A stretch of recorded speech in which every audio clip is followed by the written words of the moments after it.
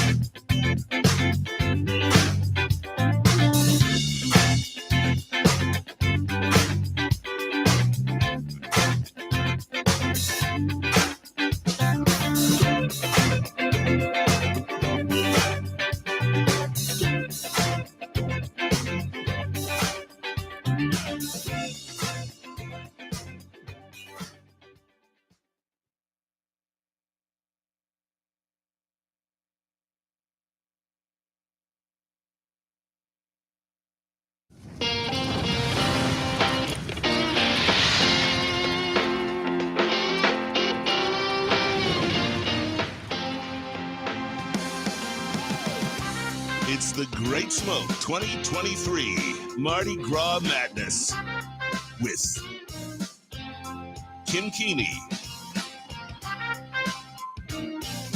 Paul DeGracco, Michael Herklotz, and Honest Abe DeBabna. Special guest appearances by Robert Holt, Alec and Bradley Rubin, Ernesto Perez Carrillo, Rafael Nodal, and Steve Saka. Now, where are my beads? My beads. I want beads. No, seriously, I want some beads. It's Mardi Gras Madness. I want beads. Beads! Is this thing on? Is anyone listening? Why the heck not? No beads? Come on, give me. Welcome to the Great Smoke 2023 Mardi Gras Madness. I'm your host, Honest Abe, with some of the most talented and beautiful people in this room next to me. The lovely Kim Keeney, Michael Herklotz, the official virtual face of the virtual TGS. What's up? And where was the underwear? Paul DeGracco, KMA Talk Radio. He stole my suit. We were expecting the underwear. Listen, it's somewhere in this outfit. Maybe by the end of the show, you'll see it. Oh, dude. I got to wardrobe and nothing was there except Paul's underwear. And I'm like, well, we need to change that. Yeah, I thought you were going to be in the suit. Yeah. And he left me his dirty underwear. And I said, it's just not today. You know what I mean? Not today. My gift to you, Michael. Thank you. That was a hell of a gift. 17 years. Yeah. Great Smoke. 17 years. How about it, right?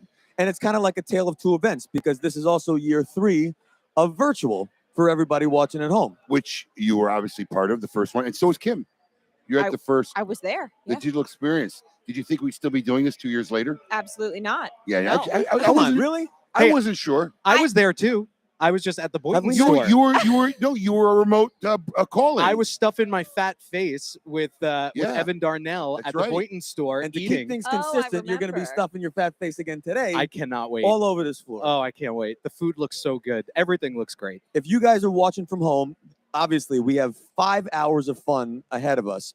But as you're watching and as you're smoking and as you're enjoying, please, we want to see how much fun you're having. The only way we can do that is to look at your posts. So you need to post at social media. If you're on Instagram, it is hashtag The Great Smoke across all platforms. On Instagram, it's at @_Great Smoke.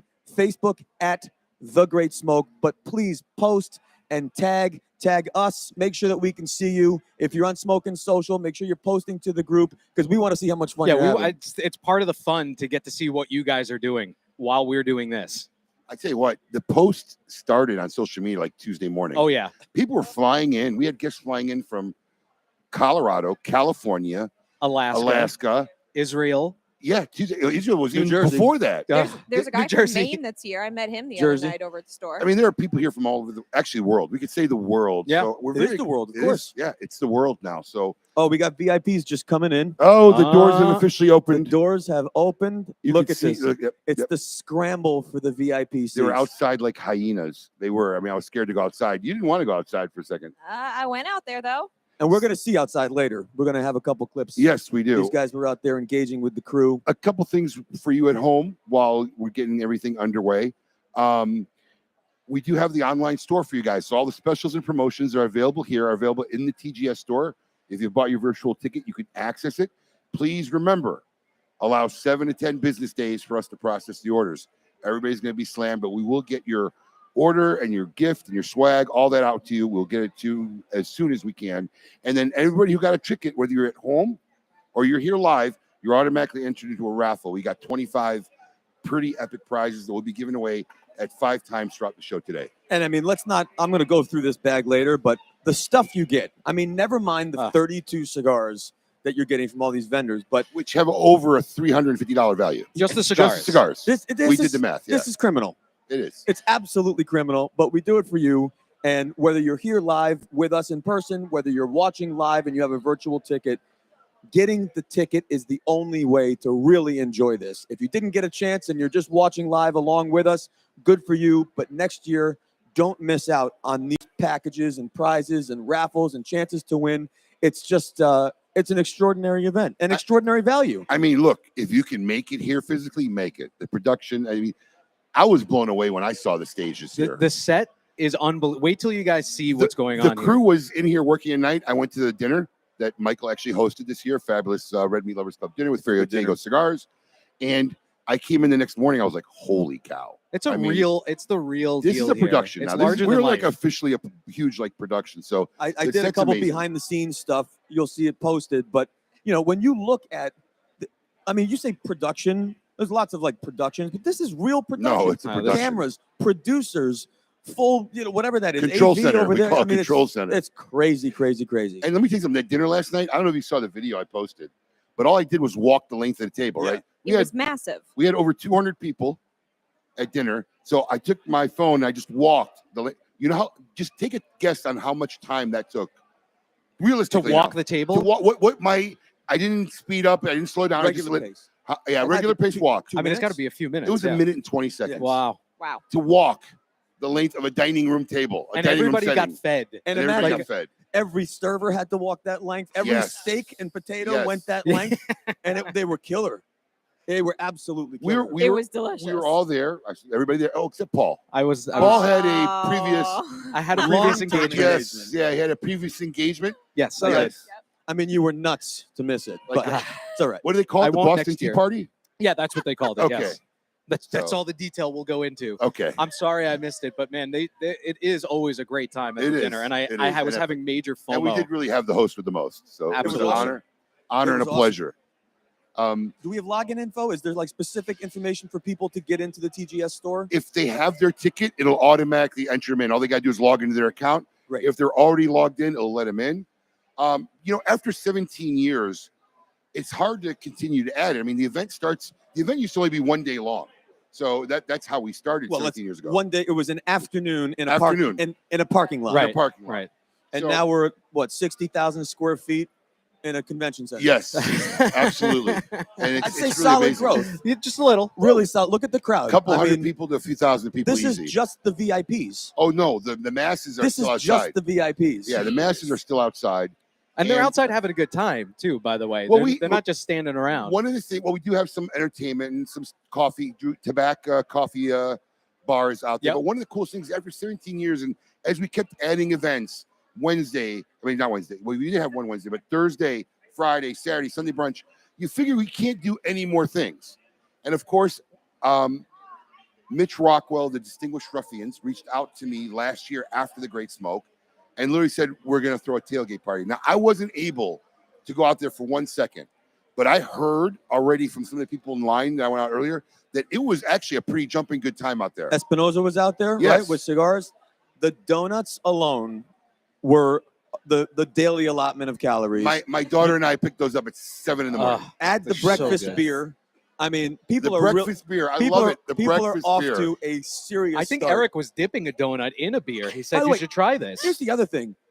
When you look at just any of the individual events or experiences on their own, they are world-class events. Thank you. Right? Yeah. I mean, just last night's dinner, killer. The event with Steve Saka. Yeah, people would wait for a year to do that event with Steve Saka. Yep. These are really, it's a jam-packed 4 days of epic events. Yeah. It's not just this main event. But yeah, we went. My daughter and I went and picked it in the morning. I got up about 5:30. I literally, and I'm going to age myself here. Kim may not even know this, but I literally felt like in the morning I was going, time to pick up the donuts. Time to pick up the donuts. That's literally what I was saying to myself. But you did. We got them, and they were appreciated. And I saw a lot of greasy faces walking in with big smiles that I knew they crushed. But Paul, you hung out with them. I went out there. I may have snuck a donut, but listen, man, there's nothing like before the show. Like they're actually partying before we even open the gates. I mean, people are standing out there blasting music, drinking beers, having a great time, smoking cigars. Eric was out there like hobnobbing with everybody. It was fun. Well, we got some footage of that. Yeah. Let's play the footage. We'll take you to the Distinguished Ruffians tailgate party hosted with Eric Espinosa. Like 2 or 3 minutes? Yeah. Okay, we'll do quick.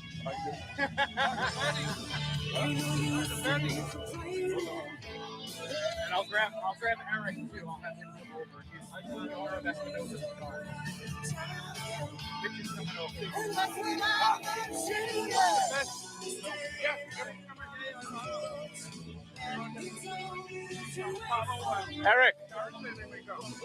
Eric, I'm gonna grab you in a second, okay? No pressure. What's up, buddy? How are you?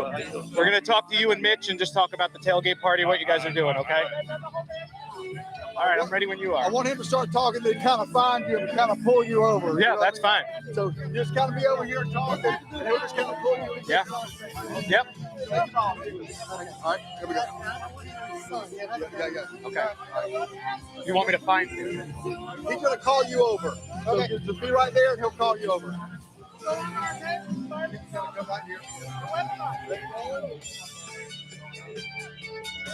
Guys, we are outside. I wandered my way into the parking lot, and the first ever Great Smoke tailgate party is going on right here, hosted by the Distinguished Ruffians. There's Jupiter Donuts, of course, everybody's favorite.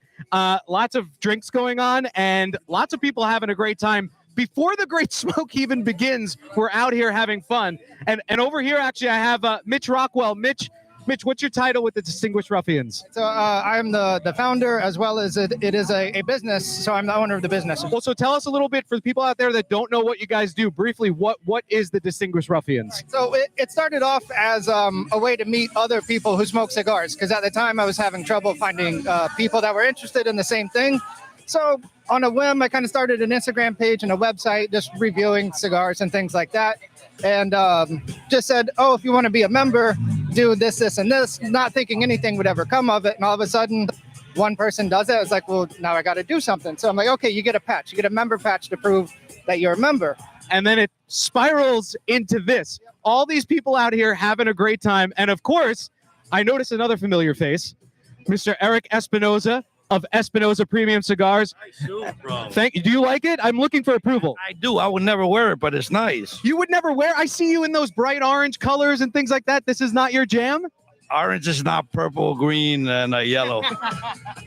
What's going on out here? You having a good time with everybody? Having a blast. I mean, this guy Mitch, the Ruffians, they're like a whole army, all over the country, and they do a great job, and we've had a great time out here. So check it out. It's the first ever. This is history being made right here. It's only going to get bigger. It's only going to get better. We're at the first ever tailgate party for the Great Smoke 2023. Pretty awesome. It was cool, man. I kind of feel bad I wasn't there. I mean, it just jealous. looked like fun.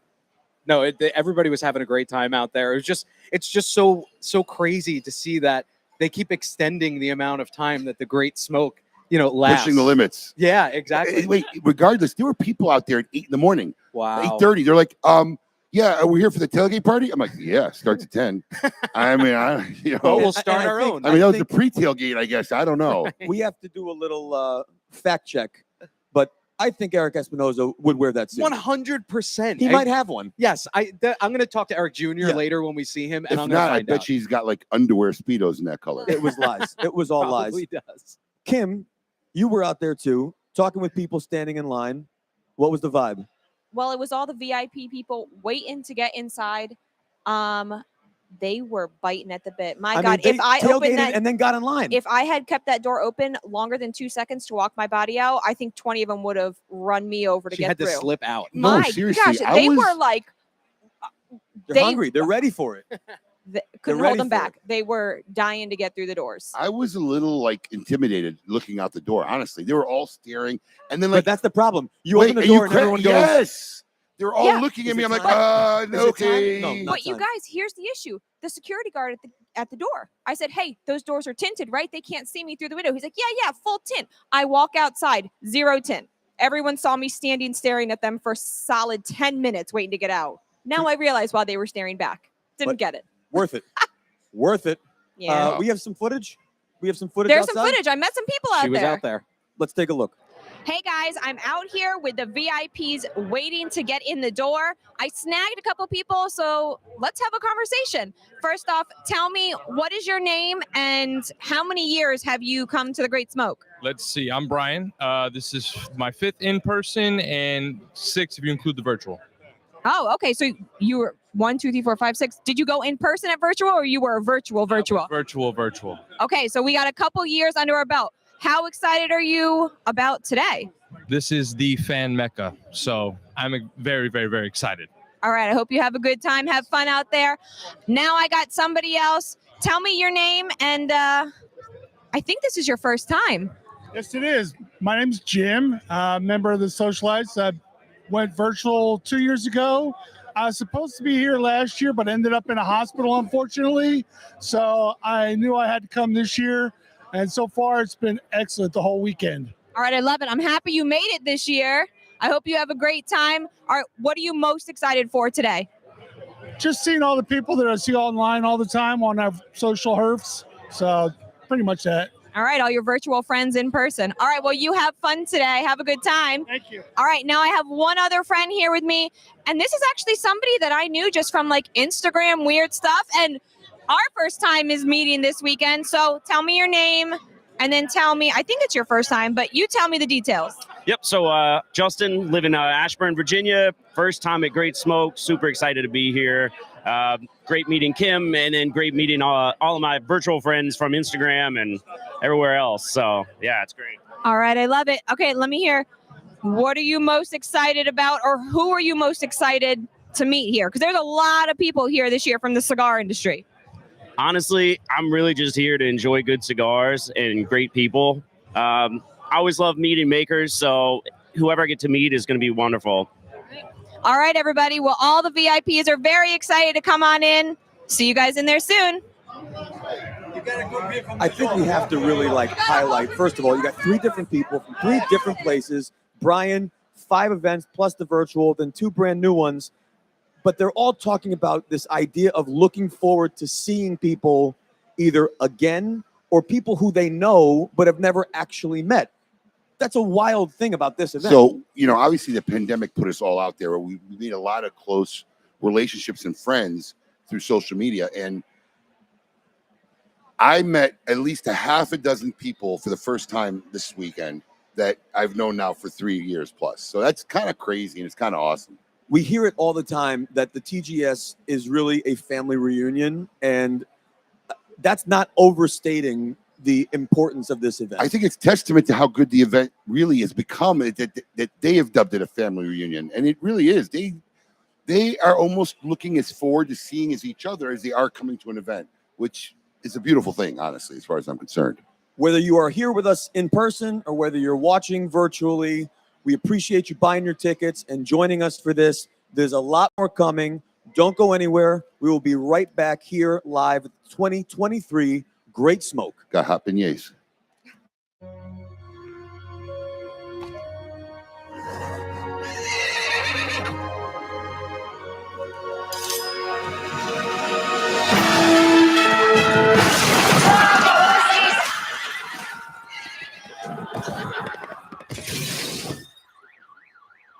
Whoops, your cousin from Boston. I did not see that coming. Anyway, Sam Adams Wicked Hazy IPA. Juicy, right? Can we not tell my mom about this?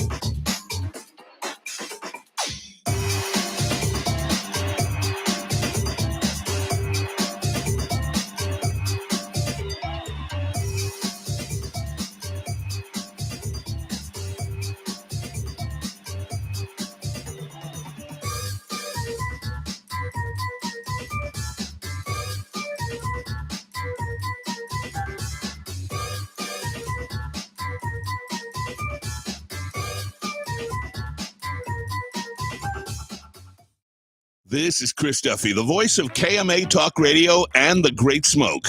It's now time for a very short intermission. Up ahead, Michael takes the main stage for an intimate chat with Robert Holt of Southern Draw Cigars. The Great Smoke 2023 Mardi Gras Madness. Now, who do I have to talk to around here to get some great smoke beads? Beads! Hello, Mardi Gras beads? It was in the contract.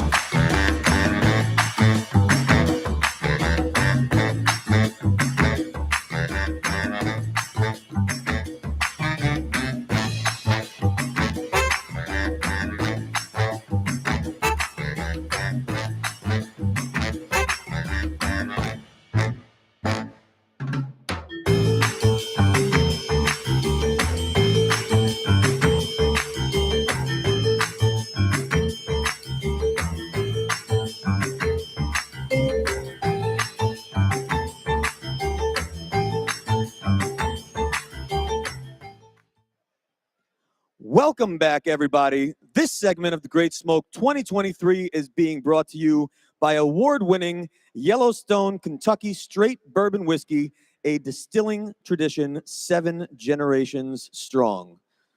Yellowstone, how about that? Anyone like whiskey in this room? We got any whiskey fans? Mr. Holt? You gotta love the whiskey. You got to love the whiskey, my man. Robert, this is your first on-stage interview, Great Smoke, yeah? Yes, sir. We're Yes, sir. excited? I'm honored to be here. I'm going to be gentle, I promise. Hey, I think first things first, it's worth recognizing your service. You're a veteran, 18 years in the Army, Signal Corps, 101st Airborne. Is that right? Yes, sir. Absolutely. And it was my honor, of course. You know, I mean, honestly, I appreciate the acknowledgement, but our brothers and sisters, man, it's something that lasts forever. It's a discipline that lasts forever. I know that folks are just coming in right now, but just a show of hands, do we have any veterans in the room this evening or this afternoon? Some veterans over here. Raise your hands. Veteran. Hey, folks in the hall, how about we stand up and give a standing ovation to our veterans today, huh? They let us do this.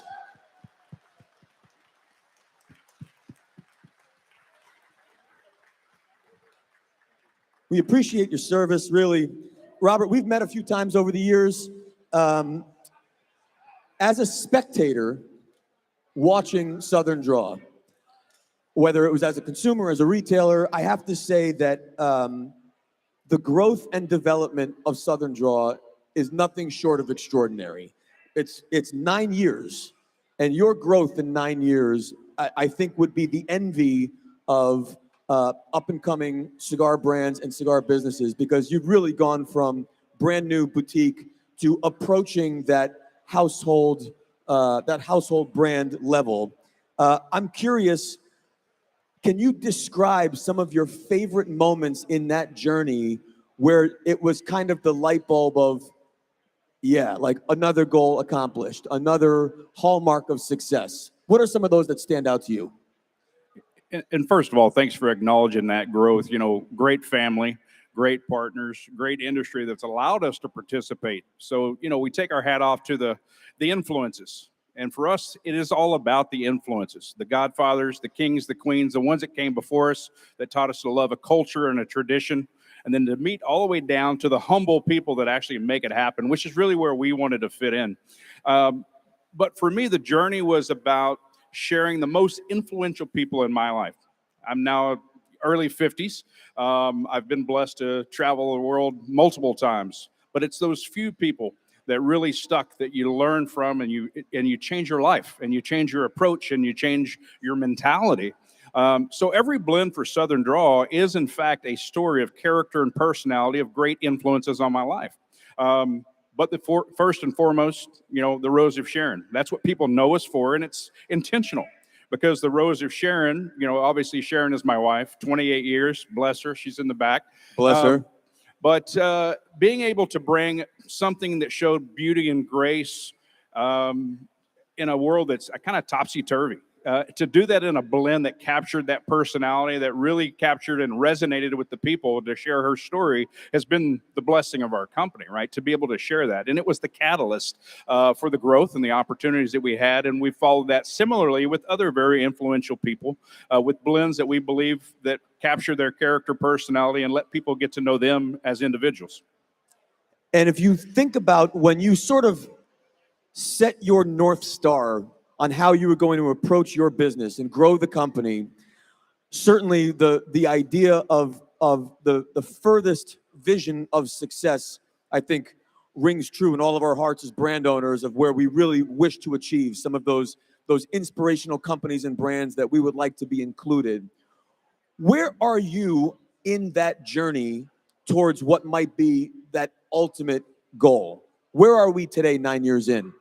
Wow, powerful question. You know, we didn't start this with an expectation of being great or grand or anything. We decided to do the best we could with what we had and to make the most sustainable products that we could and sell them for the fairest prices. That way we could spend time with people that buy and sell our cigars. Now, that being said, we're in a transition. We're in that time now that we're large enough that small mistakes cost us all dearly. We know that. We've had great partnerships to this point, but now we're in a position where we need to start looking to expand our partnerships, our relationships, our reach, and more importantly, you know, when it comes to Robert Holt, Sharon Holt, and our Southern Draw family as a whole, we want to make sure we fortify that with people that are like mindset, that really love the brand and want to be part of what we're doing in the future. And, you know, Michael, that's really all about bringing good home cooking to the masses, right? As we travel, we just want to bring that home cooking, something we're proud of to put on the table for folks. Well, we've got upwards of 1,500 people who are going to be in this room. Obviously, the VIPs have already come in, taken their seats, and there are hundreds and hundreds of people watching right now on virtual. And we were talking earlier on the set, the community that is Smoke Inn, that is the Great Smoke, is a strong community. How can this community help you and Southern Draw and your company? What can the community do here and at home virtually to help you build and grow?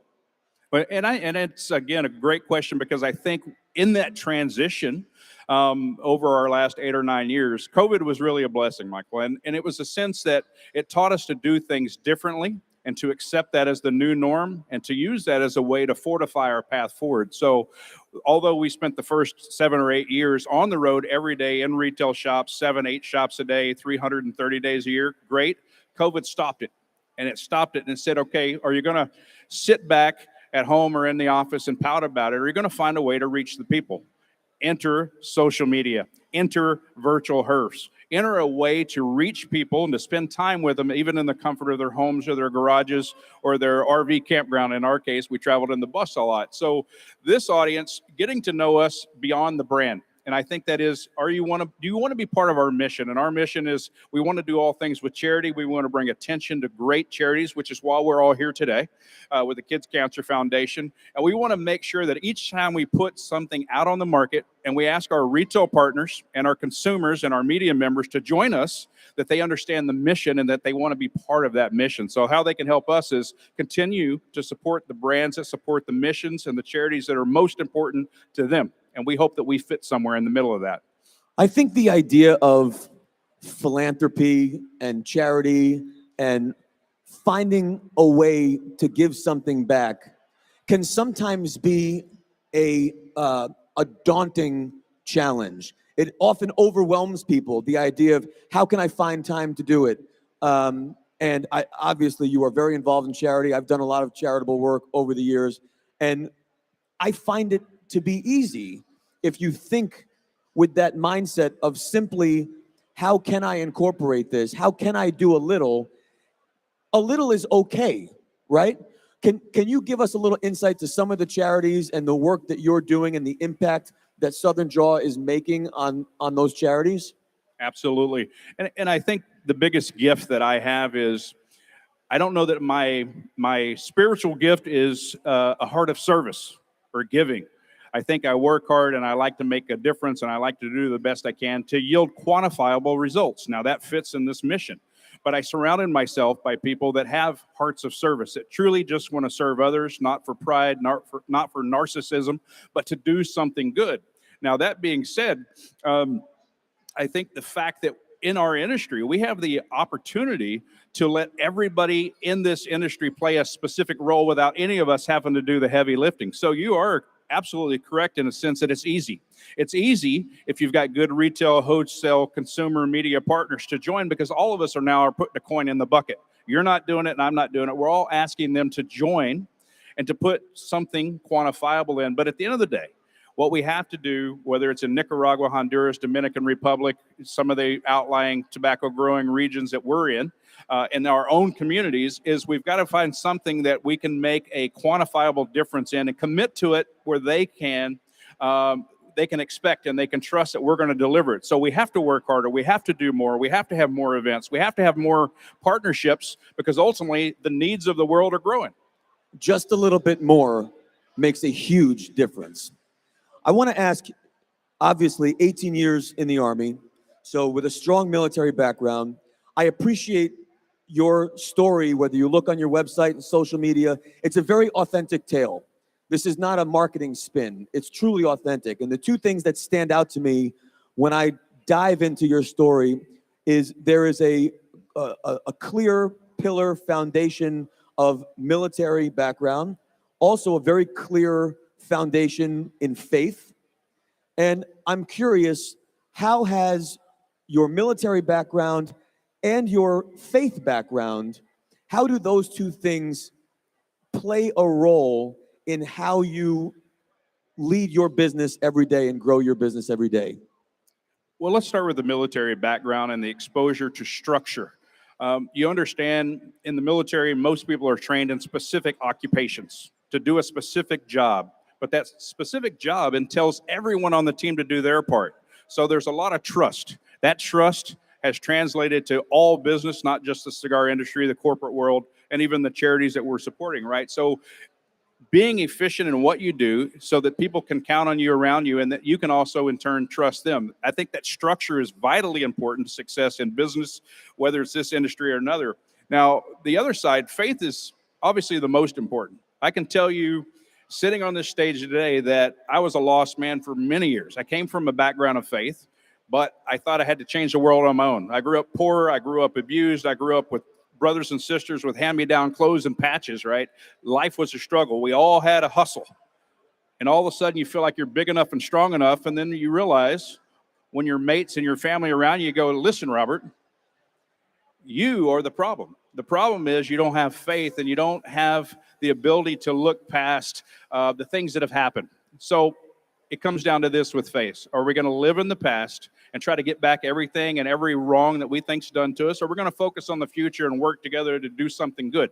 So part of our charity is Ignite Some Good. And it really is using this industry as a platform to share missions, because faith has to be important. And I'm going to take it one step further, and I'll leave it at that. If you look at all the core blends of Southern Drawl, right there on the band in big bold letters are the words Soli Deo Gloria. That is glory to God alone for those Latin lovers. But the reality of it is, it was my wife's reminder to Robert Holt to keep my priorities straight no matter what happens, where we go. And I think that's the brand. The identity of the brand is to keep that first and foremost in our life. Robert, Southern Drawl is offering this year a TGS exclusive cigar.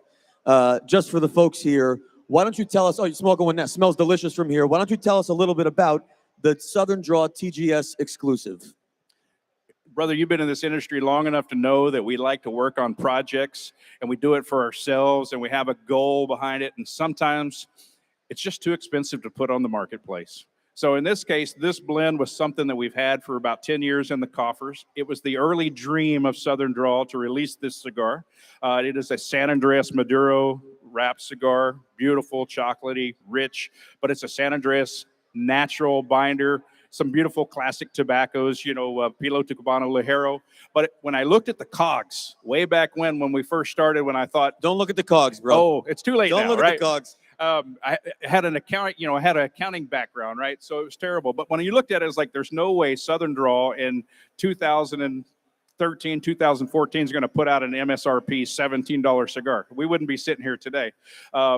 but I loved it. And we kept that blend. And ultimately, when Abe approached us and says, "Hey, it's your turn. You're in the rotation, brother. You better bring something because we've got some skilled folks. You've seen who does these releases. You've been Yes, sir. part of it. So how do you do it? You got to bring your best. And my best was get back to the home cooking. We couldn't do it in the big, massive volume, but now we get to share it as an exclusive, and it's been a great joy of mine to share it for the first time. Folks, there is a TGS exclusive from Southern Draw. This is Robert Holt from Southern Draw. Please don't go away. We have lots more live at the Great Smoke 2023. Ladies and gentlemen, round of applause for Robert Holt of Southern Draw. We will be right back.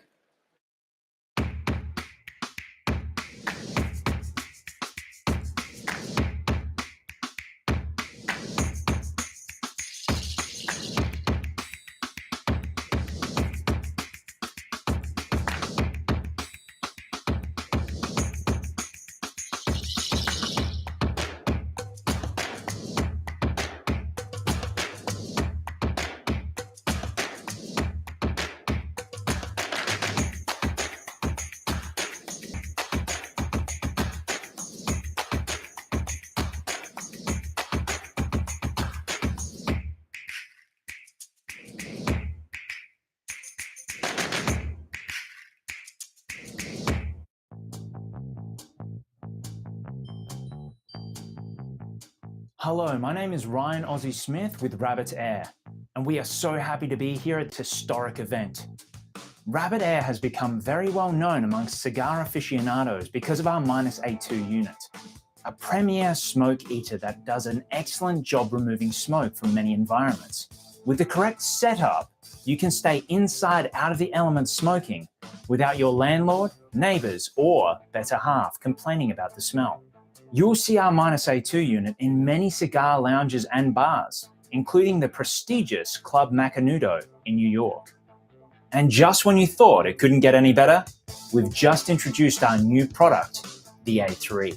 With over 1,000 square foot of coverage, the A3 was designed with the group smokers in mind. Superior design has created an ultra-quiet unit that will not disturb the peace and serenity of smoking time, even when operating at the highest fan speeds. The A3 can be wall-mounted upright or upside down, giving you the flexibility to mount your unit as high on the wall as you desire. And the newly implemented laser particle sensor cuts down on cleaning maintenance, whilst giving you sensing precision like never before. Our award-winning customer service team is available 24/7 to answer any of the questions that you may have. And with our 90-day money-back guarantee, 5-year warranty, and free shipping, we want to make sure that you are 100% happy with your purchase. Once again, it's great being here, and thank you to Honest Abe and everyone else that has kept this epic event going. Enjoy your great smoke, stay safe, and smoke them if you got them. My friends, welcome back. The Great Smoke 2023. I'm Michael Herklotz with Ferry Otego, and we are live. Before I jump into what I'm supposed to say, let me just say to you all, it really is a pleasure to be back with you again. 2 years ago, we tried this for the first time, trying to deliver an experience to your homes, to your lounges, to your garages, to your smoking rooms, to your cell phones. I don't know, you might be sitting on the toilet, whatever it is, you are following along with us. And from all of us here at the Great Smoke, I just want to say thank you so much for coming along and enjoying this event. Hopefully you'll be able to join us live one day and in person, but it means a lot to us that you buy the ticket, that you participate along, and hopefully we are delivering an experience that is as good or better as if you were here in person. Now, I have to tell you, since you're not here in person, a guy on a unicycle just went by the way. This is the crazy things that happen here. A unicyclist just rode right by. Since you're not here to really understand what is happening in the room behind me, allow me just to share it with you. There are over 1,500 people in this room, over 1,500. That's guests, that's vendors, you name it. There are 32 cigar manufacturers all over the hall handing out cigars, and in the center of the hall is a pit where all of their great handmade premium cigars are available for sale, some at some incredible deals, not to mention the 5 wonderful TGS exclusive cigars that are available this year for the 2023 Great Smoke. The space is huge. There's activations, there's food, there's booze, there's cigars, there's the VIP section, then there's the general population section. And when you walk around, you really just get the sense of this familial, high energy, amazing, incredible day. And Paul, the one and only, is in the crowd on the floor, and he is going to give us a bit of a live walkthrough of the floor right now. So to put things into perspective, this is just VIPs in the room at the moment. We're going to open up to general population, but Paul is out there. Paul, what is going on in the Great Smoke 2023 right now? Michael, it's unbelievable. And like you said, to like share the sheer massiveness, the size of this event, it doesn't do it justice to do it on video, but we're going to try to do that. I'm standing here in the VIP section, which of course is the closest section to the main stage, and you're set up there. But as you see, there's tons of things to do up here. There's all the tables, people sitting down, going through the cigars that they got from this great event. And of course, the VIP food will be over here to my left if we take a walk over here. But this is just the beginning of it, okay? So if we take a walk, Will, follow me this way. We're going to go through the gates here, Michael, out into, we're in the general population. These are serious now. gates. These Yes, are serious gates. I don't know if listen, people understand the difficulty of getting back through those gates into the VIP. I'm going to have a hard time. I'm going to have to, I don't think a tip will even work with this guy. He's so stone-faced. We'll talk to him later. But take a look. Here's all of the food from Culinary Flair. We have activation centers back here. We have activation centers as well. Back here, our friend Adrian and his guys from Real Clips Barbershop, they're here. If you take a look, they're actually doing shaves and haircuts right here on the floor with everybody. And the guys from Herrera Esteli will be over here as well. You've got activation stations where you can stop by, talk to all of the people that are here today. The Spearmint Rhino booth is over there. They're playing Plinko. I'm sure there's a couple of girls there as well. But when we walk this way, this is where the meat and potatoes of the event is, because this is where all of the vendors are situated. This is where you can get those deals that the Smoke In guys have been talking about for all of this time. It's the pit. Michael mentioned it. Michael, it's massive. There's all these great things to do back here, and great sales going on. And we're going to go and just chat briefly with the woman behind the scenes, because I feel like she just needs a shout out and we need to really meet her. So let's take a walk over here, guys. We're going to meet with Moxie. Here she is. Hey, Paul, by the way, I mean, Yes, sir. let's face it, the success of this event is really contingent on the participation of so many people, and Moxie is such a rock star. I'm She really, really glad is. that she gets some time here. Wave to Listen, the socialites, Moxie, Mox. Michael's saying wave to the socialites and say hello to everybody. Hey, everybody. I love you guys. What do we have going on back here? Just give us a brief idea. So back here is the sales pit. This is where all the cigar action happens. You just come on over to us. You're going to get your cigars. You'll get whatever swag goes with the cigars, and you get to talk to us all. So come on back. Come see Moxie if you're here at the event. If you're not here, you can log into your account and get some of those great deals online right now. But Michael, if you just take a look at the vendors around here, all of these basically family members that we have here in the cigar industry are here. If there's somebody, they're here today. We're going to talk to all of them as well. But it's just giving an idea, Michael, of just how massive this event is. But I'll throw it back to you now, sir. Man, that really looks great. It really looks great. And, this is really the calm before the storm, right? I mean, we have people waiting. Another 1,000 people are waiting outside to come through that main entrance door. It is going to be a crazy, crazy, thunderous entrance in just about 15 minutes or so when we open up to the general population. This is not just cigar vendors. There's actually real experiences, in-depth experiences that you can come in. They're called activations, and there's 6 or 8 of them throughout the floor. I believe Kim is out there. Kim is not out there. We're not there yet. Oh, good. We're still with Paul. Paul, do me a favor. I'm hanging out. I need you to step back a little. Just step back a little so that people can really see the work on this suit. Yeah, I mean, sure. this is not a suit in a bag. You know what I mean? Should I do a spin? Yeah, do a spin. I mean, the silhouette alone, the break, the double vents, Paul. I mean, Ooh, the double. My wife pointed that we out. are Look at not that. messing around. This is really serious, and I just want to say, Paul, you look great. Thank you. If anyone From was going to you, wear that's a that suit, compliment. I'm awfully glad it was you. Thank God it was me, right? So we were talking about activations, and Kim is with some of those activations. These are really, really cool experiences that anyone who is here live at the Great Smoke can go over and participate in. Kim, what do we have for activations? Of taking a selfie with Abe right now. So if anyone wants to come and take a picture with the man himself, if you can't find him on the floor, he's over here. I believe he's on Bourbon Street. So you guys come on over. And there's a whole bunch of activation centers. I'm going to bring you guys to a couple of them. Over here, we have Real Clips. I'm going to bring you over to the boss himself. Let him tell you guys a little bit. If you come over here, you can get a little cleanup, a little neck shave. Can I borrow you for a second? All right, this is the man himself. All right, introduce yourself to everybody. Well, my name is Adrian Mitchell. I'm working with Real Close Barbershop. So we're here today. You know, it's our 5th time at the event. I'm excited to be here again and show out and give everybody a good haircut and make them feel good. Does he have any tips for my hair? Oh, Michael wants to know if you have any tips for his hair. Any tips? Does he have any hair? Oh, nice. Oh, he has a full, beautiful I got a head dome. of I got a little bit of hair. a dome. I got a spot. I got a little bit of a spot here.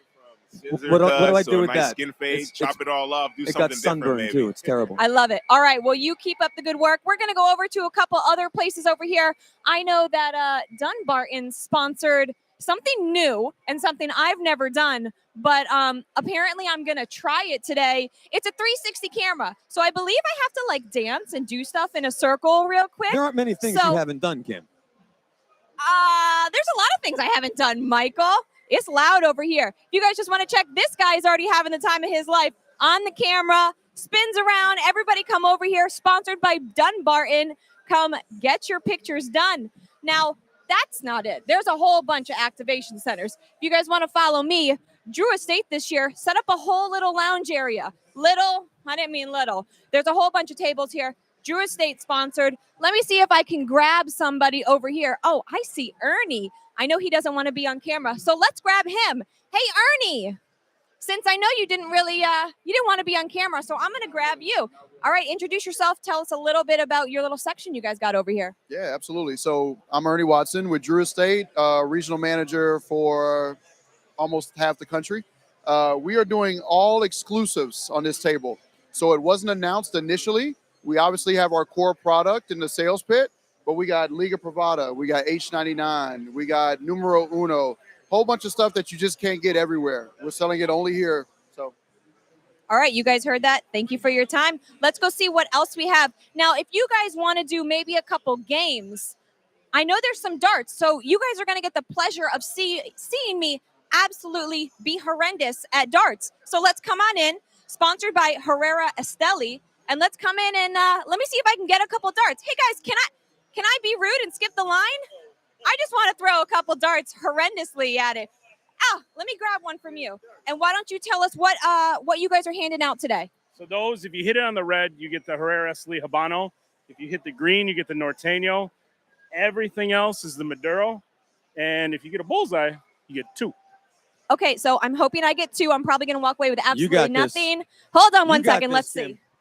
Don't judge my form now. Okay, I didn't think I was even going to get it on the board. What do I win? I get a Brazilian Maduro. All right. I'll come back for that. Oh, I'll grab it right here. Oh, and here's the man himself. Hello. You're the man. This is your booth. Why don't you say hi to everybody? I mean, I'm sure everybody knows who you are, but you introduce yourself. I'm Willie Herrera, Master Blender, Drew Estate. Having a good time here. All right. I mean, not the best, but I hit the board. That's all that matters. Looks like Willie All right, might have well, gotten we a little touch appreciate up it. over at our friend. Oh, Michael wants to know if you got a touch up on your beard over there at Real Clips because he says you're looking real. The beard looks beautiful. No, it looks beautiful. Sharp. Okay, no, well, I haven't gone yet. I'm planning to visit over there at some point, for sure. All right. Well, good luck with that. Thank you for setting all this up. All right. We got one more station over here. Let's come on over. And I think, don't quote me on it, but is this game called Plinko? Right? The one where you put the little coin in and it goes down, it hits all the little metal stakes as it goes. Hey guys, can I ask you a favor? Can I skip the line real rude and you guys tell me what I can possibly win? For you? Yes. For everybody, what can I win? All right. Let me. We're really just engaging so we can talk about the Romeo brand and the Romeo name and the deals we got here at the booth to give away this electronic bike. Yeah. All right, so is the hat a prize? What about the hat? Oh, Mike, I'll take blue. Yeah, right? It's the blue pill you want to take, right? Oh, okay, let's see. Do I get the bike? I got a pen, you guys. Michael Herklotz would like to know if your hat is available to win in the game as well. He's very interested. Michael Herklotz? No. Oh, It's been my hat for over 13 years, and I don't want to get rid of it. The hat is off the table. I mean, folks. it's longer than any of my relationships, so you stick with the hat. All right, guys, it's been fun playing all the games. I'm going to hand it back to you, Michael. Hat is off the table. Understood. I just wanted to make sure that we had clarity because that is a serious piece, folks. I mean, you don't see hats like that every day, but you know where you do see them? Right here at the Great Smoke 2023 in West Palm Beach at the fairgrounds. Gang, we are just getting started. We're still in the VIP mode. I want to know what you guys are doing. Are you watching live? Are you at your favorite lounge? Are you in your house? Are you in your backyard barbecuing? The only way we can follow along with the fun that you're having is to be able to catch up in little bits and pieces. And that means that it's up to you to take out your phones and take some pictures and take some videos and post them and tag them. Tag your favorite cigars that you're smoking right now.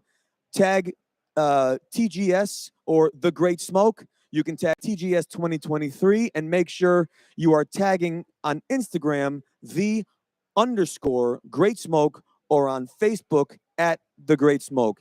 If you are a member of the socialites group on Facebook, get in the group and make sure that you are engaging with the community. There's a lot of socialites here that are posting too, so be part of the fun.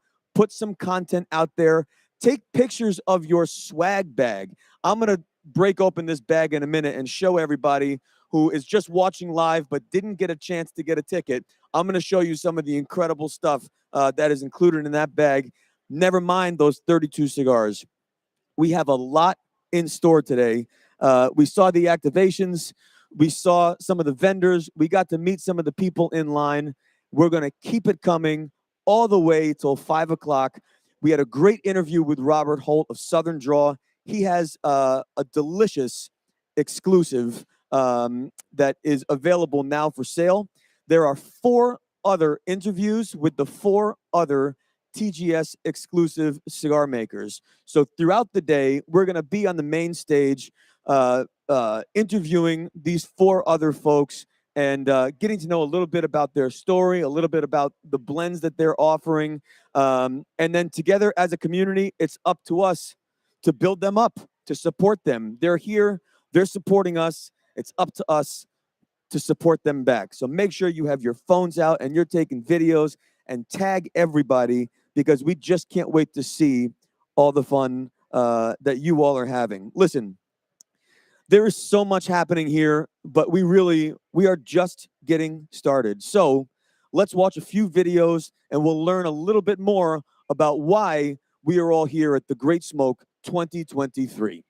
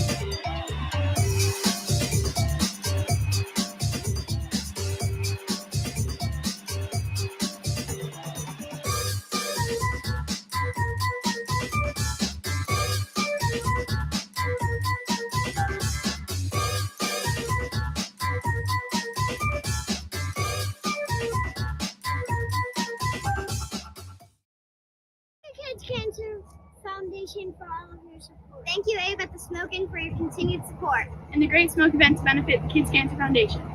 Hey guys, this is Barbie and Baron and Grayson. My son Aiden, their brother, was diagnosed with ALL 3 years ago, and we just wanted to say thank you so much for all that you do to assist the families at the Kids Cancer Foundation, and Abe at Smokin' for the continued support with the Great Smoke event to benefit the Kids Cancer Foundation. So thank you so much for all that you do. Thank you. Mwah, mwah, mwah, mwah, mwah, mwah. Thank you, Kids Cancer, for all of your support and everything that you do for us. Michelle, Nicole, Megan, you ladies are phenomenal. Your events were so over the top. Thank you so much for having us. Also, Abe at the Smoke Inn, thank you so much for your support as well, too, with your most recent event.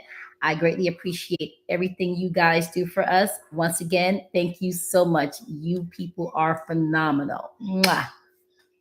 Thank you. Bye. Bye. Bye. Hi, my name is Michelle O'Boyle. I am the founder and executive director of the Kids Cancer Foundation. I just wanted to take a moment to thank Abe, Smoke Inn, and all of you who are participating in the Great Smoke for your continued support of the Kids Cancer Foundation. It's thanks to individuals like all of you that we are able to provide the many programs and services needed to meet the needs of our young patients and families battling childhood cancer. None of that would be possible without the support of individuals like all of you. For more information about the Kids Cancer Foundation, please check us out on Facebook or visit our website at www.kidscancersf.org. Little warriors need big heroes like all of you. Thank you for helping us help them fight. Okay, gang, you have 2 minutes. So go make another drink, grab a sandwich, and then get your tuchus right back here. We're going to be giving away some cool stuff when we get back. It's raffle time. The Great Smoke 2023 Mardi Gras Madness. Do I need to take my shirt off? I will if that'll get me some EGS beads. Dang it. It might get you nauseated.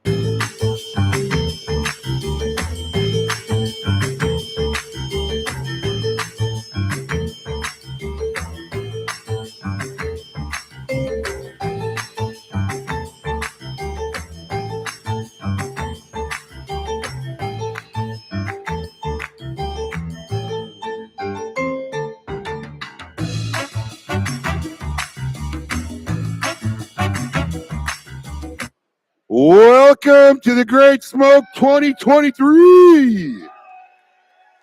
Wow, and the crowd hasn't even gotten in here yet. Holy cow. Look at this room. I love it. What do you guys think? How do we do this year? Does it look good? Dude, get out. Who was just shouting, take it off? Get out. Kick him out. All the people here, and is this what you want taken off? Really? Holy cow. You can't even be that drunk yet. Were you at the tailgate? I tell you, I'd start at like 6 in the morning if you're that drunk. Anyways, it's time to give away some cool shit. Anybody in the mood to win cool stuff? All right. Because the Madhouse is about to come in the door in about 2 minutes. So we're going to give out some stuff. As a ticket holder, whether you're at home or you're here live, you're automatically entered to win any one of these prizes. So I'm going to pull up the first prize. We're going to give 5 prizes out every time I come up here on stage, pretty much on the hour. We're going to do it. So the first prize we're giving away this segment is this bonfire solo stove plus 2 Herrera Esteli folding chairs. So in case you're out in the woods and you need a little heat, got to be comfortable, this is the prize you get. Our man, the GOAT, are you there? I hope he's there. We're going to do a randomizer. We're going to see who the winner is of this set.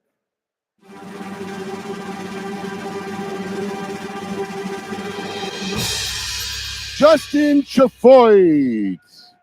Congratulations. The only thing we didn't do is we don't know if he's here or virtual. So, Alex, if you're out there. But Justin Chafoy, if you're here, come up, contact us over by the control center. You have won that prize. All right. The graphics actually worked out great this time. It was actually cool. All right. Prize number 2. The Godfather himself, Ernesto Perez Carrillo, an autographed glass top humidor with a box of the special event TGS cigars that he made exclusively for this event right here. Okay? It's about a $500 value. Let's hit the randomizer and see who won.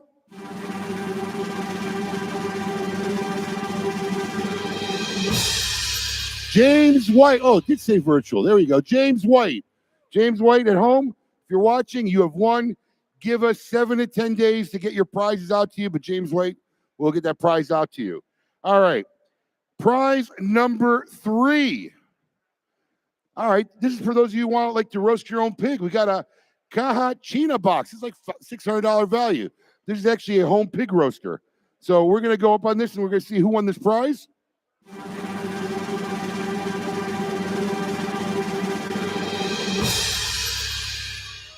All right. Congratulations, Tony Archetti. I'm going to guess this. It doesn't say so. Tony Archetti, you are here. Tony Archetti, you have won that prize. Prize number 4 from J.C. Newman. This is actually a beautiful prize. It's a 90-count Diamond Crown humidor. Look at that.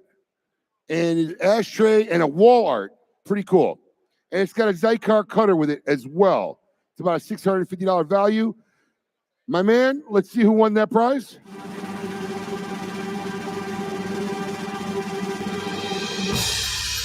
Matthew D'Angelo, another virtual watcher at home. Matthew, congratulations.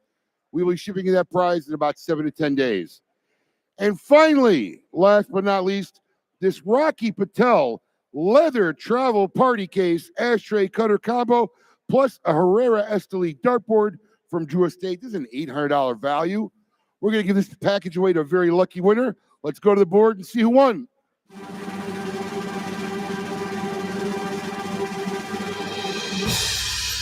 Michael Mann, another virtual winner. We're guys at home are winning. Mr. Michael, we'll be shipping that out to you in 7 to 10 business days. And don't worry, if you didn't win anything now, we'll be doing this 4 more times today. So we're giving away, 4 more. 4 more events.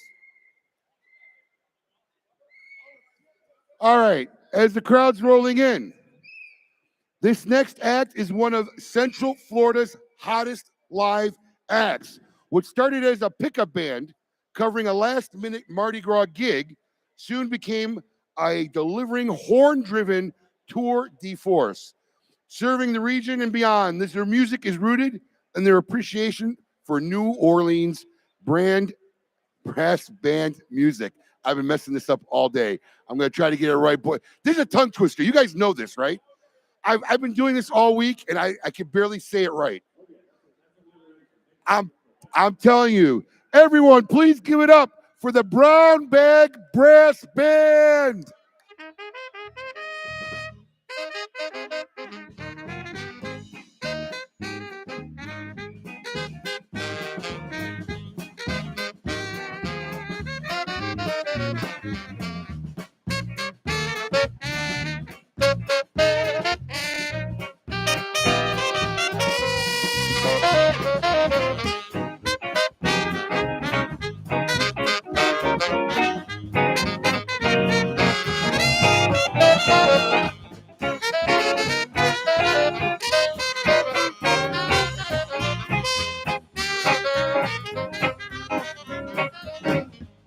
let's drive down or fly down to New Orleans.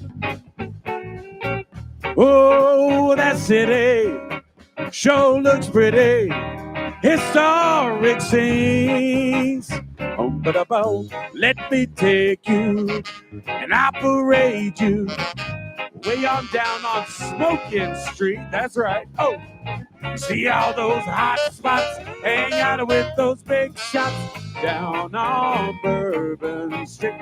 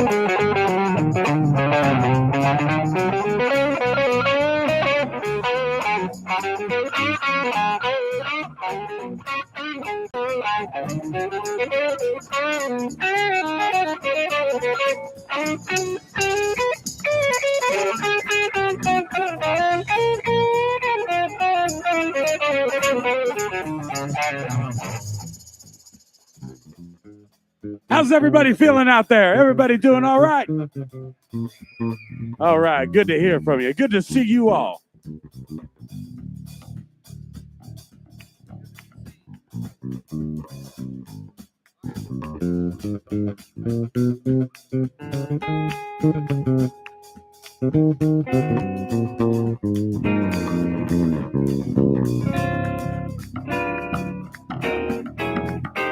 All right, we'll take you down, baby.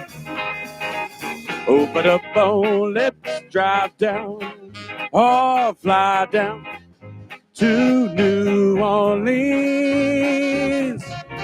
Ooh, that city sure looks pretty. Historic scenes. Open up, let me take you, operate you way on down on the Bourbon Street.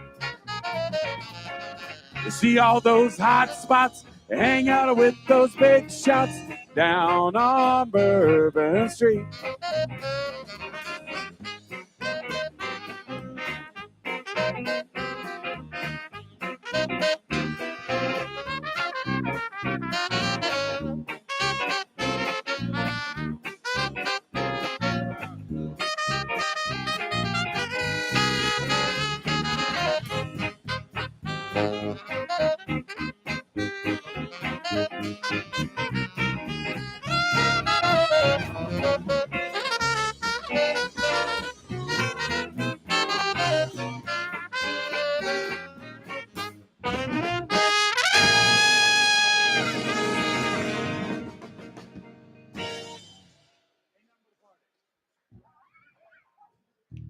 Thank you.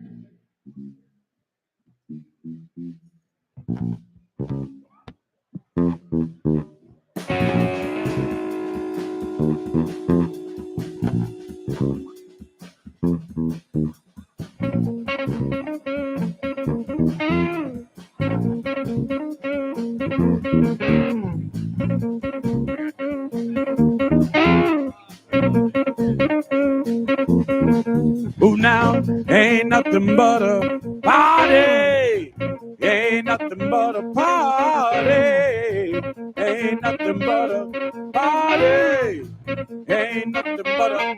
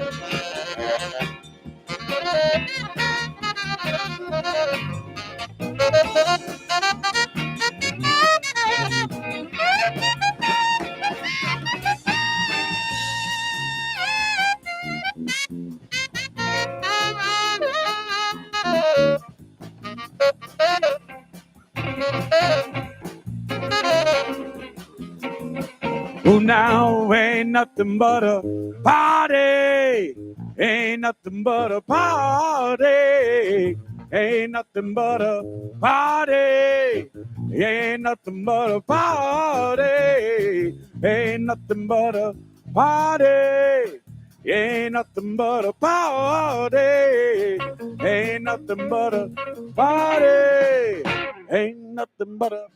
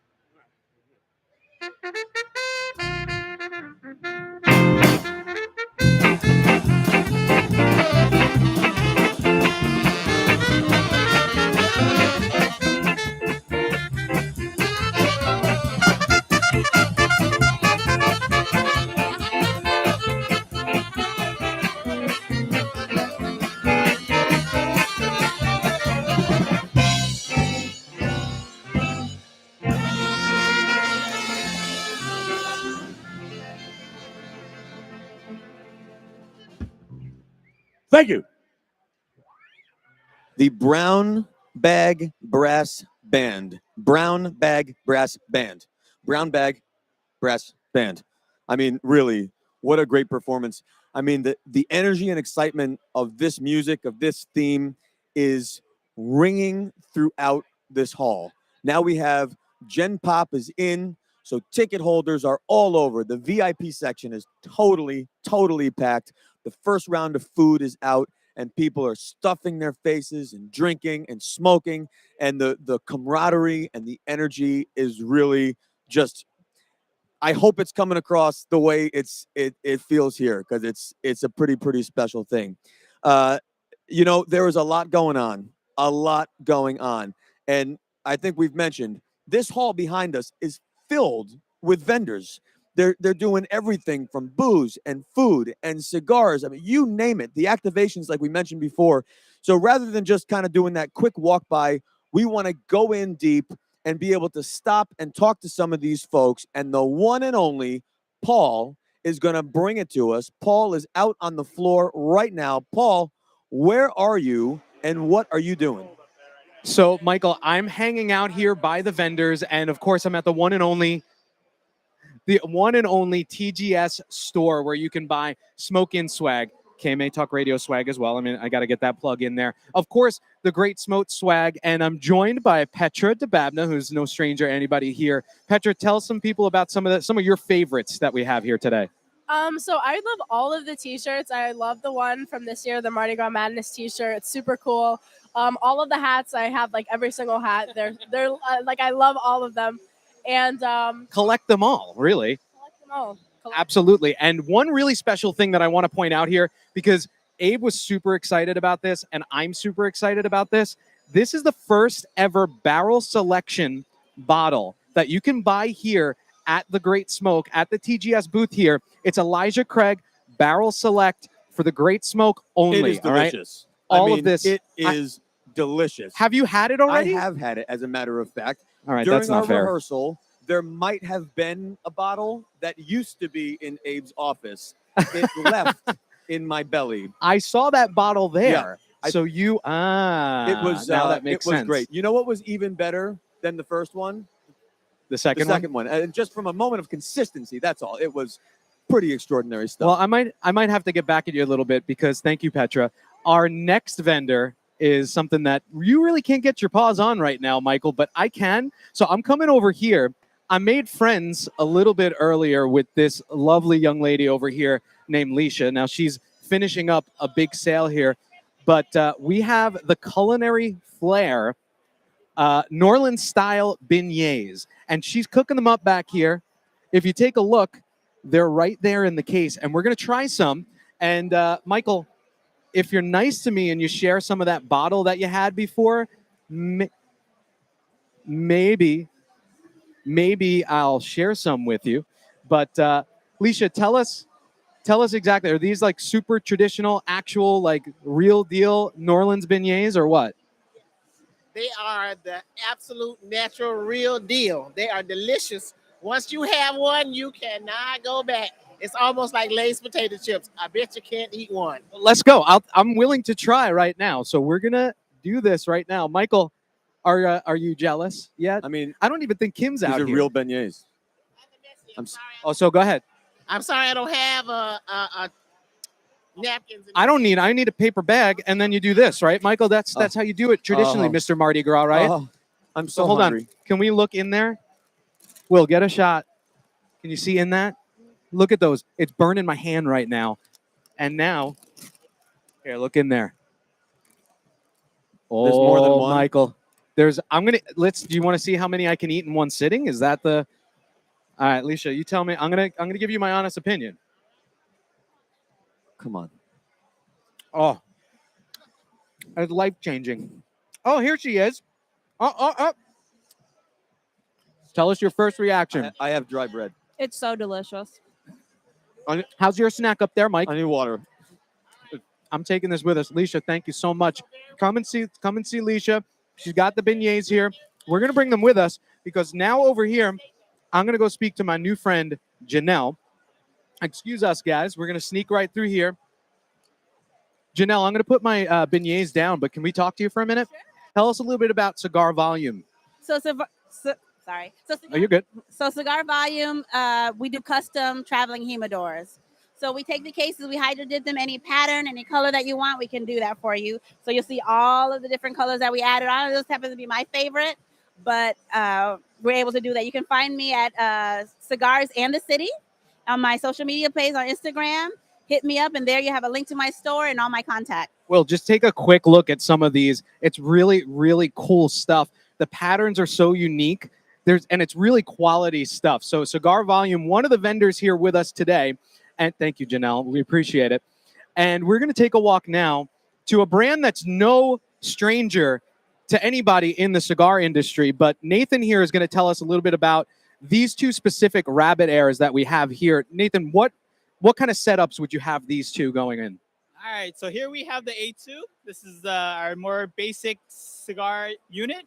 So I have a cigar lounge at home. This would be sufficient for how big of an area? So this one will cover about 800 square feet. This one can be wall mounted on the wall as well, and also be Wi-Fi enabled. So you can kind of check your air quality wherever you are. And it'll tell me like what's going on in the air at that. See, I actually didn't know that, and I'm very familiar with Rabbit Air. What about the one next to you here? This one's actually our newest model. It's the A3. This one covers 1,000 square feet. This one can be wall mounted right side up and also upside down. Only reason being is because smoke travels up. So everyone likes clean air, so this helps with recycling that air that's above on your roof instead of things that are more lower. And for how many square feet is that good for? This one's for 1,000 square feet. And for people at home that don't know Rabbit Air, where can they find out more information about you? www.rabbitair.com or on Amazon as well. Very cool. As you see, we have some amazing vendors here. It's really cool to actually get to meet these people in person, but since you're not here, we wanted to introduce you to all of them. I'm going to finish these beignets here, but stick right there because there's more Great Smoke 2023 coverage live from the Great Smoke 2023 up next.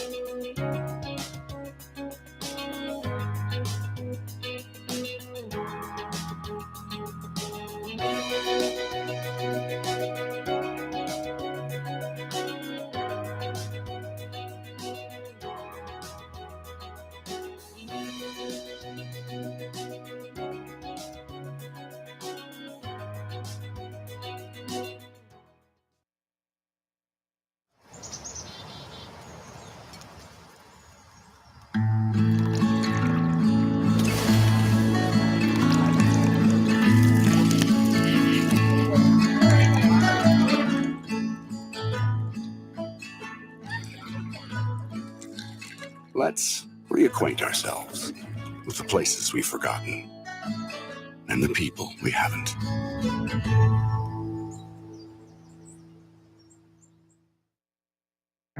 Yes, this is another intermission. But hey, it's a great time to hit that restroom if you need it.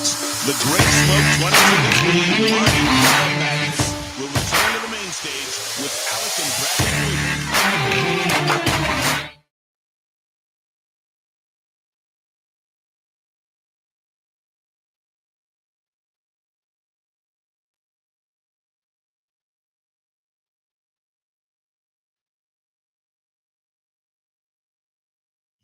This is another intermission. But hey, it's a great time to hit that restroom if you need it. The Great Smoke 2023 Mardi Gras Madness will return to the main stage with Alec and Bradley Rubin of Alec Bradley Cigars. Yeah, the company bears their names, but did they get any of that payout? Maybe they can loan me some cash to buy some dang beads. What beads?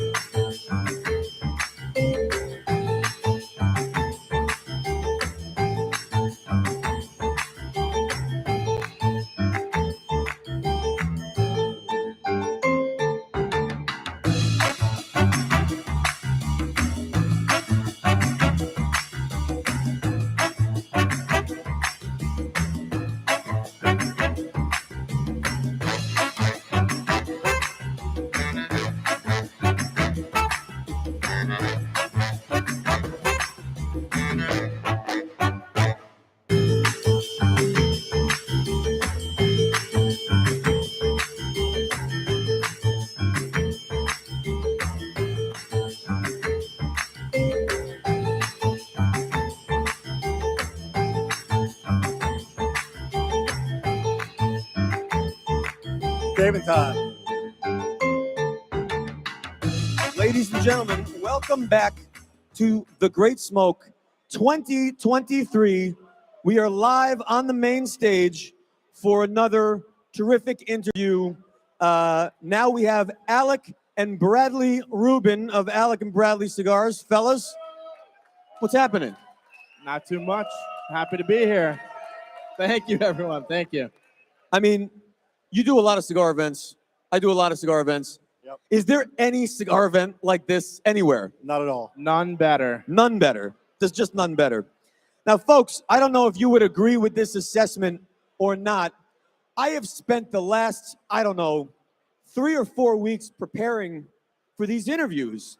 And, looking at these guys, trying to do some research, I can't find anything going on with these guys. You know what I mean? It's like you look up Alec Bradley and it's just a snooze fest. No headlines? Nothing. It's like you haven't even been in business. I mean, what is going on? Obviously, I'm kidding, folks. I guess technically we're not anymore, so. We will get to some of that exciting news a little bit later in our interview.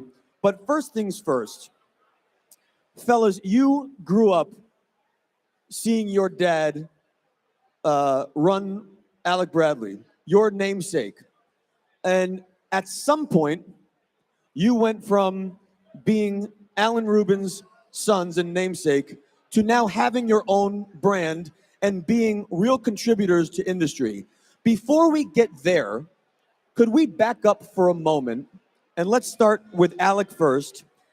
Alec, what did 10-year-old Alec want to be when you were a kid? What was your dream? 10-year-old Alec thought he wanted to be an engineer, but only because it sounded cool and he actually didn't know what that meant. Like structural engineer, train engineer? I don't know. I just thought engineering sounded cool. I didn't know what it was. Engineer, good. Yeah. And then realized what I actually wanted to do was be in business. And then as I got older, turned 18, started smoking cigars, realized that this is what I wanted to do. So as soon as you started enjoying cigars, was the light bulb moment for you? that Absolutely. Yeah, I it want was to make quick. a living. Yeah. We were never really pushed to have to come into this industry, but I love the camaraderie of the industry. I ended up falling in love with tobacco, and it just kind of made sense for me. And Bradley, when you were a kid, what were your dreams and aspirations as a kid? Pro football player. Pro? Miami Dolphins, baby. That's it. And did you play a lot? No. Okay. That would be like me having dreams of pro football, Correct. right? We're There's same not a boat. snowball's chance in hell No. that's. I'm not even sure I knew what the football looked like. If you handed me a ping pong ball, I would have been like, "This Football. I'm in." Yeah. Yeah. Okay. So I mean, is that a true answer? Like, really? Did you think you were going to play football? I didn't think I was, but I wanted that. You wanted I it. wanted it more than anything. So let's, as you entered reality, Yeah. let's say teenage, and realized that you weren't actually playing, what were like your key interests as a young adult, looking to go to school, looking to pursue something? What did those interests look like then? I mean, hanging with friends, trying to skip school. But then I was like, man, my dad's like, seems like he's pretty good at business. And I was like, I didn't really know what that meant, but I was just like, I feel like I could be in business, but what kind of business? Don't know. So did either of you work in a, let's say, related field prior to joining the company with your dad? Yeah. Like, give me some of that background. Yeah, I worked at Jimmy John's. No.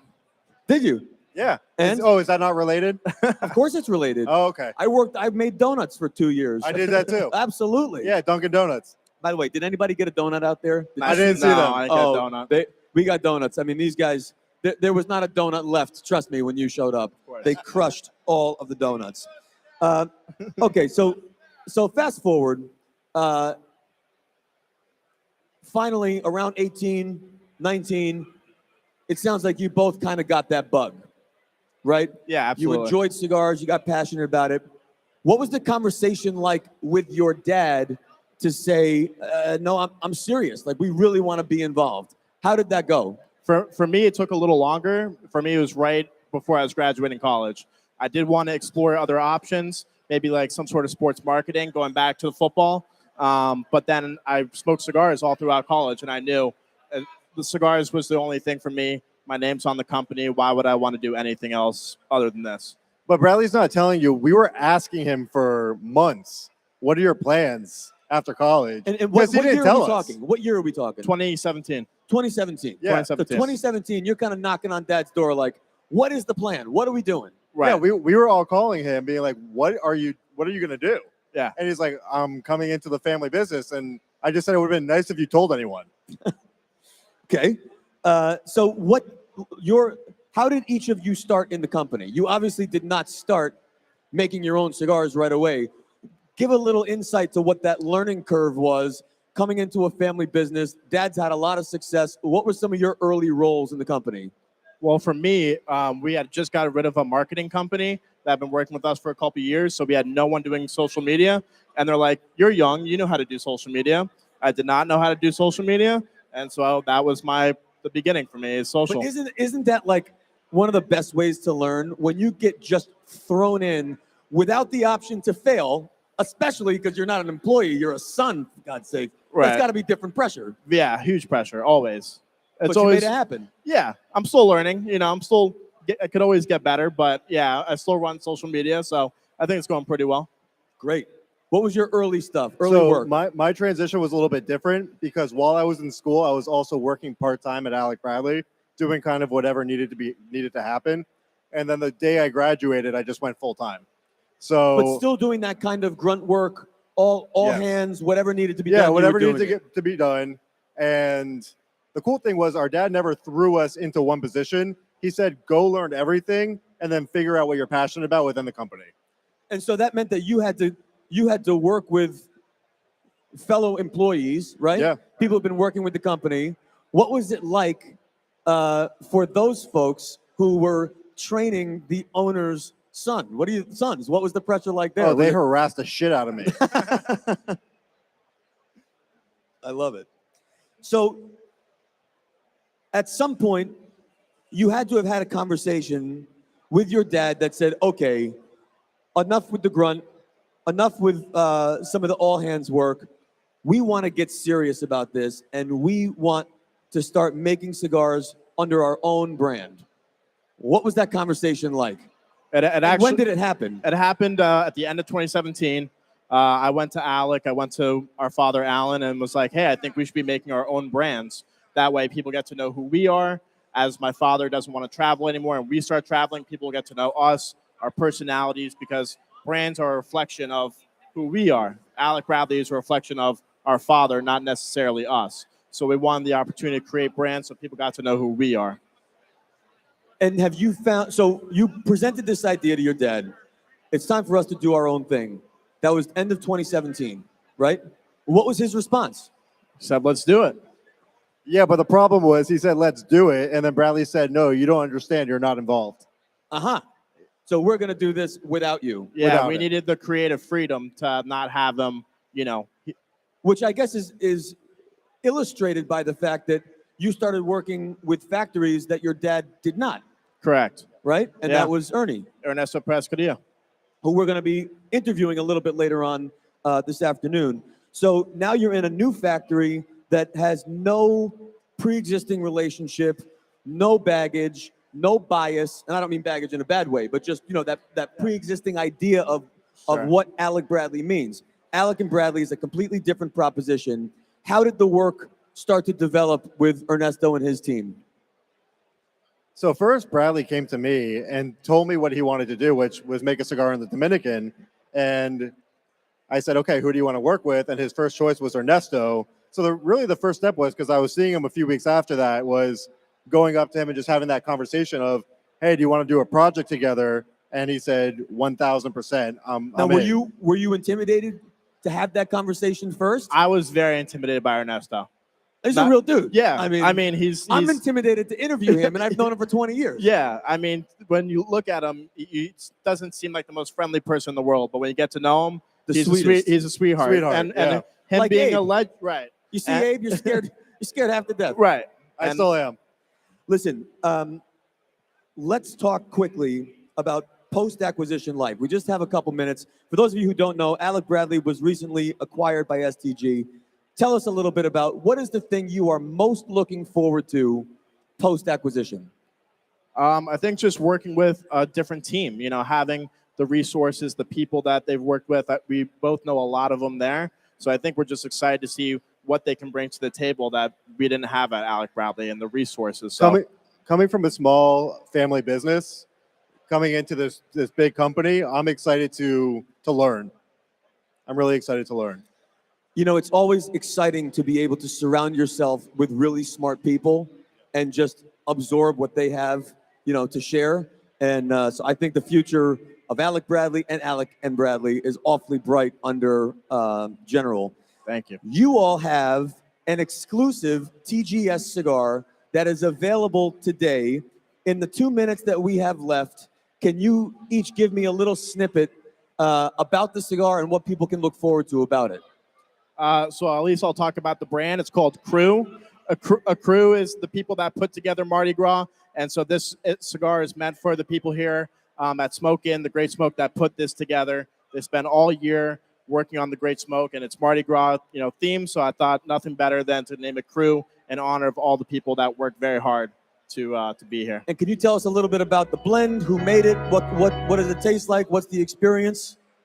Bradley knows better than I did. This was his project. Bradley, go ahead. So it's a Churchill. It's a 7x47. Comes in a 10-pack. It's Honduran, Nicaraguan. Very typical Alec Bradley, but we wanted to just kind of make it a very easy, rich smoke. Nothing too strong, but still very rich in flavor. I'll tell you, looking at the accolades that you all have received, the Kintsugi cigar I love, number 25 cigar of the year. The Gatekeeper, number 7 cigar of the year. I've known your dad a very long time, and having conversations with your dad about you two was always something special before, but to see the pride in his face when he talks about your success without his direct participation, you can tell clearly how proud he is and how much it means to him that you guys are doing this on your own. What does it mean to you to be able to deliver that level of work and success following in your dad's footsteps? I don't feel like we've hit that level of success yet. They're big shoes to fill. We are still very young in this industry, and we have a long way to go. So I don't look at it as the successes we have already had, but kind of more looking toward the future in terms of what we're going to do. And for me, it's just honoring, the fact that people like our cigars, love our cigars, to see it get rated and have people notice us. I mean, that's what we all do it for. It's just for everyone to enjoy and love, and just, having any sort of a bit of success is just very honoring and very lucky. You all have a lot to be proud of. Your cigars are great. If you have not purchased the TGS 2023 Crew Exclusive by Alec and Bradley, please go do so. We have someone desperate for beads in the front, so we will get those. But folks, we have something else that's going to happen today with our friends here, because you may or may not know, we did a little fundraiser in the spirit of charity, in the spirit of raising money. I believe, Abe, that there is still something left to do. But first, how about a round of applause for Alec and Bradley Rubin of Alec and Bradley Cigars. All Abe, right. what the heck is going on here? Well, sit down. Sit down, Vince. Why does everybody like it when I abuse Vince Benetti? That's a question that people need to ask. You're the anti-goat. No, I'm not touching your balls. Sit down. I'm not touching your balls. No way. So, look, it takes a certain type of man, I think, to sport this kind of a mustache. It's a serious stash, guys. That's a serious... How about a round of applause for the stash? That's a serious...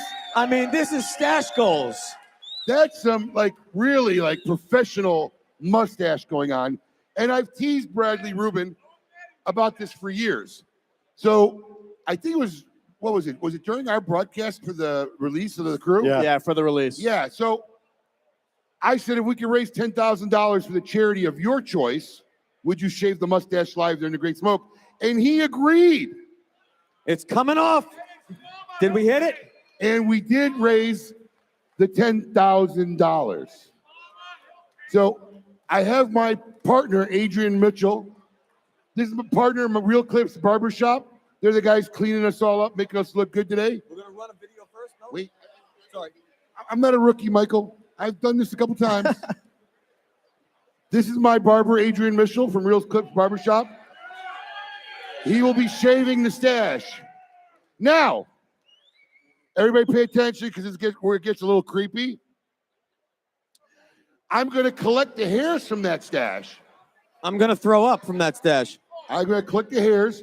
We're going to do a little mustache portrait. I'm going to glue the hairs on the portrait and frame it in my office.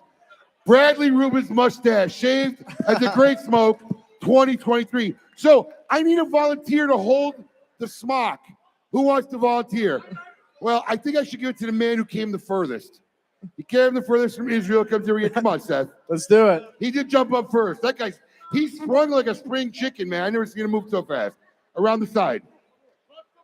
All right. So sit down, relax, sit down. You need to get ready. There you go. So before you sit down, I need you to look here. I have a very special, everybody, we just have a moment. I need Bradley to hear this. I have a very special message from a very special person for you.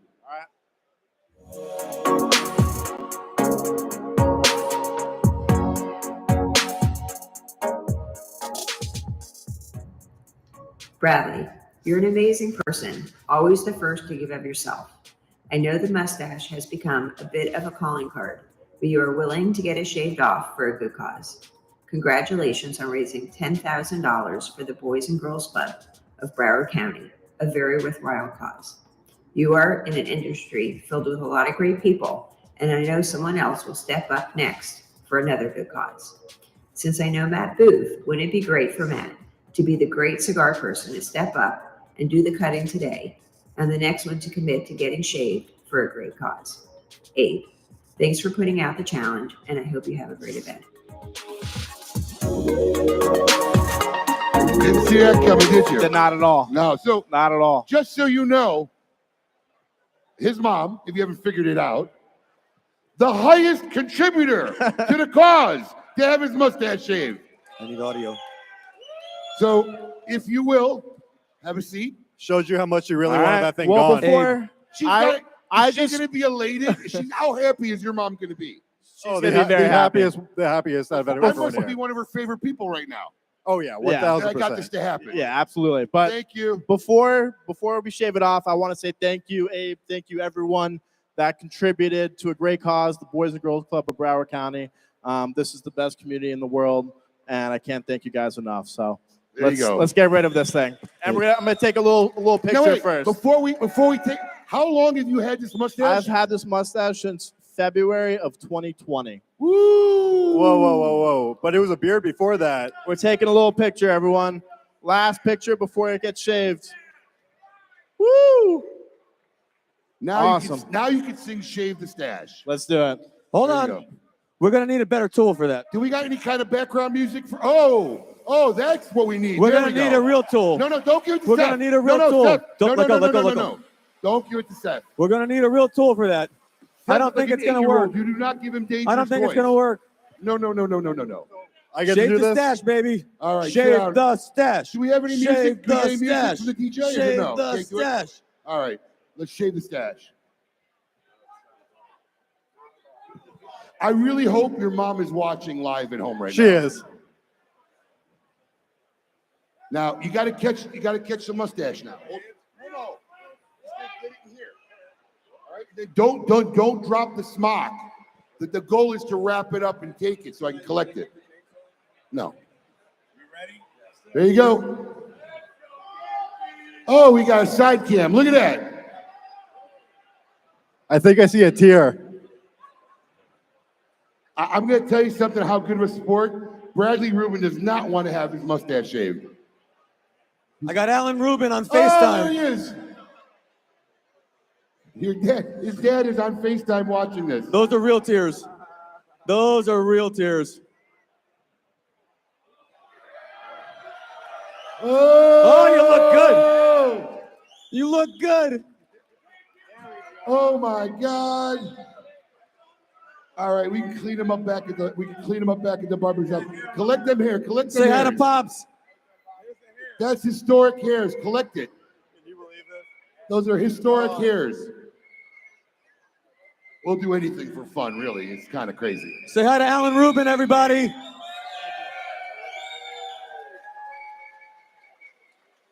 Pretty crazy, huh? Woo. Oh, that is clean. All right, while that's happening, we gave away some raffles while some of you are still outside. So, Justin Chafoy, Tony Archetti. Justin Chafoy and Tony Archetti, if you're here, you've won some raffles, please see the guys over the control center, or you find Alex Cavella, just bother him. They'll get it to you. On another note, that's clean. what I'd like to say is, look, there's a lot that goes on in putting this together. It seems like it's come to my attention that some of you are missing the black Monte Cristo bag that's in these cases. We have sent somebody to the warehouse to get extra bags. It should be back here in about an hour. So if you did not get your black Monte Cristo drawstring bag, Bart, hold yours up so they know what I'm talking about. Bart Espinosa, I'm glad you're here with us. Yeah, there you go. If you did not get that bag right there, go to the sales center in the pit in about an hour, and they'll have some. They'll give you one, all right? If you've already gotten one, please let the people who didn't get one get it first. And then if we have extra, you guys can have whatever's left. All good? Look at this. Come on, stand next to me. Look at this. Woo! Woo! So, okay, so look, we need a vote. We need to know. I'm going to ask if you like it better with or without. Okay, here we go. Ready? I need to hear you. Should he keep the mustache? Everybody in favor of him staying clean shaven?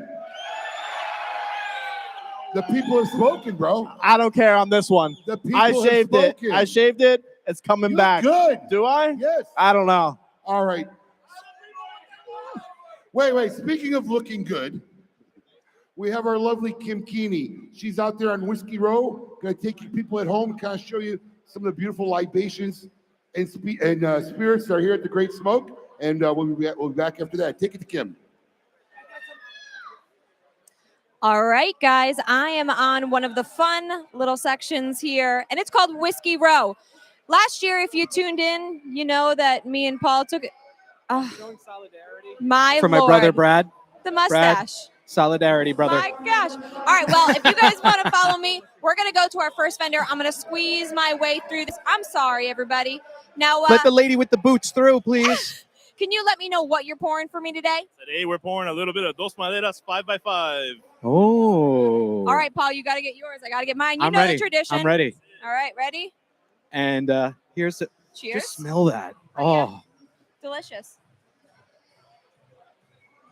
Oh, nice.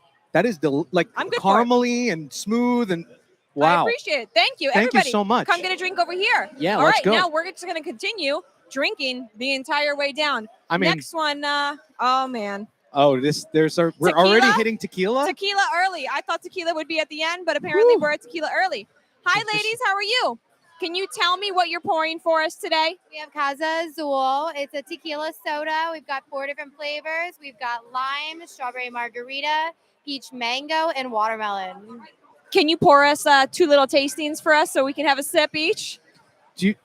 Kim, you know this is actually in my fridge at my house right now. My wife loves this stuff. I haven't had this. Yeah, it's sitting in my garage fridge where all the drinks go. We got to lock it away from the kids. Is it its own fridge just for the drinks? We have a fridge in our Is it garage. in the garage? Mine's the garage Yeah, drink that's fridge. my drink I fridge. think that And then must we be have a parent separate thing. fridge. Yeah, we don't mess around. I'll take this.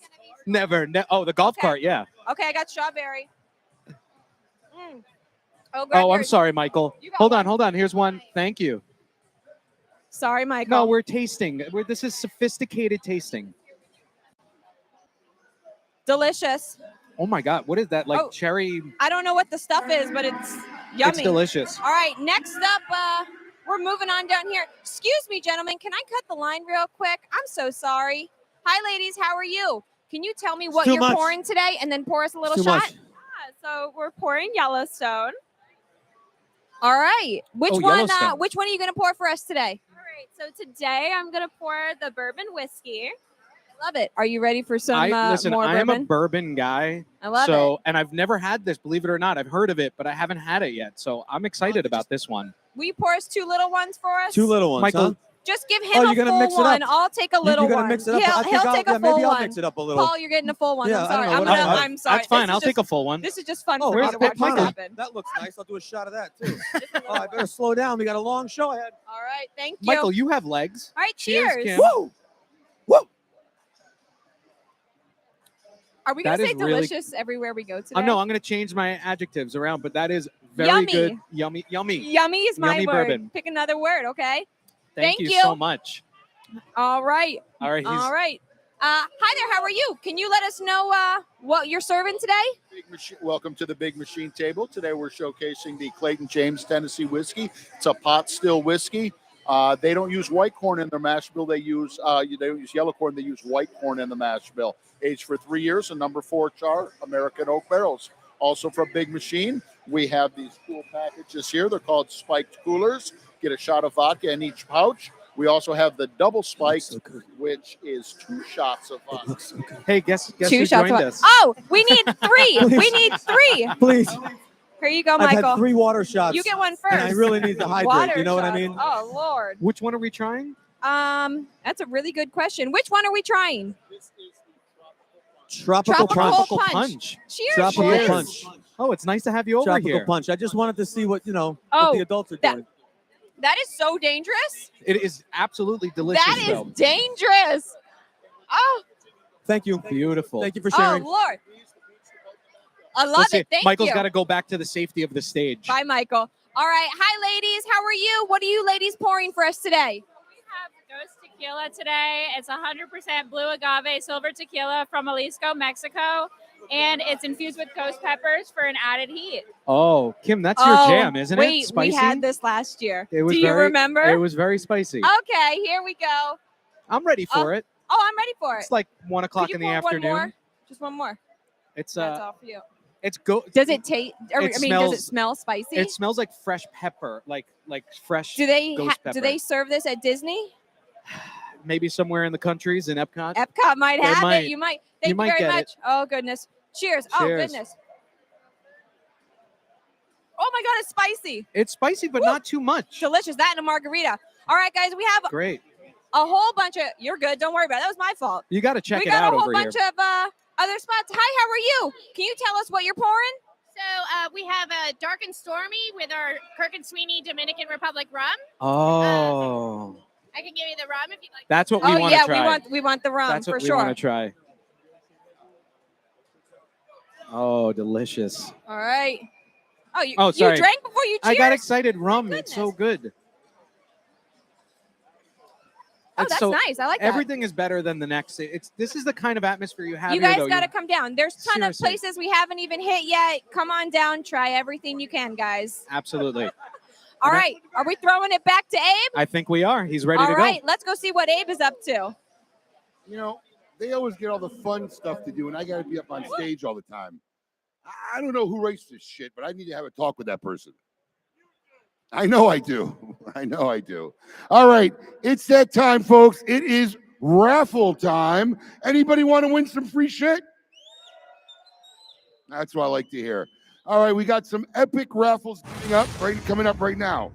The first one, this is a box of Foundation 5-year anniversary perfectos plus an ashtray and cutter hat worth $400. There it is.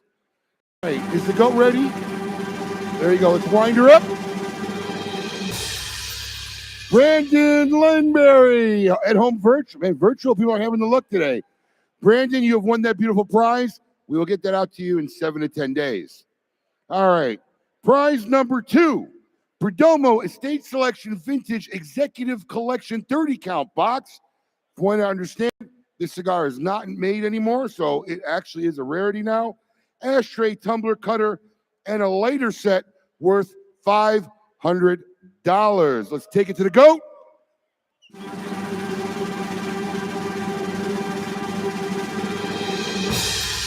Ron Kaufman, virtual. Ron, congratulations, Ron, at home. Hopefully you're watching. You should be. We will ship that out to you in 7 to 10 business days. Now, all these prizes, most of them will ship free. If you win some of these Big Mac Daddies, there may be some shipping fees. All right? We got people here from Alaska and Israel. Let's be real. All right. Prize number 3, Drew Estate, 20-acre farm cooler, Macanudo beach cruiser bike. This is a $600 value. It's a good-looking bike, actually. Let's go to the goats. Let's see who wins this prize.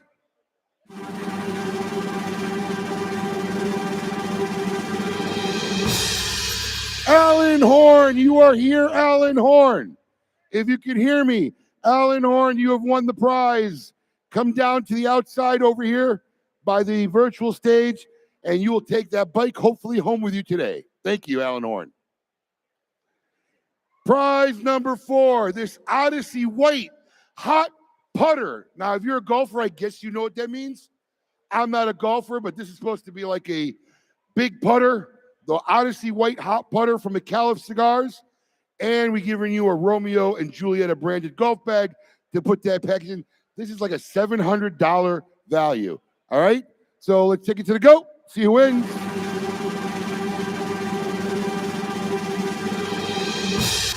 Jay Watson at home. Jay, congratulations. I hope you are a golfer, Jay. And the last prize in round number 2 is, a lot of you may need one of these after this event. I have an Intertech 2000 Coolador system plus 2 boxes of cigars so you can start loading it up. We're going to give you a box of Oliva Master Blends. Oliva Master Blends plus a very special 20-count box of rare unicorns from Cavalier Cigars. Now look at that box art right there. That box art on the Cavalier Cigars, it was painted by a Honduran artist, a well-known artist down there. Her name is Andrea Paz. So that box was custom painted for this event. All right, let's see who the winner is.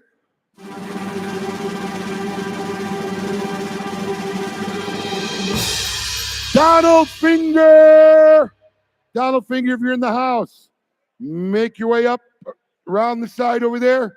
We can get you your prize, Donald Finger. And that was it. That's the end of the prizes. All right. I will be back. I will be back after later on to do more prizes. Once again, for your performing pleasure, everyone, please give it up. The brown bag. I knew I was going to mess up. The brown bag brass band. Nicely done, sir. Nicely done. How's everybody feeling out there today? Feeling good? All right.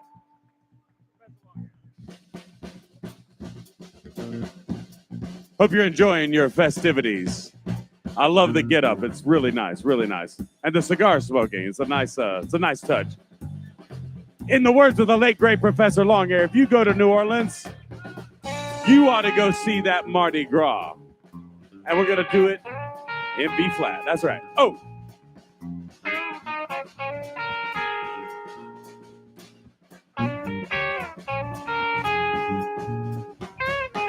Why you go to New Orleans? You ought to go see the Mardi Gras. You see the Mardi Gras. Go see the Mardi Gras. Why you go to New Orleans? You ought to go see the Mardi Gras. You see the Mardi Gras. Go see the Mardi Gras. When you get to the Mardi Gras, somebody gonna tell you what's carnival for. That's right, baby. Get your ticket in your hand. You wanna go see the Mardi Gras? You see the Mardi Gras? Go see the Mardi Gras. Get your ticket in your hand. You wanna go see the Mardi Gras? See the Mardi Gras. Go see the Mardi Gras. When you get to the Mardi Gras, I'm sure you'll see that Zulu King. Now you will see that Zulu King down on St. Claude and Dumaine. See the Mardi Gras. Go see the Mardi Gras. You will see that Zulu King down on St. Claude and Dumaine. You see the Mardi Gras. Go see the Mardi Gras. When you get right there, I'm sure you'll see that Zulu Queen.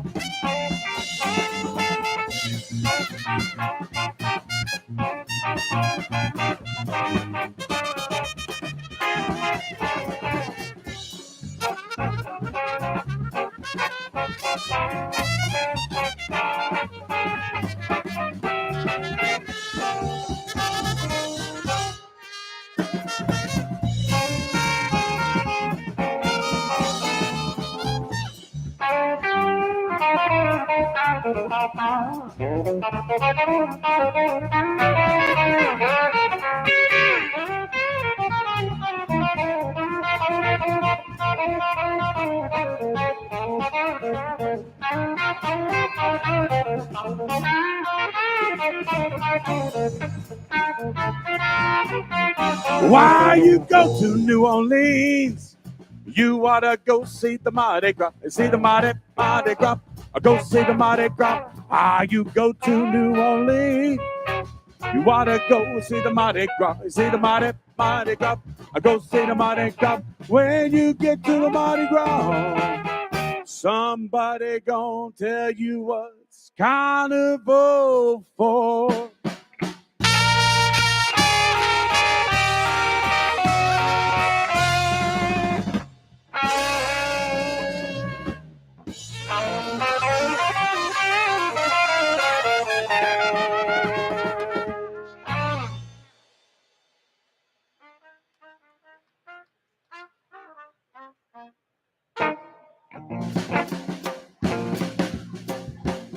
That's right.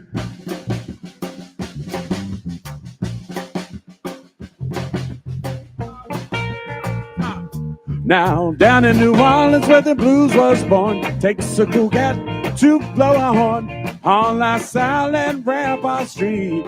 Combo player with that mambo beat, that Mardi Gras mambo, mambo, mambo, Mardi Gras mambo, mambo, mambo, Mardi Gras mambo. Down in New Orleans, now down on that street where the cats all meet. Mardi Gras mambo, you with that beat, shout and cheer for that Zulu king. Truck on back to that mambo swing, that Mardi Gras mambo, mambo, mambo, Mardi Gras mambo, mambo, mambo, Mardi Gras mambo. Down in New Orleans.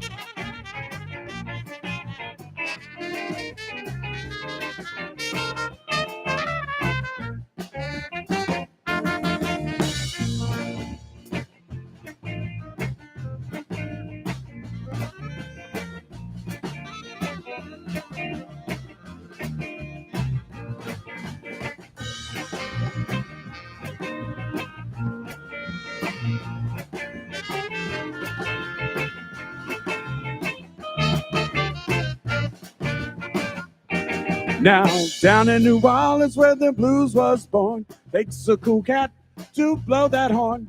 And on La Salle and Rampart Street, combo player with that mambo beat, that Mardi Gras mambo, mambo, mambo, Mardi Gras mambo, mambo, mambo, Mardi Gras mambo.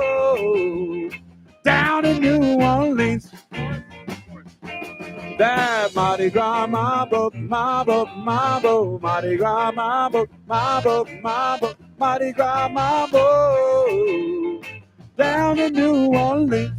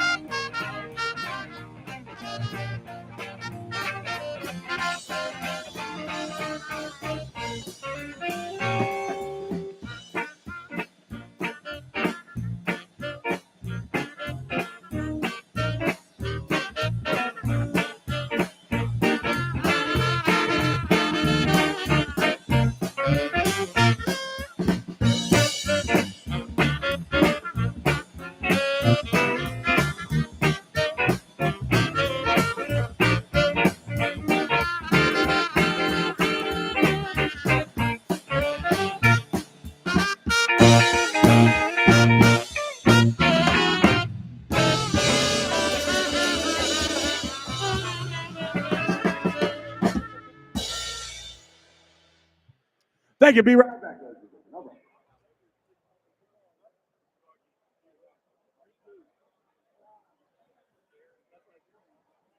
performance.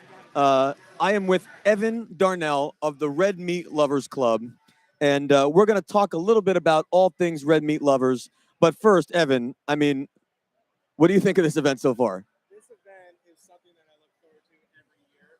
I'm a Tulane boy, 1998 graduate, so I'm back in college right You're now. feeling this. This is my heart. You have no beads, bro. What's that? Where are the beads? You have no Well, the beads. beads are the great smoke. All right, okay. All Gotta right. represent the beads. We got a and, little oh, we got beads. You know what he has to do for that, they're, right? They're gonna want. Oh, they're boy. gonna want to see my Oh, chesticles, boy. and that's gonna cost a lot more than beads. Man, hey, first of all, thank you for this because I've been over You're here doing welcome. shots of water while the rest of my crew is over there. So what are we drinking? A little Yellowstone? Right now we got a little Yellowstone from Kentucky Yeah, as a about it. little l'chaim. So let's talk Red Meat Lovers Club. Last night, we did a bonkers dinner. We did one table, 200 people. It was stupid. It was great. Yeah, the food was sick. The wine was great. The booze was great.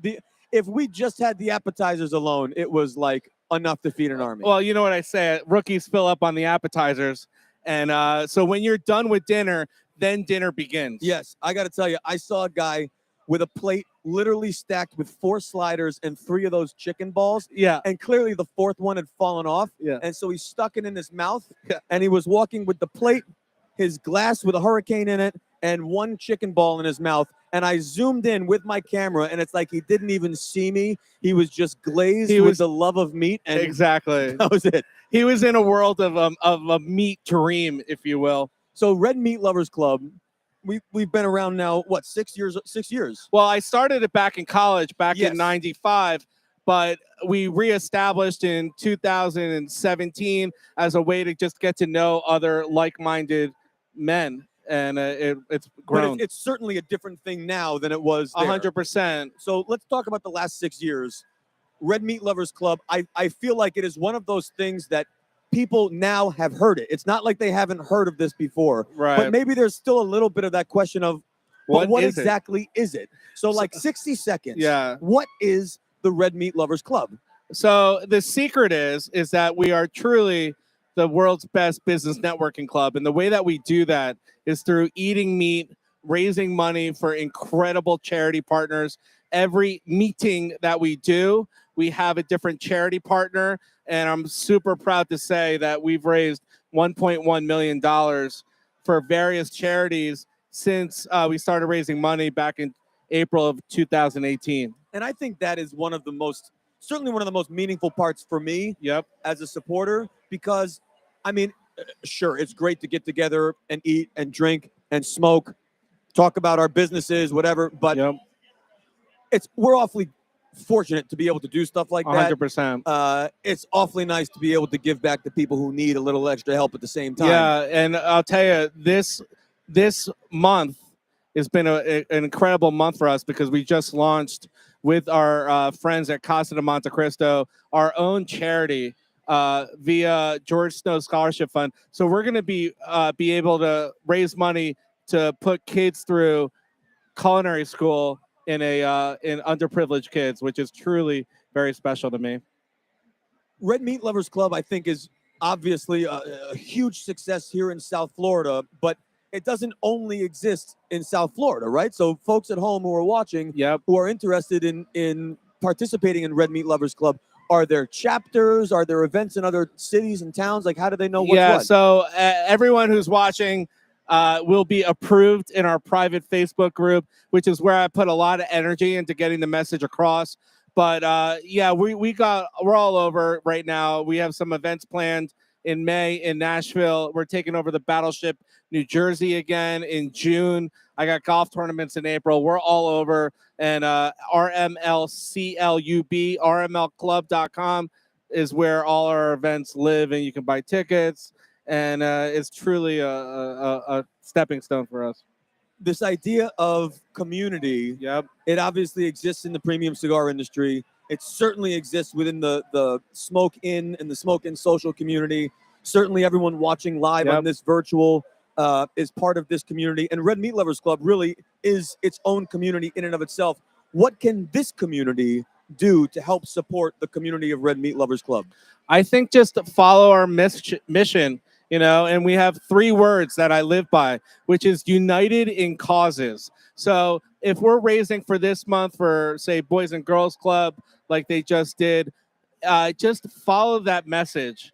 And, we'll be eventually hitting, hopefully, all towns with our cigar and beyond. We're lucky to have, Saka and Abe as partners in ours, which is truly magical to say out loud, and a little bit of a pinch me moment. Yeah. But yeah, we're excited to take this cigar, not just with Smoke In, but to the masses, if you will. I think everyone is excited about it. The cigars are great. The events are spectacular. It really is. It's a great organization. You do an awesome job. I've known you 20 years. 20 years. It's so great to finally be back together and do some cool stuff. Absolutely. Speaking of incredible food, Paul is over in the culinary alley with all of our food partners, and he's going to walk us through what we're eating and who was there to make all that happen with Chef Richard. Paul, what's going on over there?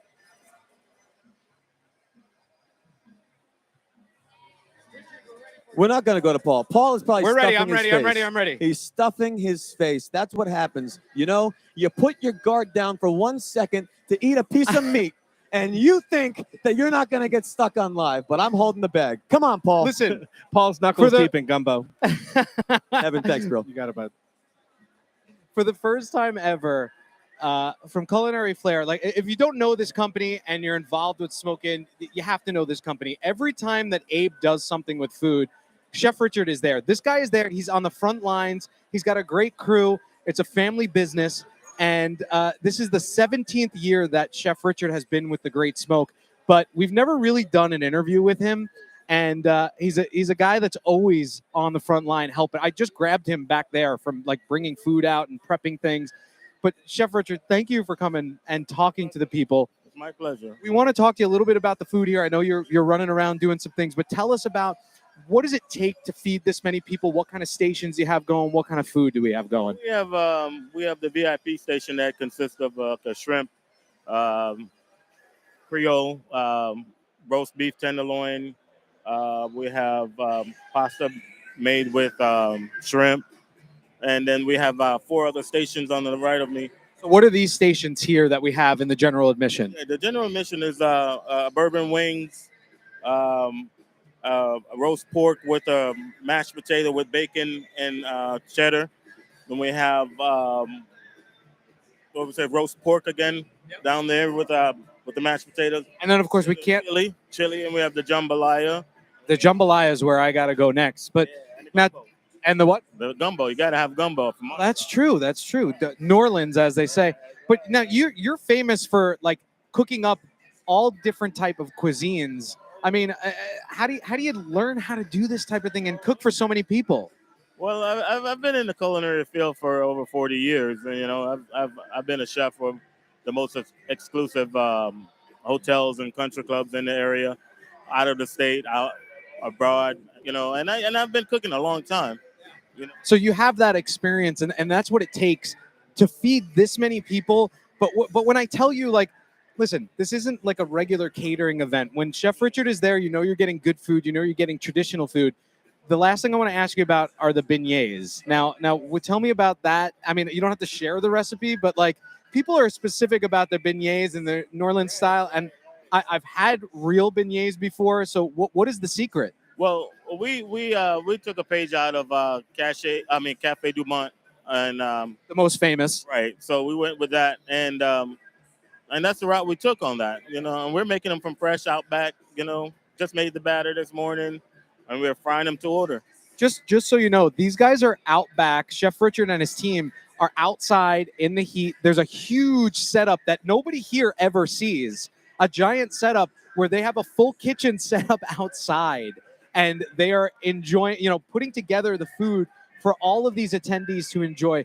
Again, if you're home, consider coming live, because if you're going to be at a smoke-in event or a great smoke, Chef Richard's going to be here. And believe me, I've eaten his food a million times before. It is worth it. Chef Richard, thank you so much. Culinary Flair one of the family members here really at the Great Smoke. Been here, honestly, way before I've been here, and I'm so happy to finally speak with you.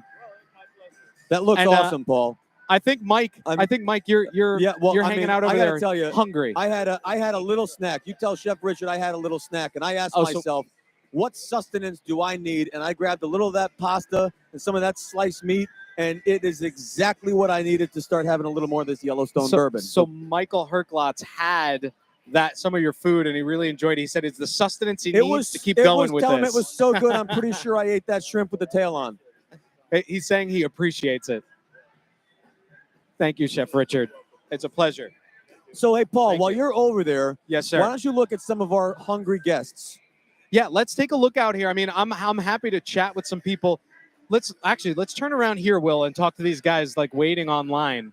I want to see who is coming here. This gentleman looks hungry. That's it. What's your name, sir? Aaron. Eric, where are you from? I'm from Tampa. Tampa. So you made a trip here for this. What are you going to enjoy today? Food-wise, we're talking about food. I'm waiting to get some of the beef over there. The beef is where it's at. The chicken. I've heard that the beef is where it's at. Our host is saying that, and the chicken. Yes, sir. Have you had any food yet, or is this your first taste? I had some of the salad. The salad was awesome. Chef Richard knows what he's doing, man. Thank you so much. How about you? What are you looking at? Have you had New Orleans cooking before? I have not, but I'm about to. Have you tried anything yet? I have not, but Have a I'm bite about right to. now. I'm very excited. Take a bite right now. They want you to take a bite on right the now air live. Let's get a review of the noodles. Yeah, we need a review. This is like a noodle and one shrimp bite. combo. Everyone knows the rules. Noodle and shrimp combo. Wow, that's really good. There we go. The noodle and shrimp. Italian. And what's that? And I'm an Italian, and that was Listen. really good. All right, he enjoyed it. Let's see what else we got back here. Who's ready to accept? What's your name, man? Right, Anthony Bradford. Right, what's going on? Great smoke. Anthony, where are you from? Hey, I'm here from West Palm, man. Just short. Anthony's kind of a regular at the. You're at the West Palm store a lot, right? Star. Yes, sir. Yes, sir. West Palm. Tell store. Anthony to tell the truth. Did he earn his beads today? Did you earn your beads today? Michael's asking. Absolutely. And more to come. And more to come. You see, oh boy. Enjoy the food from Culinary Flair, my man. What are we looking forward to eating today, sir? The wings are pretty good. I had some of those. I'm looking forward to the steak or meat they got up here. And what's your name? I'm Jacob. Jacob, where are you from? Just south of DC. Oh, whoa, that's all right. So what brings you here? How'd you hear about the Great Smoke? It's been on my bucket list to go to a cigar event for a while, and it's my first one. So Wait, so you've been saying to yourself, I want to go to a cigar event, and you pick the best, in my opinion, the best cigar event in the country to come to for the first time. What do you think so far, man? it's been amazing. I love cigars, and I've got a ton here, and I'm looking forward to going back home and smoking them all. So. Did you get to meet any of your heroes here? Oh yeah, it was great meeting Island Jim and all the other guys that are. Oh, I didn't even see him yet. I love Island Jim. Yeah, it was great. So awesome. Well, thank you. Listen, welcome. Enjoy the food. Enjoy the camaraderie here, and we hope to see you next year. Michael, I'm going to throw it back to you, but I'm having a great time here in the VIP lounge with everybody, and we'll send it back to the main stage, and I'm going to grab some food. Booze, food. I mean, you got it made, bro. We got to talk about this gig next year, I think. It's a tough job. because really, it's a tough job. Listen, I want to make sure that people know at home what is included in this ticket, because this is not just showing up here and smoking cigars and drinking and eating, and especially if you got the virtual package. I mean, there's a lot of sweet stuff. I'm not going to show you everything, but I'm going to show you some. And what I don't have are the 32 cigars that you already received. But just take a look at some of this awesome swag. We have this slamming ashtray, really killer, on brand with the Mardi Gras theme. I mean, that is just sick. Only available for this event. You got this great hat. I don't forget what you call these hip hats. I'm not hip. Paul's hip. He wears these hats all the time. Flat brim. Flat brim hats. Flat brim hat. This is nice. We call that a snapback. Am I right? Am I trending right on that? Yes, sir. Snapback and flat brim. But this is cool. Once again, only for the Great Smoke 2023. And then you get into the stuff here. We got a little towel, a little chamois. You can wipe your head. You can wipe your glass. You can wipe whatever you need to wipe, because obviously things get a little messy here at the Great Smoke. You got a carry-all bag. Killer carry-all bag. Take that to the beach, co-branded by Monte Cristo. Marty on with Monte Cristo. Awesome bag. You can load this up with everything you need. Plenty of beads. You got a great cutter, the Great Smoke. You got a great lighter, the Great Smoke, all in a beautiful bag. Oh, and the shot glass. I forgot that, but I opened that to do my shots of water since no one was sharing anything compelling with me. Nevertheless, guys, this is a great package. If you are watching at home and you're not watching with a virtual ticket, you're missing out. The value is just extraordinary for what you get. Over $300 and something worth of stuff for less than $200. It's a slam dunk, so make sure next year you get your virtual ticket.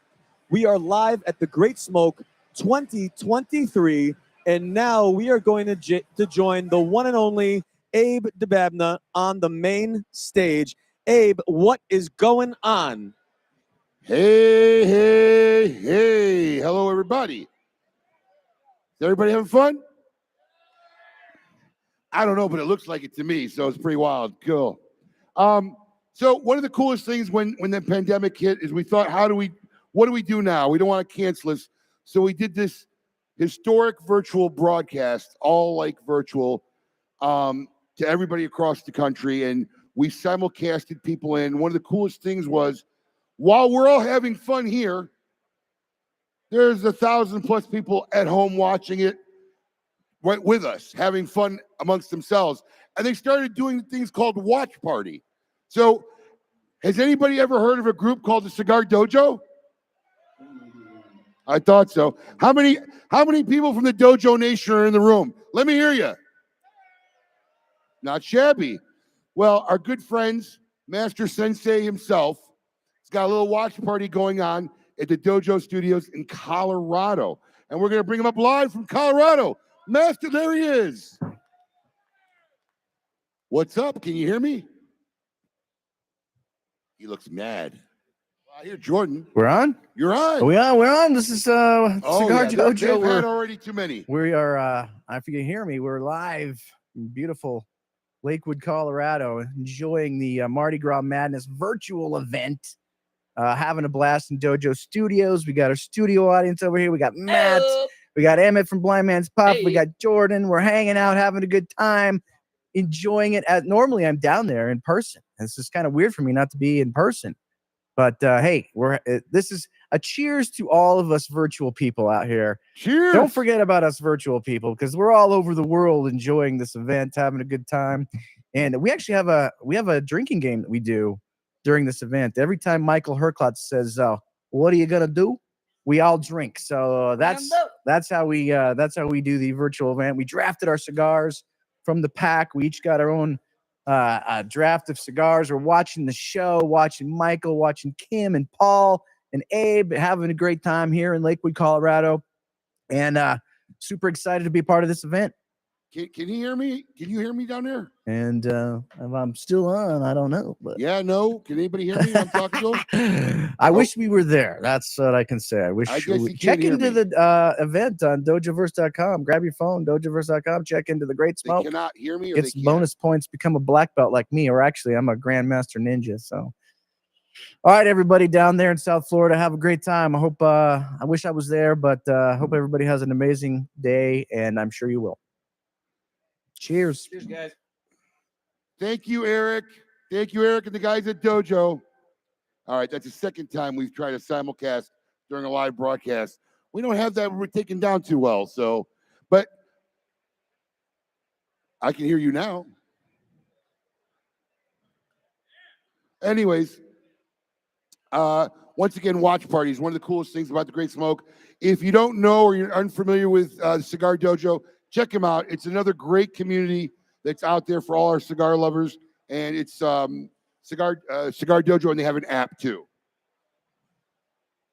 All right, we got a short break we're going to take, and we'll be back right after this. Thank you.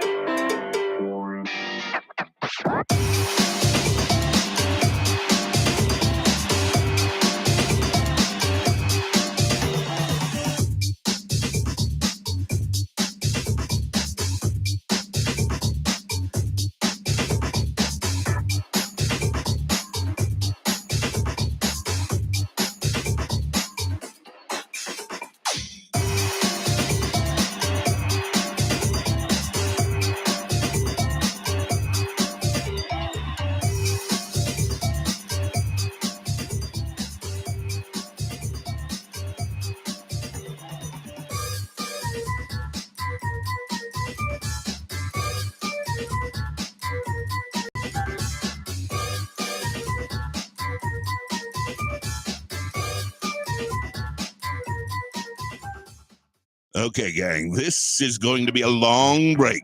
Our gracious hosts need this time to freshen up and replenish. So whatever quick chores you have, feed the cat, walk the dog, or whatever you need to get done that can get done in less than 10 minutes, now is the time to do it.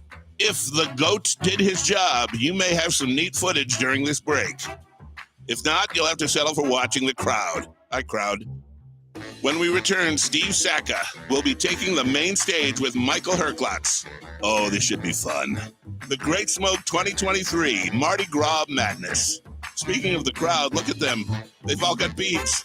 What does the guy have to do here to get beads? All right, I need to call my agent.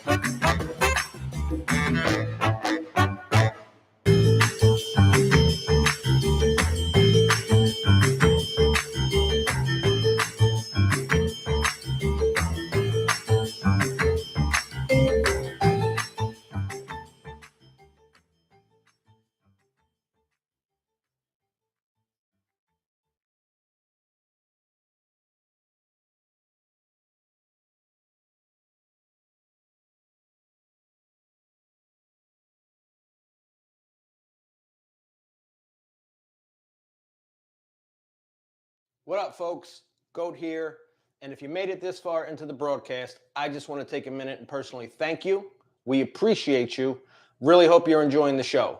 So we have a nice size break here, and I figured rather than having you guys sit there at home watching everybody else party from the top down, I would put together a little video for you. So we have some mishaps, some TGS mishaps, some employee fails, just a little something for you guys to laugh, to kill a little bit of time until we come right back. So sit back, enjoy, and we'll be right back with you. And did they really think I wasn't going to get this done? Come on.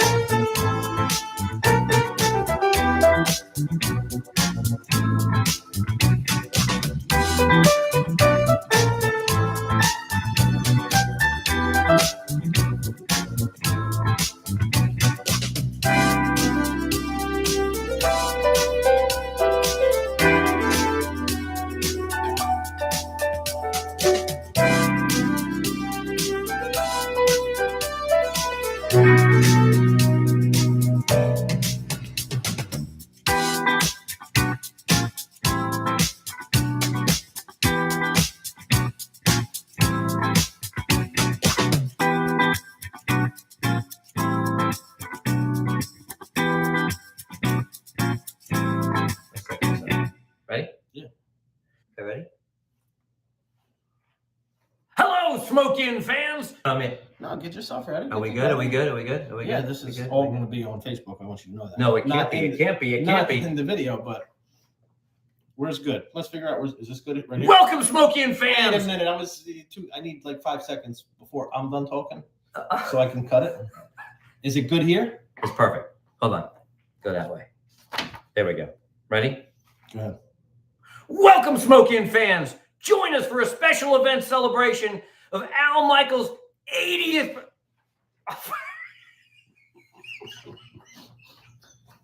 Al Mccalla. Got it.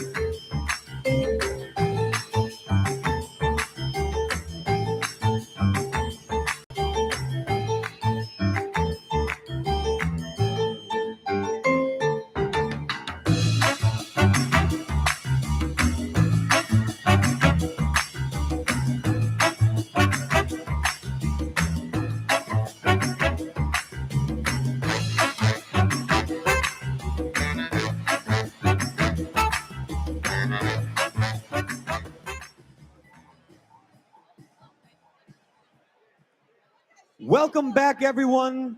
This segment of the Great Smoke 2023 is being brought to you by Yellowstone Bourbon. We are on the main stage again. Great Smoke 2023. The one and only Mr. Steve Saka, ladies and gentlemen. I think I could even hear the people at home watching virtually cheering for this interview. Did you hear that? I don't even understand why. It's been 3 years now, right, that we've been doing this? Virtual, 3 years. Right. You guys keep inviting me up on this stage. There are so many prettier, more eloquent, better monkeys that you could get up here to dance than me. But Yeah, but the answer is very simple because every year you deliver a TGS exclusive cigar for these folks to buy. Yeah. And so this is the opportunity to get caught up with you and then talk about that cigar. the only problem with that cigar is it sells out every year in 24 hours. So These are good problems to have. we don't have any of them to sell. These are But I good got problems this to really have. boss pimp hat. It's a solid hat. What do we think about the hat? Are we fans You of like the the hat? hat? Well, here's the problem. I'm a fat bastard, so I can't wear the hat. Because as soon as I put it on, I like a fire hydrant. So you anybody carry want it. this hat? Because I can't have this hat. Uh-oh. We got a lot of arms up. There it is. Don't hurt yourselves. We got it. The hat has been delivered. That's like a $200 pimp hat, brother. You're gonna pull some with that. Trust me. And the, You're gonna pull with that hat. And the sweat ring is free. That's free. One of one. Limited edition. Absolutely. Steve. Little Saka sweat in it too. Extra bonus. Free of charge, no less. I had some extra that I was going to say. I'm not going to say it. I'm not going there. Steve, It is 8 years for Dunbarton Tobacco and Trust. Yep, 8 long, miserable, hard years. And I was thinking, you have been in the industry 30? Yeah, about 30 years. 30. Yeah. And I know that we share the good feelings of having been able to work for so long in the industry for other people. I mean, it was a great opportunity to really get in, learn the industry, learn the craft, work for other folks, and work not just as an I employee. let other people pay for my education. That's I say I had a 20-year absolutely. internship that was paid. Yeah, look, I was an executive consultant at JR Cigars, so I got to learn at the feet of Lou Rothman, who nobody knows who he is anymore, but he was an icon in our industry. And then I had the luxury and the pleasure of being president and CEO of Drew Estate, and to be there during their formative years where they blew up. So yeah, it's been I've been very, very blessed. There's no doubt about it. But I think about, obviously, as a new owner and no longer an employee, there is a lot of the work that I do today, perhaps you do today, that is the same or similar to what we did before. But now you do it not on behalf of company, but as company. Yeah, but on the flip side of that too, when I was at JR, we had 1,500 employees. At Drew, we had 1,700 people. They were all part of the team. And now basically, I'm the head bottle washer. I buy all the tobacco. I do all the blends. I'm the guy that does the bad graphics. It's like crazy. So I will be honest. I so much miss Minions. I would give anything for some Minions. I mean. Well, let me ask, rather than looking at what you miss, tell me some of the things. Oh, you want me to be optimistic and Tell me happy? some of the things that you love about being an owner of your own brand now for 8 years. That's different than before. So what I love about being the owner of my own brand, I today only have to make cigars that I want to make. So I don't have to cater to everybody. I don't have to worry about 95% of the market.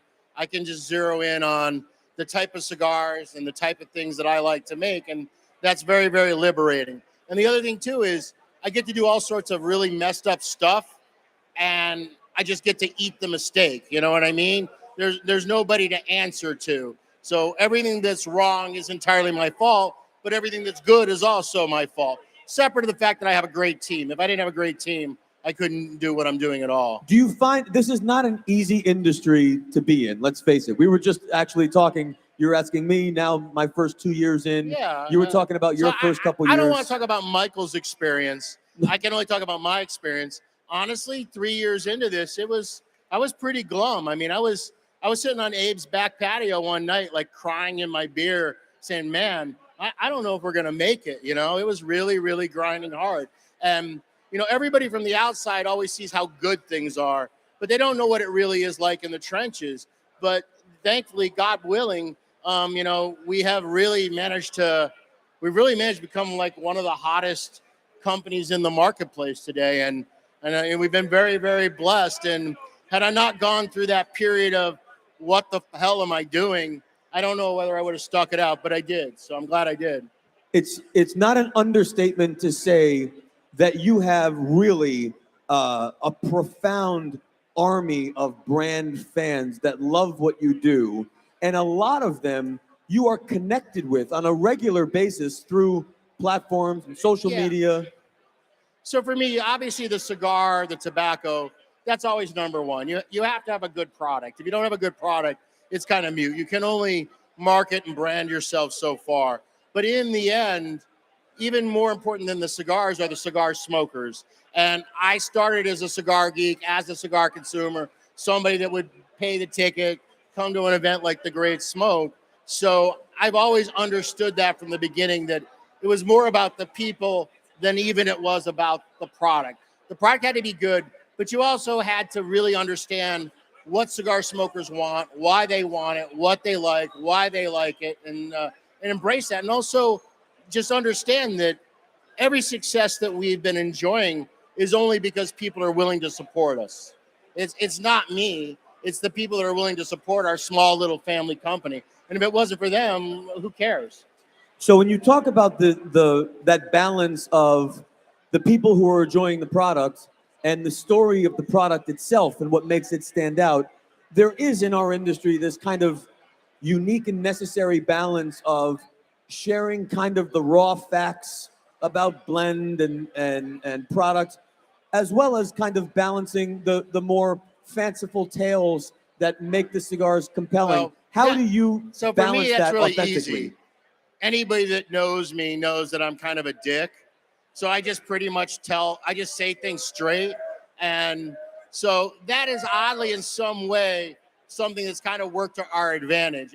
I can't recommend it as a strategy for most companies, but for Little Dunbarton Tobacco and Trust, I've always been the guy that's been very blunt about everything. And our consumers kind of accept that. I mean, there's nobody more critical of what we do than me.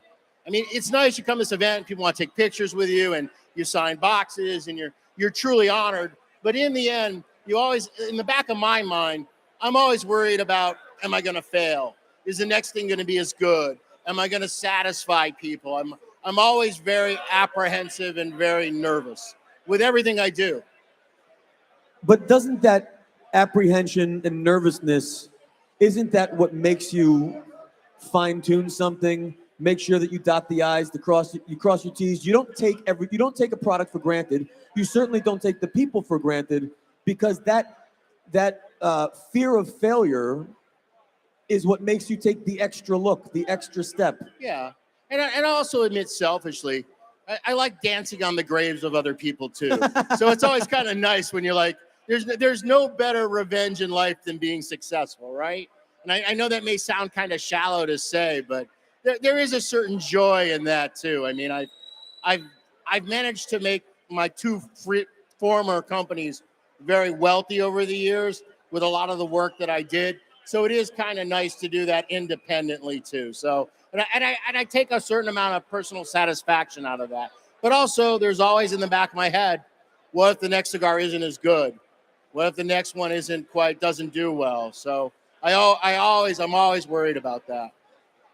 You mentioned that we were together last year at the Great Smoke, and I tend to use this event now as a bit of a measuring stick, because we're back here again, and it's great to see everybody. But you mentioned a different word. Perhaps curmudgeon is one that is used a little more often. Curmudgeon, dick, asshole. Yeah, I've heard all those words. And generally a self-assessment too. My question to you is, when you look back since the last time we were all together, what are 2 or 3 real high points over the last 12 months that you look back on really fondly and say, man, he's that putting was me on great? the spot here. This is where things are really weird for me. So as we've become more successful, it's meant that there's been more work. So I've been basically I'm almost going day to day, moment to moment.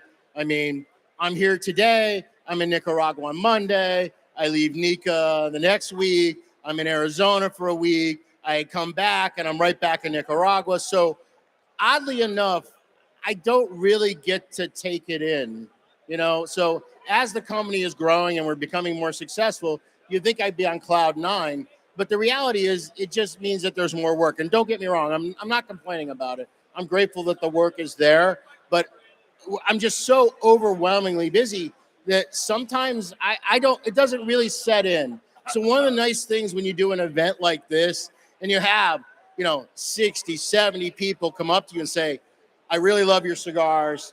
I buy them all the time. They're my daily rotation. They're in my humidor. It really means a lot to me. It really, really does. And you would think I wouldn't care, and I act like I don't care, but there's nothing better than having a consumer say, oh yeah, man, I smoked one of those with my dad on Friday night and we had a great time together. It was fantastic. It was a perfect evening. And that's very heartwarming. To me, that's the return an artist gets when you know someone truly loves the work. Yeah, but I'm also a greedy artist. I want your money. Let's not kid each other. So please go buy Dunbarton Tobacco Trust because I need the cash. Well, let's talk about that. You did a TGS limited edition cigar. Yeah. Once again for 2023.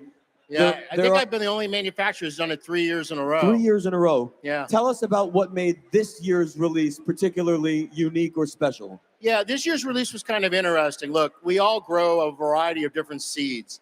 And so I'm going to give you kind of a basic agricultural lesson here. So when we get a seed from a foreign country, wherever it may be, and it's the first time we planted it in Nicaragua, we then start to naturally hybridize that tobacco because we need to make it ultimately work in the climate with the variety of pests and diseases that we have. So what you end up doing is typically it takes about 10 crosses before you get to a point that you get a stable plant that works in the new environment in which you're growing it.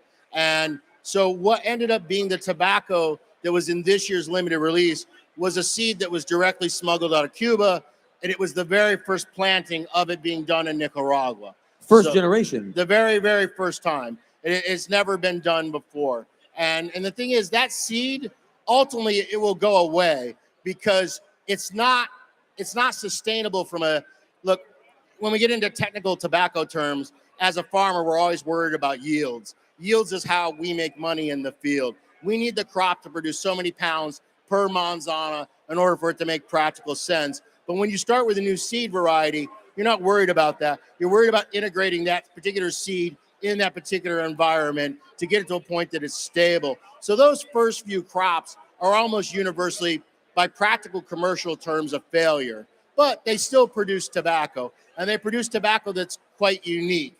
So this year's limited release for the Great Smoke was utilizing one of these new seeds that's never been grown outside of Cuba. It was the very first pilot crop of it. And that gives you the opportunity to make something that's really unique that probably you won't be able to make long-term into the future. But that's one of the advantages you can give to the Great Smoke ticket holders, that they have the advantage of, hey, there's a way you can try something that's really extra special and really different. Now, I can't promise you that it's good, because good is a matter of individual choice, whether you like something or don't like something. But it's definitely something that they've never tasted before. And that's really exciting. And this is the kind of platform where, oh, I only have to make 3,000 or 5,000 of this cigar. I don't have to worry about making a whole brand on a continual basis. So it lets you play around and experiment. In fact, every single one of the Dunbarton releases for the exclusives have always been experimental blends. So, I mean, I think this year was EX127. Last year was EX78.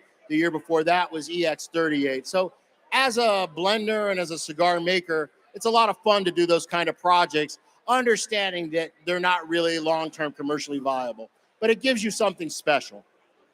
In the couple of minutes that we have left, what are you most looking forward to between now and the next time we are all together here at the Great Smoke next year? I would love to say that I'm going to lose some weight and I'm going to become a better husband and that I'm going to start treating people nicer, but none of that's true. I'm going to be fatter and meaner by next TGS. I guarantee you. Yeah, it's not happening. There it is. Steve, you have you bring a lot of joy to the people in this room. I don't know why. I wouldn't want him here. Through your personality, through your work, through the limiteds, through your core. I know everyone in the room was looking forward to this interview. I know everyone at home was looking forward to it. It's always a pleasure for me to catch up with you on this stage. Ladies and gentlemen, Steve Saka of Dunbarton. God bless everybody. Have a great day, because you're never going to find a place that you can hang out like this and meet so many great people and make so many new friends and have such a great day. Just really take a moment, embrace it, enjoy it. Really, God bless everybody. If you're here live, we're going to be back in a little bit. If you are watching virtually, stick around. The 2023 coverage will return right after this.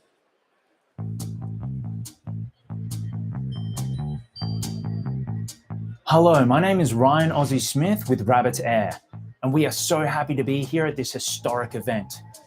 Rabbit Air has become very well known amongst cigar aficionados because of our -A2 unit, a premier smoke eater that does an excellent job removing smoke from many environments. With the correct setup, you can stay inside out of the elements smoking without your landlord, neighbors, or better half complaining about the smell. You'll see our -A2 unit in many cigar lounges and bars, including the prestigious Club Macanudo in New York. And just when you thought it couldn't get any better, we've just introduced our new product, the A3. With over 1,000 square foot of coverage, the A3 was designed with the group smokers in mind. Superior design has created an ultra-quiet unit that will not disturb the peace and serenity of smoking time, even when operating at the highest fan speeds. The A3 can be wall-mounted upright or upside down, giving you the flexibility to mount your unit as high on the wall as you desire. And the newly implemented laser particle sensor cuts down on cleaning maintenance, whilst giving you sensing precision like never before. Our award-winning customer service team is available 24/7 to answer any of the questions that you may have. And with our 90-day money-back guarantee, 5-year warranty, and free shipping, we want to make sure that you are 100% happy with your purchase. Once again, it's great being here, and thank you to Honest Abe and everyone else that has kept this epic event going. Enjoy your great smoke, stay safe, and smoke them if you got them.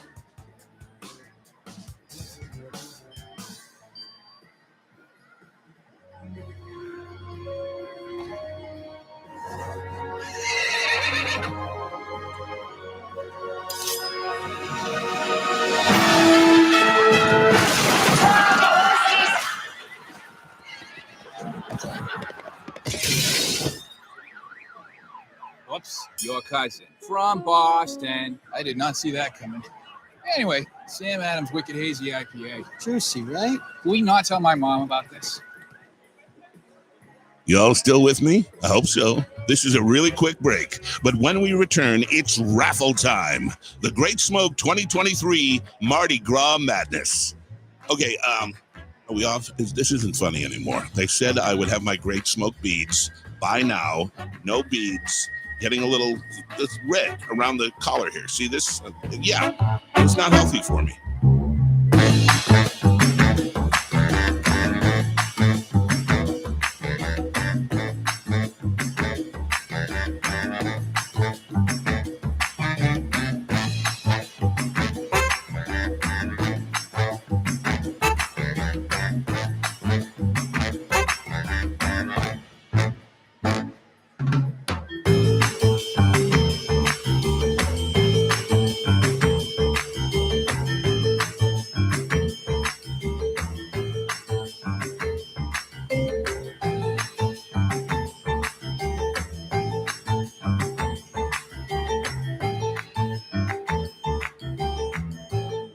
Welcome back, everybody at home, to the Great Smoke 2023 Mardi Gras Madness.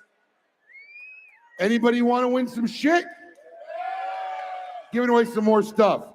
If I call your name and you're here and you win it, make your way around the side. Alex Tavella, the GOAT, will meet you over here. They'll get you your prizes after we draw all 5, all right? So, first up on this segment is an Art Deco humidor from Gurkha Cigars and a box of the brand new Gurkha Ghost Connecticut, $400 value. We're going to see who the lucky winner is. Let's draw.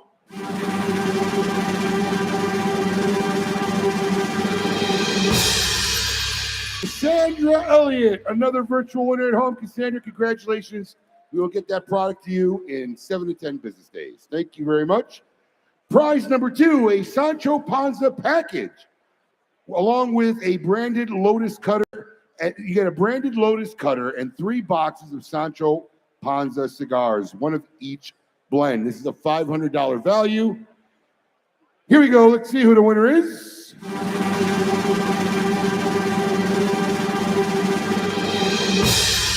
Raymond Beninato. Raymond Beninato. If you're in the building, please make your way towards the side. Meet us over here. We'll get you your raffle prize. Congratulations. Prize number 3, a Camacho gas can traveling bar. This is actually a pretty cool item. Along with a Komodo con grill. This is a $600 value. There you go. Let's see who the lucky winner is.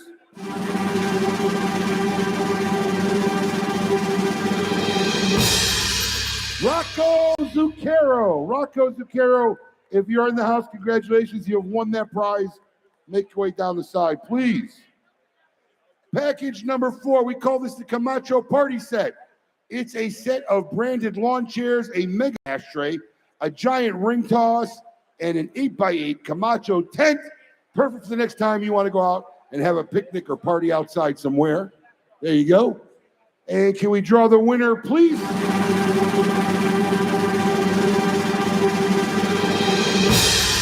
Michael Lowry, you are here, Michael Lowry. If you are here, please make your way, claim your prize. And last but not least in this segment, a 100 count. Now, this is badass, okay? One of the cool things is some of these manufacturers have really made something special. This is a 100 count limited edition box of very limited HVC cigars that Rainier Lorenzo made for us. Look at that box. There's 100 cigars in there. They're a unicorn blend. It also comes with a Crown Heads and Ozinger Family Cigars Stinky branded ashtray.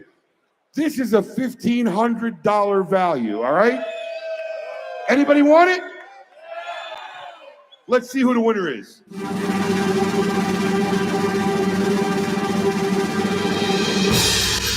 Gene Demers. Gene, there you go, Gino. Congratulations, my man. Make yourself way. Go see the GOAT. And that was it. So before we get on to our next segment, just a quick story. Steve Saka was up here. Oh, is that him? I thought I recognized that head. I just want to say, look, it's not just the friendships among us. There's a lot of very close friendships in our side and the people that make the industry happen, the retailers and manufacturers. Steve Saka has been a customer of mine since the very first store in 1997. He was here on business living in Jupiter, Florida. That's when I first met Steve Saka. Yeah, he's old. That's right. He's old. Shit. And then it wasn't maybe about what, 4 years later, 5 years later, I ran into him at a trade show, literally. And I said, what are you doing here? And he had started working for a small company called JR Cigars and a dear friend of ours called Lou Rothman. Steve has not only been a friend, he's family to us. His better half, Cindy, is godmother to one of my daughters. So this love that you feel in the air is not just me to you guys, it's me and within the industry and the people that are here. So big kudos. And if you haven't had a chance, in front of his booth, he has a really cool 360 machine, and you can get a cool video for your social media and Instagram. Make sure you hashtag The Great Smoke so we can see all your cool videos made at the 360 booth, all right? Now, performing for the first time today, on any given day, you can walk through Jackson Square. Anybody know where Jackson Square is? That's right, New Orleans, where you can find street performers showcasing their talents. Masters of hand and eye coordination are always a crowd favorite. Now, performing live for you, the Jambalaya Jugglers.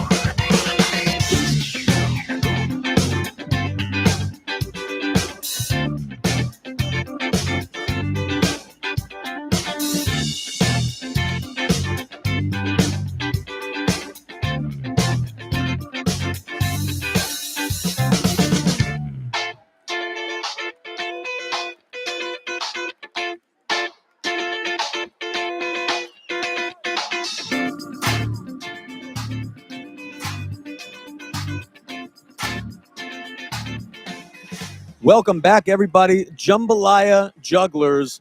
What a show. I'll tell you, the stuff happening here, this may be the best one yet. Hopefully you guys are getting that same experience at home that we're getting here, but the energy is high, the booze is flowing, bellies are full, cigars are being enjoyed, and the camaraderie and the friendship that we're seeing is just exactly what you would expect at a TGS 2023.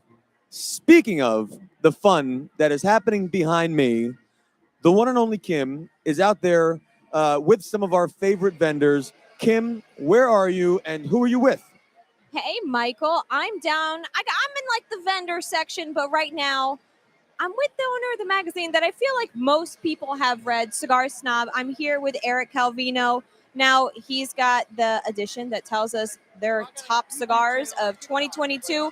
Why don't you tell us a little bit of your magazine and tell us who you gave number one? So our publication, actually, these guys have all been seeing it, right? By the way, how do we top the Jugglers, right? We just came on after the Jugglers, but hey, that's all right. So cigarsnob.com, been around for 17 years. You guys have seen it here from day one of the Great Smoke. And so last year we gave the Cigar of the Year to the Olmec Maduro. Whoa, we had an accident. All right, so yeah, Olmec Maduro, fantastic cigar from Foundation. And yeah, I mean, that's what we got. We got the models on every issue. We got event coverage. So you guys just check it out, cigarsnob.com. All right, everybody, come and grab a Cigar Snob. Check it out at home. Now, we've got a whole bunch of different vendors. Thank you, Eric. We got a whole bunch of different vendors. Over here, we have some leather products. And I know if you smoke cigars, you probably have a leather bag, a little leather cigar case. Well, right here, I'm going to talk with the king of Brian. leather over here. Why don't you introduce yourself and tell us a little bit about your products? Thank you very much for swinging by. My name is Brian James from Michael Noel Leatherworks. I do all this beautiful custom work. It's all self-taught, and I make every single piece myself. I love it. It's Amazing beautiful. stuff. If you want to look at some of their pieces that have here, I know I have one of the little credit card holders in there. It's beautiful. Nice, thick, beautiful leather. You make it all yourself, handmade every piece, right? Every single bit.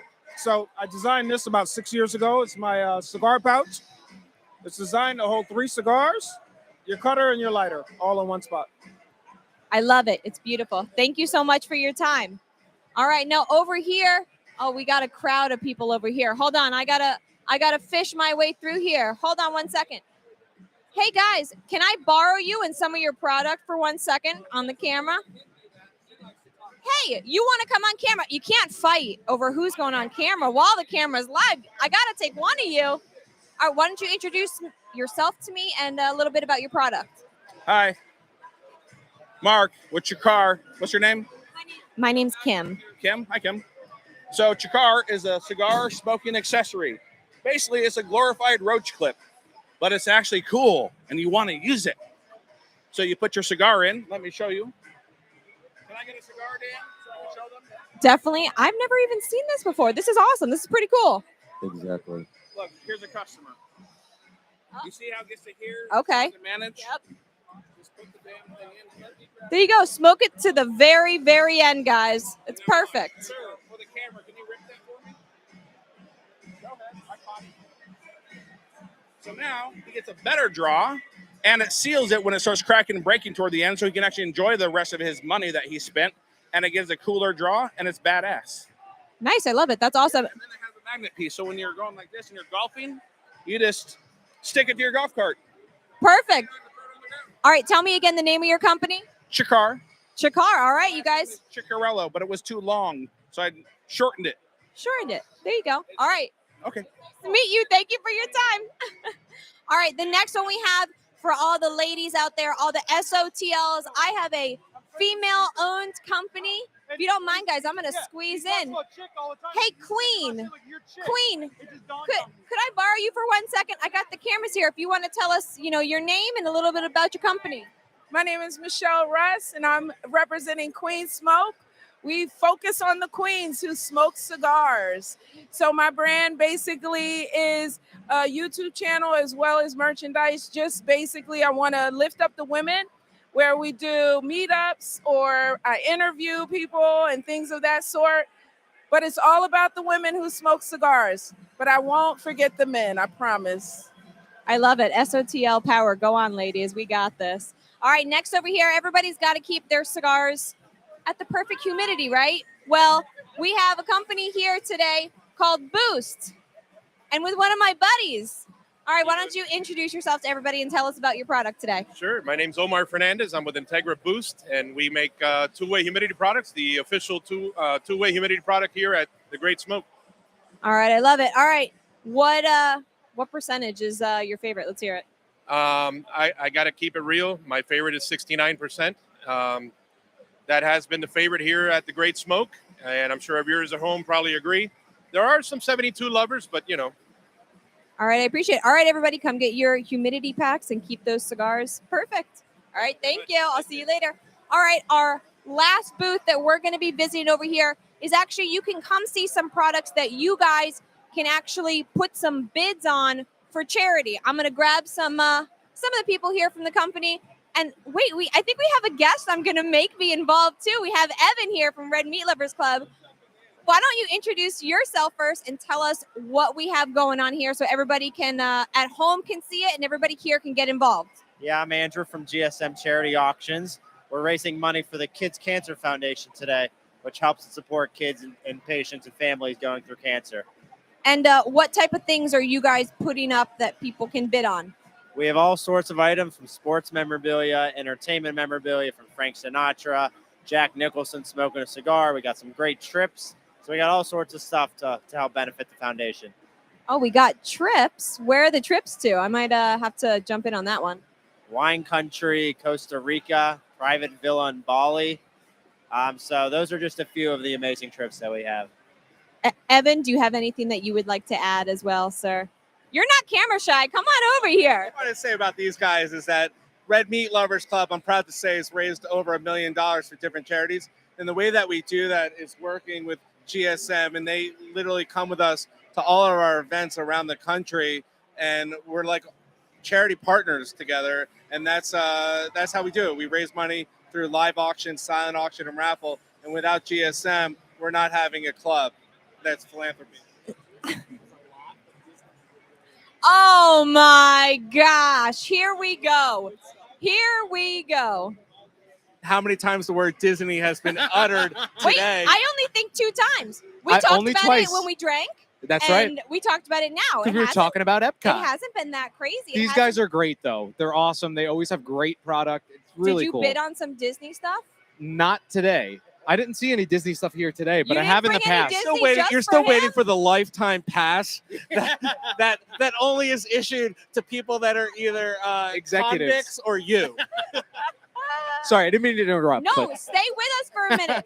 All right, so lots of things for everybody to come bid on over here. Come support the charity, help everybody out, support the children, and yeah, at least come take a look at everything. All right, I appreciate it. Thank you for your time. All right, Paul, where are you off to? What are you doing? I don't know. I'm kind of lost now. I'm just, well, I got to go over. I've been talking to some of the manufacturers. Let me tell you something. The amount of socialites that I've met today. Oh, it's insane. Even compared to last year, I've probably met 50% more people This from year? the socialite page this year. It's so cool to meet people in person, and you know them because you see them, but then you're like, this is them in real life. Here's my issue is I keep seeing people, and I'm like, staring at you. Where do I know you from? And then we make the awkward eye contact 'cause I've been staring for 30 seconds. I'm like, I know you from somewhere. I can't figure out where. Oh, it's from the internet. We've never met. That's me and We're Michael. strangers, That's but me and Michael Herklotz when we see each other in real life. But then he just keeps going and pretends he doesn't know me. He's famous. Who are we? All right, guys. I believe we're going to flip it over to a commercial right now. Stay with us for the Great Smoke 2023. All right, everybody.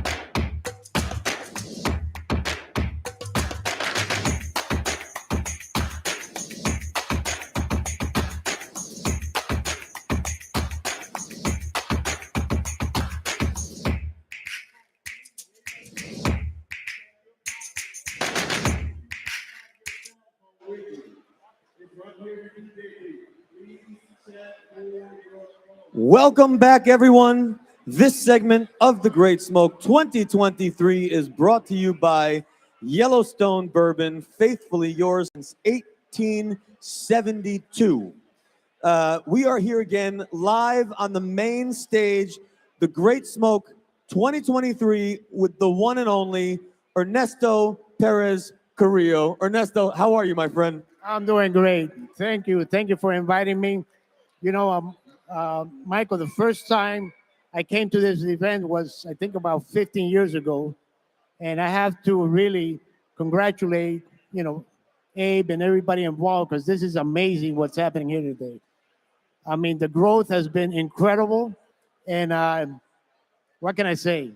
And it's Mind-blowing. really this, we do a lot of events, right? We do a Yes. lot of events. Yes. But it's rare to do an event, especially this large, where you walk into a room that feels like family.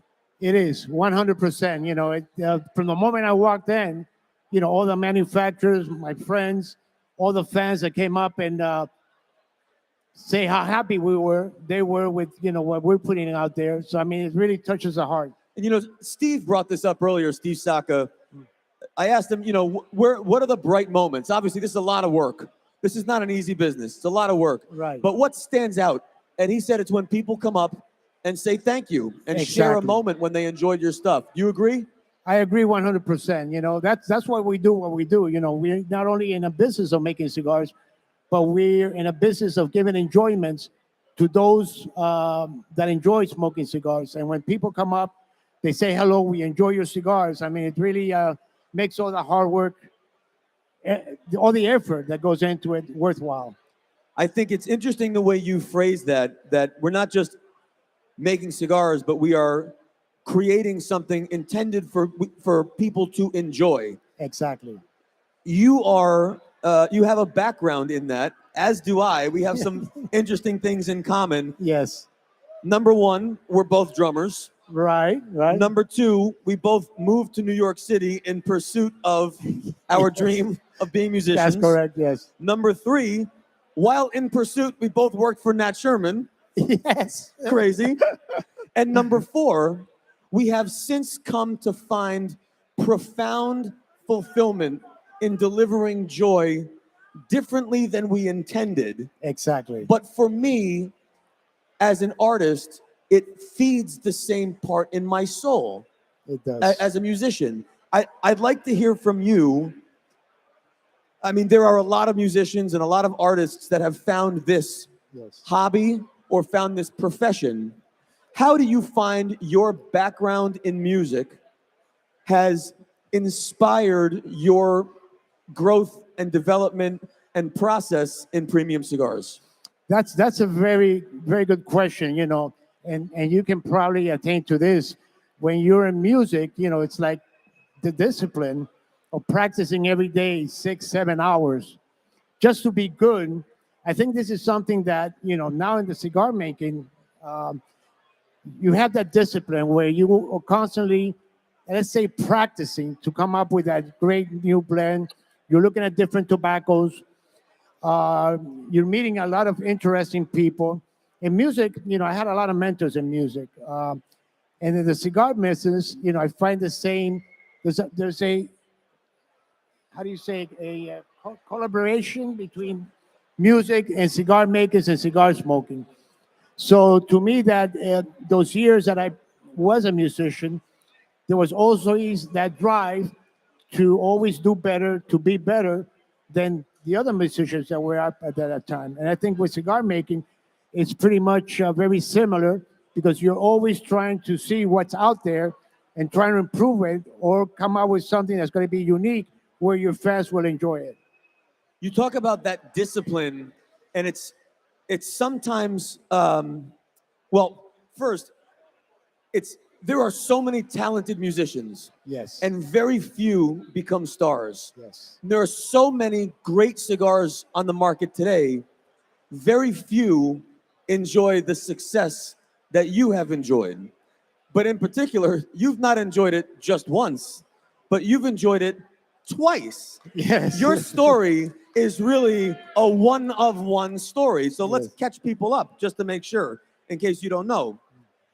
the first story is the El Credito La Gloria Cubana story. Yes. If we certainly know the idea of boutique brands today, but not an understatement, El Credito and La Gloria Cubana was probably the first real boutique cigar that ultimately was recognized in Cigar Aficionado, got ratings that were just, far and away beyond what was in the industry in that moment. What was it like then for you in those mid-1990s, early to mid-1990s, to suddenly have this recognition for something that was so simple and so hard to do when you finally got the recognition for the La Gloria Cubana? I think it was the Wavell. The Wavell, yes. What was that moment? Well, I think, and I have to say something. People call me the Godfather of Boutique Cigars, and I have to say that the person that came up with that name is you. Remember that? Yes. But I think, during those times, it was shocking because, it was just something that I never expected. I've been in this business now for about 50 years. And believe me, during that time, the business was nothing like it is today. So when you're confronted with something like this, all of a sudden you don't know what to do. You're just running on adrenaline, I guess you could say, and not really seeing what is happening. I think the second time around with my new company, with my family, we kind of appreciated it more because that was really hard work to get there. So 1999 was when you ultimately sold to Swedish Match, La Right. Gloria. And then you were offsides, not for very long. And then in 2009, you came back with Tabacalera Alianza. Correct. That was the early days when you and I were sitting down. Right. Godfather of Boutique, Yes. perhaps, was coined at that time.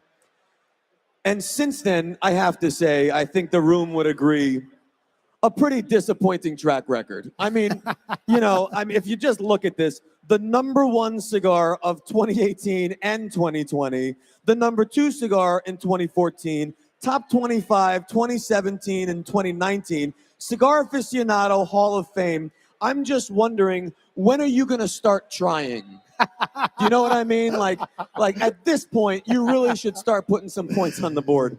No, all kidding aside, what I'd like to ask you, if you look back at the La Gloria Cubana days, yes. and now you look at Tabacalera Alianza days, and you've experienced, really profound success in both.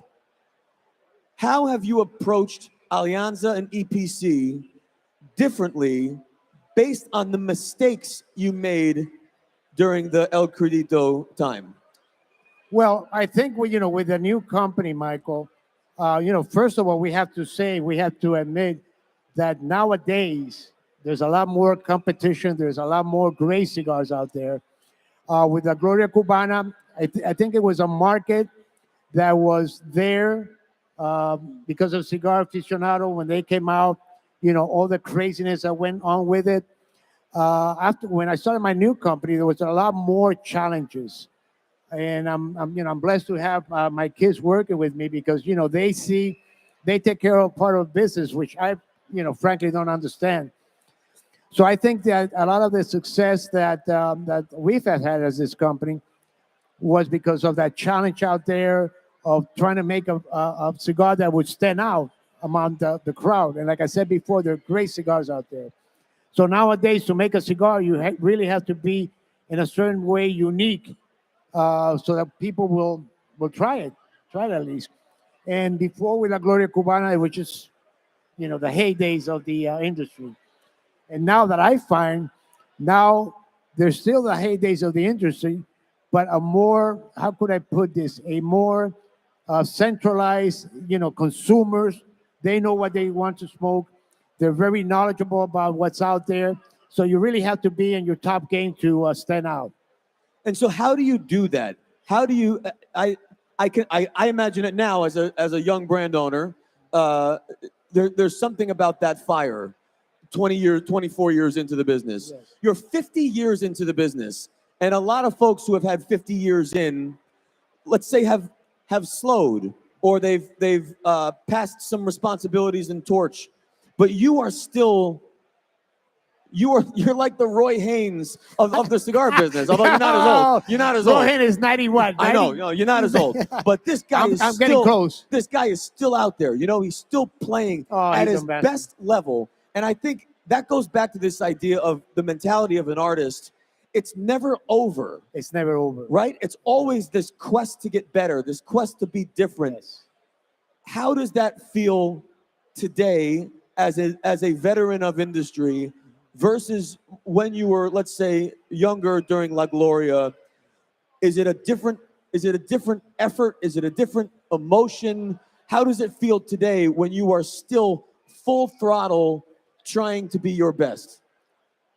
Well, it's again, I think it goes back to my years of being a musician. You know, you were always trying to compete, not only with people, you know, in the industry, but with yourself. And I think that, you know, me personally, I'm never satisfied with anything I do. I always try to, you know, if I think I have something good, I try to make it better. And it's just something that's innate in me. You know, I'm always competing with myself. And of course, I'm competing with those people out there that are making cigars also. And, you know, although we're all friends, you know, we're all colleagues, there's still that sense of, you know, I want to see how I can improve or even grow more than we've had up to now. I'm sure you did the same thing as a drummer. You listen to the people who inspire you. Yes. You learn from the people who inspire you. Yes. You try and emulate the people who inspire you, Yes. but then you try and create your own sound. Exactly. How do you take that approach? Because I know you are really an advocate of industry. Your friendships and relationships with your fiercest competitors are truly genuine friendships rooted in love. How do you balance the inspiration and affection with not trying to follow or copy, but then take that and find your own voice? Well, you know, there's a lot of ways to do that, Michael. You know, I travel a lot to, I'm in Dominican Republic, but I'll travel a lot to Nicaragua, to Honduras, you know, even in Dominican Republic. I go and I visit different factories and I try to see what they're doing, you know, not only blending wise or tobacco wise, but also, you know, the whole structure of the business. And believe me, you can learn a lot. I go out to the fields and I see what they're doing, and it's amazing how much, you know, new tobaccos, although we may not know it, is right now are being worked on, you know, new seeds, new zones that, you know, years ago, that wasn't the case. So constant discipline, constant learning. Constantly. I have time for just two more questions, Ernie. The first, if you would quickly, there is a TGS exclusive cigar from EPC. Tell us about that cigar, that blend, that project. Okay, the project what we're doing here, I believe it's the Inch Nicaragua, right? Yep. Yeah. Plus, we do some, you know, special things for also for aid. But the Inch Nicaragua here, it's a new thing that a couple of years ago I started looking into, reading a lot about chefs, you know, gourmet chefs and that type of thing. And what they did was that, you know, they go to different restaurants in different cities and they would cook in that kitchen. So I got this idea. The first project we did, I went to the Plasencia factory and I said, you know, let's make a cigar and let me blend it. And I mean, they were open to it, and it was, you know, that's how we got the first Inch Nicaragua. And then our second project was with the Allegiance, which is under the Perez Carrillo lines. And I did that with Oliva. Again, you know, we buy tobaccos from Plasencia, we buy tobaccos from Oliva. And the idea was, you know, let me go in there and see what, you know, what you guys have and what we can make that's different than we make and that you make in your own factories. So those projects, to me, you know, to me, they're innovative. My last question for you, and it's the one I'm most excited to ask. With 50 years of achievement, what is still on your bucket list? What is the next big thing that is a goal for you that you want to achieve? That's a great question. And I think And I have to say this because, you know, like I said, there's a lot of great tobaccos out there. I think I still have a lot of different blends that I always, you know, try, think about, or work with different tobaccos. But I think, me personally, I think my bucket list, the thing that I like to do before I finally retired, is to be able to make blends with Cuban tobacco. That would be, I think, the you know, after that, I don't see where else I could go. But that's my dream, and you know, and I'm talking about getting away from everything, all the politics and everything that goes on in the world. Just trying to blend, you know, some Cuban tobacco with Dominican, with Nicaraguan, with Honduran tobaccos, because I think that's going to be very exciting for the future of this industry. Ladies and gentlemen, Ernesto Perez Carrillo. Thank you all. Thank you all very much. Folks, if you're here, you're having a great time. Is everyone having a great time? For those who are at home at virtual, Paul is in the crowd with some of our other cigar manufacturers. Paul, where are you and who are you with? So listen, Michael, I am at one of the booths here that I always visit every time that we do the Great Smoke. And this time is a very special time because while the big man is not here, I have the brains behind Dunbarton Tobacco and Trust, Cindy Saka, here with me today.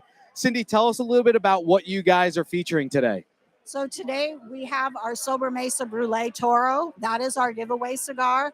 We also have, if you buy a box, you can come back and get a raffle ticket, and we have 3 ashtrays we're raffling off. So these 3 ashtrays are the special ones because we have the crystal ashtray that Steve's been talking about for the last, 100 years on Facebook about how difficult it was to make. And then these handmade soapstone ashtrays that literally, people hand carve them for Dunbarton Tobacco and Trust. And you can't buy them. They get raffled off. But Cindy, what I want to focus on is something you just showed me before the cameras went live. Show me these 2. If you've heard about these, there's 2 new unicorns. Just tell us briefly what they are. We don't have to go into the specifics. So we have a black unicorn and a blue unicorn.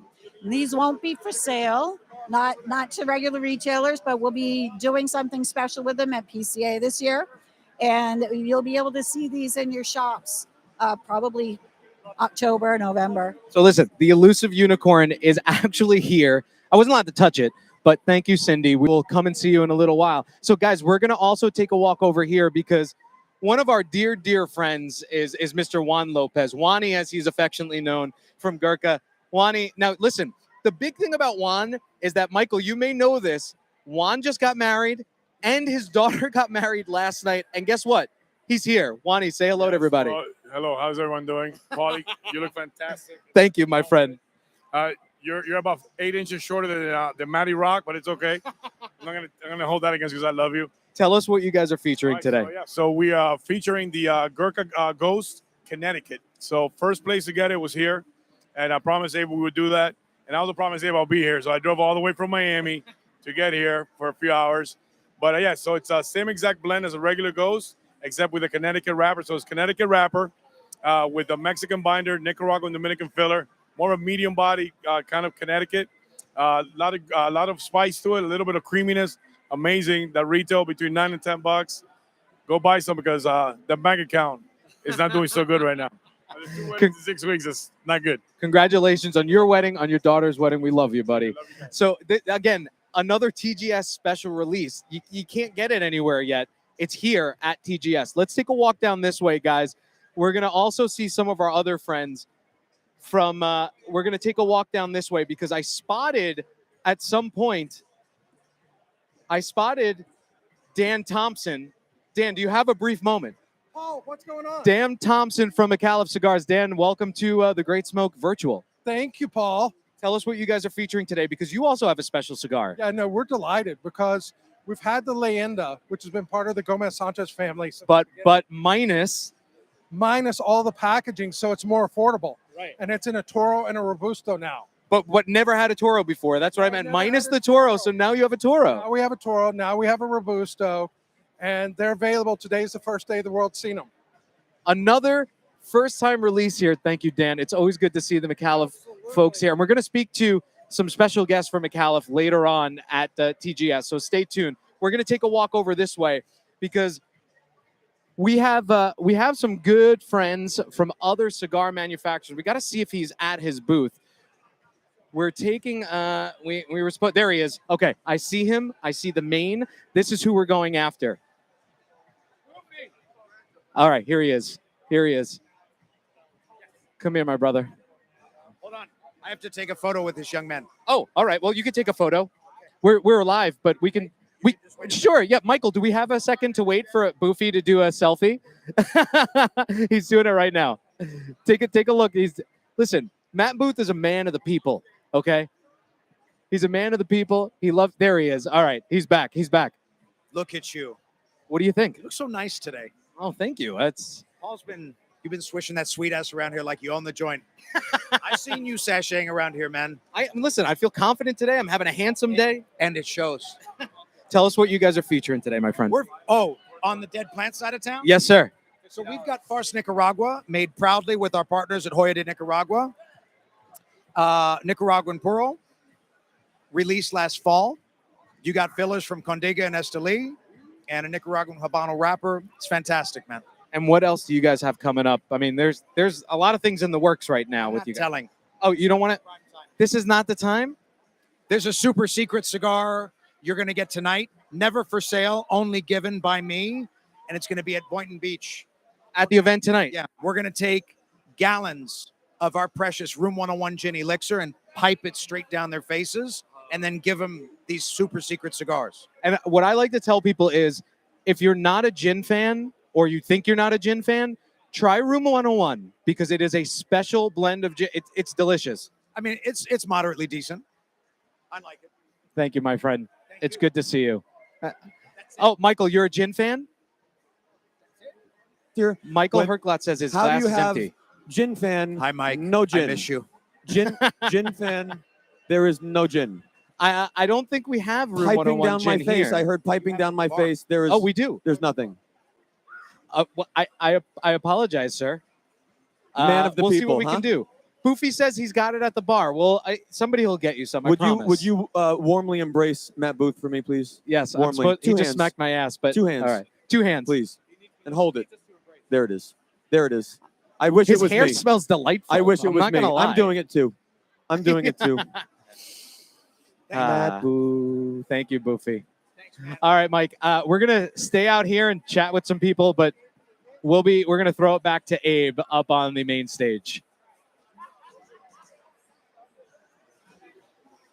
Kids Cancer Foundation for all of your support. Thank you, Abe at the Smokin' for your continued support. And the Great Smoke event to benefit the Kids Cancer Foundation. Hey guys, this is Barbie and Baron and Grayson, my son Aiden, their brother, was diagnosed with ALL 3 years ago, and we just wanted to say thank you so much for all that you do to assist the families at the Kids Cancer Foundation and Abe at Smokin' for the continued support with the Great Smoke event to benefit the Kids Cancer Foundation. So thank you so much for all that you do. Thank you. Mwah, mwah, mwah, mwah, mwah, mwah. Thank you, Kids Cancer, for all of your support and everything that you do for us. Michelle, Nicole, Megan, you ladies are phenomenal. Your events were so over the top. Thank you so much for having us. Also, Abe at the Smoke Inn, thank you so much for your support as well, too, with your most recent event. I greatly appreciate everything you guys do for us. Once again, thank you so much. You people are phenomenal. Mwah. Thank you. Bye. Bye. Bye-bye. Hi, my name is Michelle O'Boyle. I am the founder and executive director of the Kids Cancer Foundation. I just wanted to take a moment to thank Abe, Smoke Inn, and all of you who are participating in the Great Smoke for your continued support of the Kids Cancer Foundation. It's thanks to individuals like all of you that we are able to provide the many programs and services needed to meet the needs of our young patients and families battling childhood cancer. None of that would be possible without the support of individuals like all of you. For more information about the Kids Cancer Foundation, please check us out on Facebook or visit our website at www.kidscancersf.org. Little warriors need big heroes like all of you. Thank you for helping us help them fight.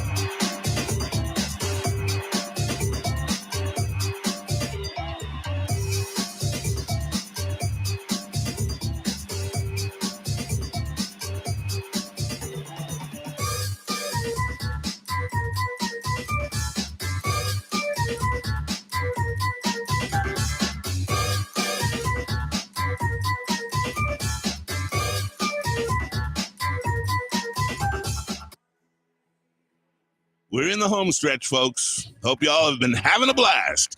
After the break, meet the Great Smoke 2023 MVP. Plus, we're giving away more free stuff. That's right, it's raffle time. The Great Smoke 2023 Mardi Gras Madness. What? Seriously? They're sending someone over here with beads? Well, it's about time. The show's almost over. So I do get them. At least we've determined that.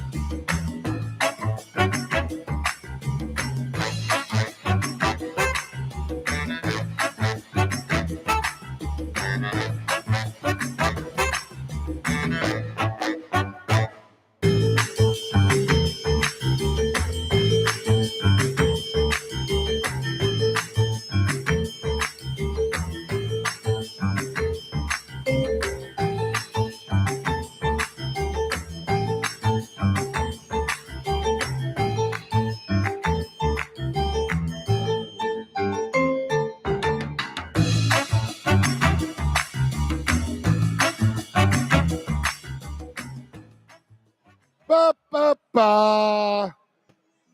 There we go. What's up, everybody? All right. I need everybody to listen up real quick. All right. How many times have you been at home and you lost your wallet, your car keys, your glasses, and it drove you nuts? All right. I'm lucky. You know why? I lost my cell phone. There's 1,500 of you in here. All right. And it's easy to know it's mine because it's got the Smoke In logo on the back. So look around, and if you see a black phone with a Smoke In logo, I sat down somewhere probably for a minute, left it there.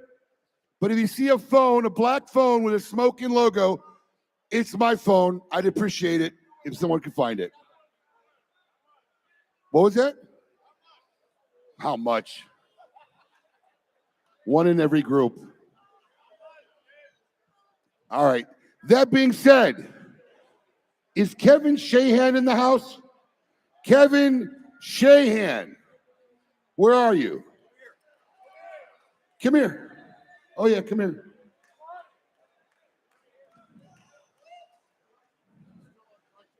If anybody who has my cell number, call my phone. Oh, it's on vibrate. Damn it. Oh, yeah. So you want to send me pictures and you know, oh, yeah. So anybody who follows me or knows me, one of my mentors, and if you've been in the business long enough, you'll know who I'm talking about. But one of my mentors was Sal Fontana. Actually, my first mentor in this business. I met Sal in 1995. And Sal, I never met him before. I went to a convention. My man. Where was it?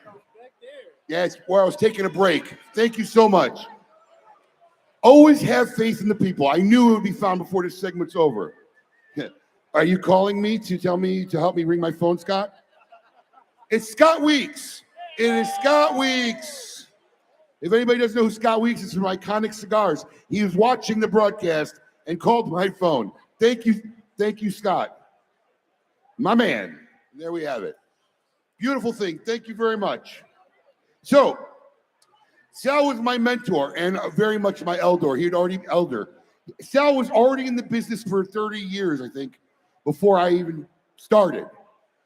But Sal literally hand-took me to every single person in this industry as of relevance and introduced me as his friend, and was really the spark of some of the lifelong friendships I've had in this industry, some of the relationships that helped me get the support from the 30 and 40 manufacturers who come and make this event possible every year.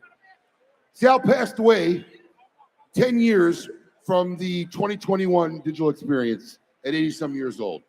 Great man. But we always had this relationship where we bickered, right? We would bicker and we would bet. You know, we would never pay each other. So finally, I got frustrated. And I said, Sal, this is what we're going to do.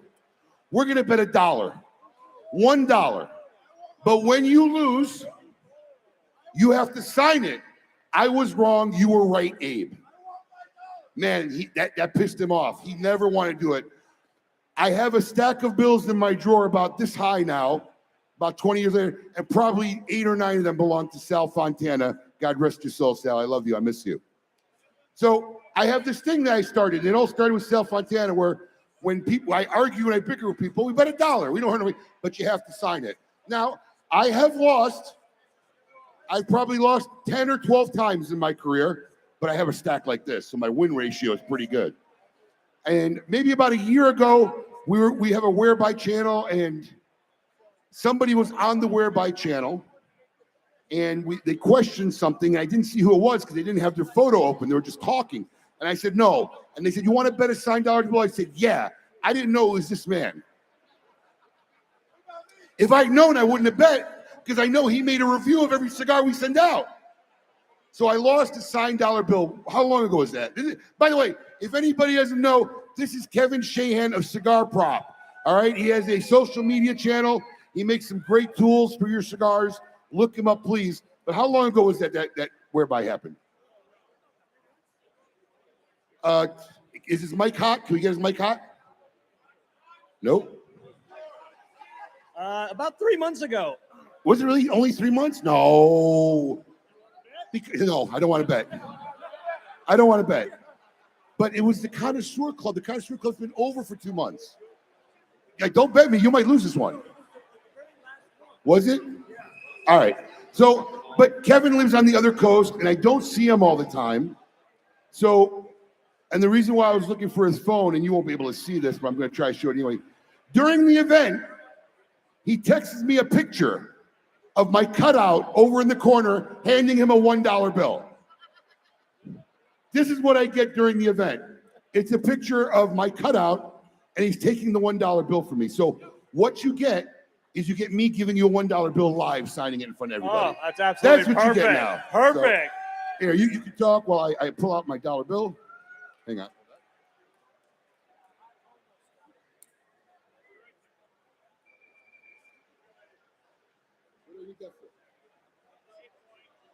Yeah.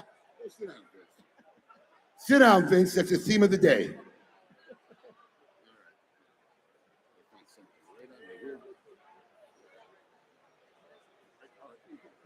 Where's the side camera man? The side camera man? This does not happen very often.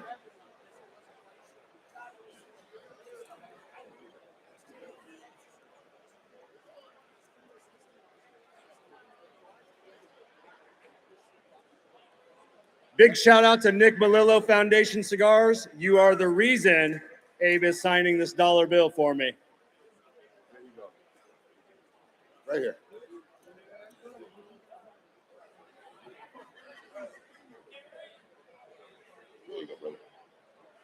Thank you. Don't very ever much. say I squelch on a bet. That's it.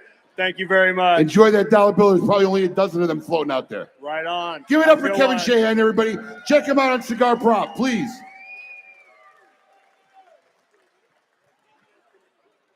All right, brother. Thank you very much. All right. So one of the things that makes what we do in our culture beautiful is relationships, you know, meeting people, getting things going. And something happened during the Great Smoke this year where a customer of ours who's part of our socialite group, and if you don't know, you've probably heard me talk about this or people on stage talk about this.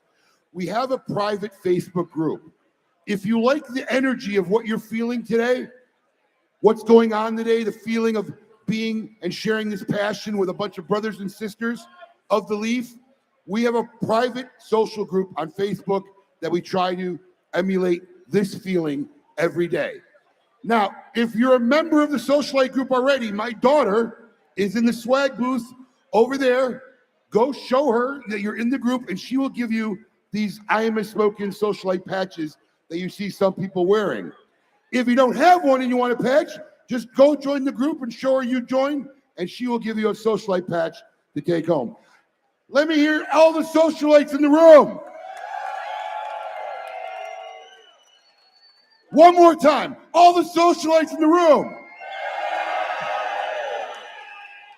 That's what you need to be part of, so look us up. So that being said, one of our socialites, we gave away 5 TGS releases. Michael's been doing phenomenal interviews with them on stage. And this just started out as a coincidence. We would release them randomly during a 1-hour broadcast. And the first release we did, he was the first customer. Now, mind you, there's probably about 50 to 100 people waiting to buy this product, but he was the first customer. He did it the second time. And we said, wow, that's a coincidence. Then he did it the third time. So this guy's going for 3 for 3. The odds of that happening, I don't know. I started a debate whether this guy had some kind of hacking software or something. He went 3 for 3. Then he goes 4 for 4. And I say, if this guy goes 5 for 5, I have to do something special for him. So sure enough, we do our final release, which was about 2 or 3 weeks ago, and he was second. That's how I felt. I was like, oh, man. And he was second, and he literally was second. The timestamp was the exact same time as the guy who was first. So he shows up second on the screen, and he messages me. He goes, I'm a CFO. I was in a board meeting. I had to run out to my car. True story. And I just said that kind of dedication warrants a special treat. So we have live right now, from Springfield, Illinois, Stephen Pingolt. I don't know if you can hear everybody, Stephen, but they're all just cheering for you. Thank you. It worked. I can. Sorry to interrupt, Steve. I can hear you, just so you know. Yeah, okay. So it's not going to work that well. So I'm going to speed this up really quick. Steve, if you can hear me, we've made you the Great Smoke MVP this year. All right? I don't know if you know that or not. We made you the MVP. Everybody's cheering behind me. You have 2 packages that we sent you. We sent Steve 2 packages. He does not know what's in them. All right? So do me a favor, if you can hear me, open the first box. Yeah, I can hear you. I'll open the first one. Open the first box. Open her up. Trying. Gotta cut it up. We did tape it pretty good. Like, I have to tell him so. You did tell me not to open anything at all. No, we told him not to open. This poor guy's had these 2 boxes now for 4 days. It said, do not open. Now, that wasn't torture. I don't know what is. Oh, he's got a nice letter. Do you want to read it? I don't know if it'll work. I'll read it. Dear Stephen, congratulations on being the first ever Great Smoke MVP. Even though you were unable to be here in person, your dedication and determination did not go unnoticed. Please accept these token gifts as our appreciation for your support of our company in this amazing event. Hopefully you can make it in person in 2024. Congrats and keep it lit. Thanks. There you go, buddy. And what was in that box? And he's going to show it to you. I guess he's got somebody off camera doing the work. A lot of bubble wrap on this. Well, we did have to bubble wrap it a lot because it was fragile. There it is. Our first barrel selection ever at Smoking Cigars. We picked out this barrel 5 months ago. It's actually extremely tasty, Elijah Craig. If they have any left, they do have them over at the swag station. It's actually a very good bottle. Congratulations. You're probably the only person who's not here who has a bottle today. Now, more importantly, Steve, open up box number 2. Opening on number 2.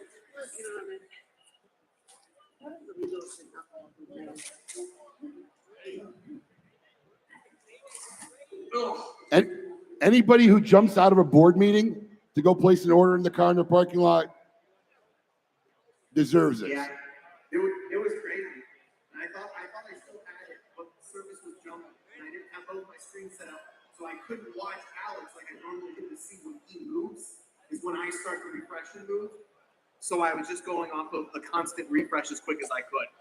Yeah, so during our live broadcasts, Alex would be there, and I guess he was watching his mannerisms at time when Alex would say, "It's live," and he was beating him to it. Oh, there you go. My wife's open as she goes. More bubble wrap? I just hope it didn't break. It did not. It did not break. It did not break. I don't know how to put it in this thing, but Maybe we shouldn't have put so much bubble wrap on it. There it is. There it is. There it is.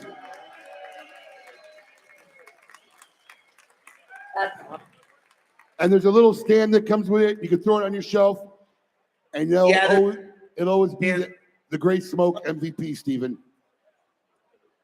I think she got it. We figured it out. There you go. Always a great story. We love great stories. This was a great story. We thought we'd share it with you guys out there. Thank you very much, Stephen. We appreciate it. Live from Springfield, Illinois, Stephen Pingold. Thank you so much. All right. Have fun. Thank you, sir. That being said, anybody want to win some stuff? All right. We got another round of raffle time. Prize number one in this segment, the Alec Bradley package. We will give you Bradley Rubin's mustache hair. No? Okay. I tried.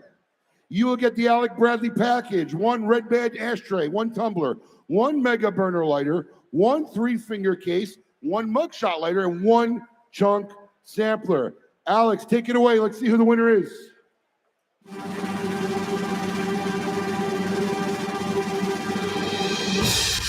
Joshua Laird, virtual. Joshua, congratulations at home, my friend. I hope you're watching. You have won that package. We will get it out to you in 7 to 10 business days. Prize number 2, the Island Gym collection, okay? Island Gym is here. If you haven't seen him, you get 3 boxes of his collection, and you get the brand new Island Gym Connecticut that's started here, the first people in the country to get it at the Great Smoke, and a box of the Habano and Maduro, a $500 value. Alex, take it away. Let's see who won.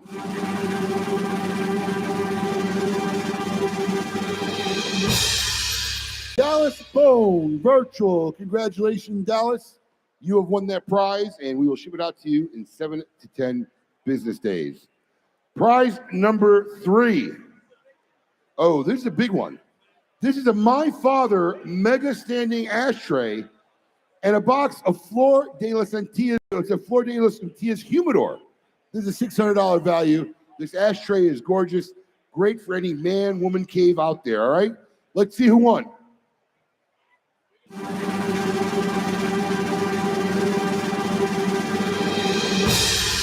Gerald Bryant. Gerald, you're in the building. Gerald, if you want, please come down. You need to take that puppy home with you today, please. Package number 4, a Monte Cristo branded. Anybody want a rabbit ear? Anybody like rabbit ears? Anybody know who rabbit ear is? If you don't know who rabbit ear are, they got a booth back here. Check them out. I have one in my office. It's great to clean out the air in your office, in your bedroom, or your home. You're going to get a Monte Cristo branded minus A2 rabbit ear. This is a $700 value. Let's see who wins this puppy.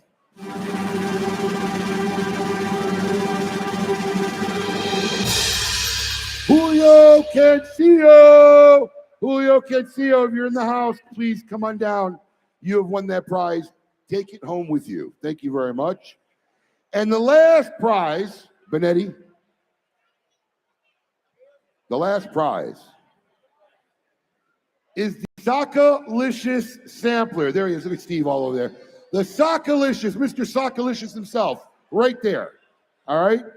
You are going to get signed boxes of every cigar he bought here today that's in the pit. You will get a box of Sin Compromiso, a box of Stillwater Star, a box of Mi Querida, a box of Mi Querida Tricky Traca, a Sober Mesa Boulé, and 2 bundles of Umbagog. This is a $1,200 value. Are there any Saka fans in the house?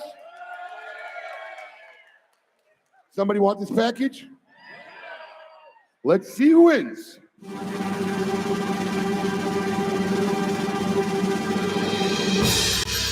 Gerard Gill. Is Gerard Gill in the house? Sit down, Michael. We're back to the old theme. There you go. Congratulations. Somebody over there, I heard somebody go down and get your prize. Vinny, somebody put a leash on him. Sit down. Sit down, Vinny. We say congratulations. Try it. Try it. Say congratulations. All right, there we go. No, you can't take that guy anywhere. No. All right, that's it. But we do have one more round of raffles before this day is over. Once again, taking the main stage, although I don't see them anywhere. Stephanie, the Jambalaya Jugglers, are they here? Stephanie, Lipman, Zimmerman. Oh, she's deaf. Are the jugglers around? There they are. Thank you very much. The Jambalaya Jugglers, once again, everybody, we'll be back. Thank you.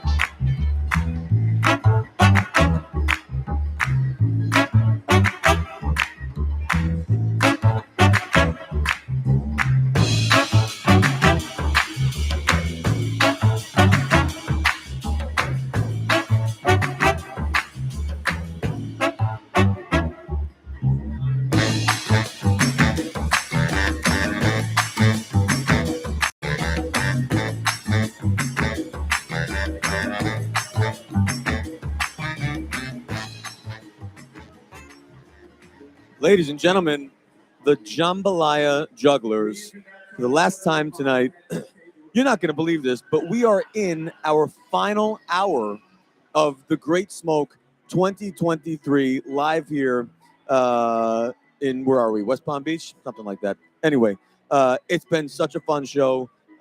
We still have a lot of exciting stuff in store, and that includes a walkthrough some of the vendors, specifically your favorite cigar manufacturers who are here today on the floor talking about their brand, taking pictures, engaging with their favorite fans and consumers.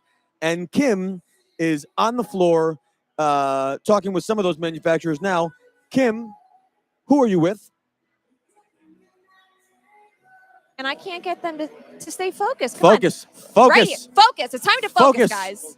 Right here, I have Chin from Cavalier Cigars. Why don't you introduce yourself and tell us a little bit about your cigars? So, hey, my name is Sebastian, founder of Cavalier Cigars, the Gold Diamond, smoke gold, stay gold. Oh, look at that. Like a gold shirt. We were talking about underwears before. I don't think we need to talk about underwears anymore. Brian, come here. Look at that. No more underwear. Look, he wore the gold. We can smoke the gold and wear the gold. Yeah, the gold. I mean, not everybody can. Well, think, I but didn't Brian want to get lost. I don't want to be a lost toy. So I don't think you're going to get lost. I think it's pretty easy to find you guys with that shirt. It's honestly hard not to find you. No, he's not my brother. He's not my father either. It could be. I'd be a bit shorter if he was, though. I'd be a bit next to us. But it is to work for Cavalier, you must have at least an 8-inch long beard. It is company mandated. I've seen the company manual. I saw it, and I just couldn't fulfill that request. Yeah, that's the whole part of it. Size matter then, because 8-inch for us matters. So yeah, that's Kim's gonna join us when she's in her 50s. When I'm in my 50s and I grow my beard, then I'll come over and be in the industry again. Just a mustache. All right, you guys having fun? Oh, yeah. Wow, having a great time. Are you kidding me? All right, guys, we've got a ton of manufacturers out here. Why don't we walk down? There's somebody that I'm pretty sure everybody watching this show knows.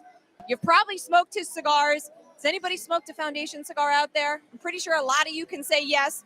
It is Nick Melillo. It's really far to get there. I honestly thought I could walk a lot faster. Apparently I can't. But let's go over and steal him. He, again, is in a nice gold shirt that everybody can see. Follow me, guys. We're going to find him. Hey, Nick! I see him. I told him to wait for me and be ready with something funny for you guys, but we'll see. Mr. Melillo, could I borrow you for a minute? Nice to meet you for the very first time that we've never met before. It's my pleasure. The pleasure is all mine. Hi, look at these beautiful people. Can you tell us what you guys are handing out today? Who you are, all of that. We are Foundation Cigar Company, started in 2015, but I've been in this great industry since 1996. I'm dating myself. You're not old. No, that's, I don't know, because I honestly thought we were about the same age, but I was 6 years old in 1996. I wish I was 24. I'm not. I'm in my 30s. So I've been in the industry for a while. Abe, I want to say I met Abe 20 years ago. So amazing. So it's an honor to be here. We are promoting Charter Oak, which is my homage to Connecticut. Foundation, we have our office on a 100-acre farm in the heart of the Connecticut River Valley. So Charter Oak is my homage to Connecticut and the Connecticut cigars of old. So Torpedo, 6x52, Special Smoke. 2 times it got Cigar Aficionado Best Buys. So great everyday cigar, great value. You want to know what's funny is I talked to Cigar Snob and I told them to tell me who was #1 in the magazine, and you know who it was? Olmec by Foundation Cigars. What a good cigar. Definitely deserved a #1 spot. an amazing cigar. I worked really hard on that project, and honor those guys at Cigar Snob I've known forever also, and to get #1 spot is a huge honor. All right, I love it. It was nice talking to you. No, that's Abe. That's Abe's job. Oh yeah, that's right. That's Abe's Well, job. he's smart. He knows how to. He's smart. There we go. All right, so thank you for your time. Let's go see if we can grab somebody else over here. I think I see him back at his booth already. I was trying to grab him earlier, but you know, everybody likes to take breaks. Hey, Henderson, can I borrow you for a second? If any of you have smoked, I'm sure you've smoked the cigars. I'll let the man introduce himself. Tell us who you are and what your cigar company is. So I'm Henderson Ventura from Ventura Cigar. We are the Dominican Republic. That's what we are. We're a boutique company, one of the very few boutique cigar brand out of the Dominican Republic. We have Aventura, the Explorer, the Navigator, the Conqueror, the Royal Return that we have, King's Gold and the Queensbird. And the last release we did was Aventura, the Barbaroja. That's a Barbaroja Invasion. It's a nice Maduro cigar. And also we have the La Llorona, that is a limited edition cigar that we do every year. So that's what we have right now. Nice, I love it. And what cigar are you guys handing out to people today? So we give him Barbaroja Invasion. Nice. All right, so everybody, you got to come over to Aventura, see Mr. Henderson. Thank you for your time. I'll see you later. All right, let's go see if we can grab anybody else and talk to anybody else over here. I want to know, what is everybody smoking that they got here today? I've seen a whole lot of brands and a whole lot of cigars. What are you smoking? The stuff you got here going through trick-or-treating? Did you buy a box? Did you get some of the exclusives? What did everybody get? I want to hear it. You know what? I'm going to talk to somebody who's actually not the owner, but he's somebody that I like. Will you introduce yourself and tell us what brand you're with? Hi, I'm Ryan Bathurst, and I'm with Oliva Cigar. That's my What man. cigar are you guys handing out today? Because I love this guy. I met him, where did I meet you? In Orlando through Don. All right, what cigar are you guys handing out? So what we're handing out today is our new Cuba Aliados. This is an all Honduran cigar that we make in conjunction with the Arroyo factory. It's a really, really beautiful cigar. All right, I love it. Thank you so much for your time. All right, everybody, you got to come over here, grab your cigars, enjoy your smokes, see if you find something that you've never had before. There's so many cigars you've had here. All right, I am going to hand it back to Mike. Mike, what are you doing over there? You know, we're over here having a blast. All alone. I'm all alone. I have nothing to drink. But I'm having a great time. Mike, you know Tell what? me. I'm going to go grab drinks and I will bring them to you. Oh. Can you give me like 60 seconds? You can have as many seconds as you need, babe. All right, you got As it. many 60 as you need. seconds. I'll be there You for are you. the best. Guys, today has really been exceptional. Like I said, we're in the final hour. We just took a look at the last cigar manufacturers who are here, and we checked in with the crowd earlier, but I think it's been a little while. Now we got full bellies. We've had plenty to drink, lots to smoke, and I'm just curious, are people having a good time out there on the floor? Paul is in the pit. He is dead center among the people. And Paul, give us a little insight. I want to come along with you too. I want to come along on this journey. Let's have a little dialogue. Paul, where are you? Who are you with? And are they having as much fun as we are? So Mike, I'm over here. I'm hanging out with the crowd. We're meeting people that we kind of know through the internet, but we don't really know in person. And when I tell you, I've probably met about 80 people now that I feel like I know like family, but I've never met them in person. And we're here with Jamar, who's here from North Carolina. He frequents the Smoke Inn location in North Carolina. But Jamar, tell us a little bit about what brought you here, what you're enjoying about the event. So I came here because this is one of the best events around in Southern Florida. And I know Abe a little bit. I know a bunch of the vendors. And I came here to promote, meet people, and, network. Have you been here before? This is my second one. The first one was in 2019 over in the old buildings. But this is a way better venue than anything you guys done. This is great. What's your favorite part about today? It's the drinks, the cigars, the giveaways, all the different cigars that are here, and you get to meet all the vendors and the owners, you're meeting the pinnacles of the market, you know? They're actually here. That's the cool part. Jamar, thank you, my man.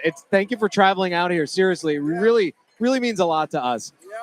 Mike, we're gonna take a walk through into the VIP now. Yeah, get in there. Hey, Paul, while you're there too, Yes, sir. I'm curious to know how many of these folks are they just here for today's event, or have they hit some of the other ones? Were people at dinner last night? Were they Okay. hanging late? You know what I mean? Okay. Let's face it, this is not an easy after you, sir. weekend. You know what I mean? Right. This is like full throttle. This is a whole- Thursday, Friday, Saturday. I saw pictures of people. I think they've been drinking since the airport before they got here. I mean, it's just been hold on. nonstop. Go ahead. I have a VIP here. Get the VIP. And I just want to acknowledge this man. I'll tell you why. Can I borrow you for a moment, Roger? Oh, the Listen. one and only. Listen. The VIP of VIPs. This is the VIP of VIPs. He is an inspiration to all of us, a gentleman and a half. Roger, say hello to everybody out there. Hello to everybody there, and thank you for an invitation. This is Abe's father, Raji Dababna. You may have heard of his namesake, the Raji. If you haven't checked it out, you got to check it out. Are you having a good time? You've been to every single Great Smoke. Great time. What's your favorite part this year? Listen, well, this one of the best. You think it's everything and everything? Hey, Paul. The dinner, after the dinner, everything, and the day off today, the best I ever seen. Hey, Paul. Wow. Ask sir. Roger. I mean, he has seen his son grow and develop from their family business now to being the king of cigars in Florida and clearly running the greatest consumer cigar event we see. How proud is he of his son?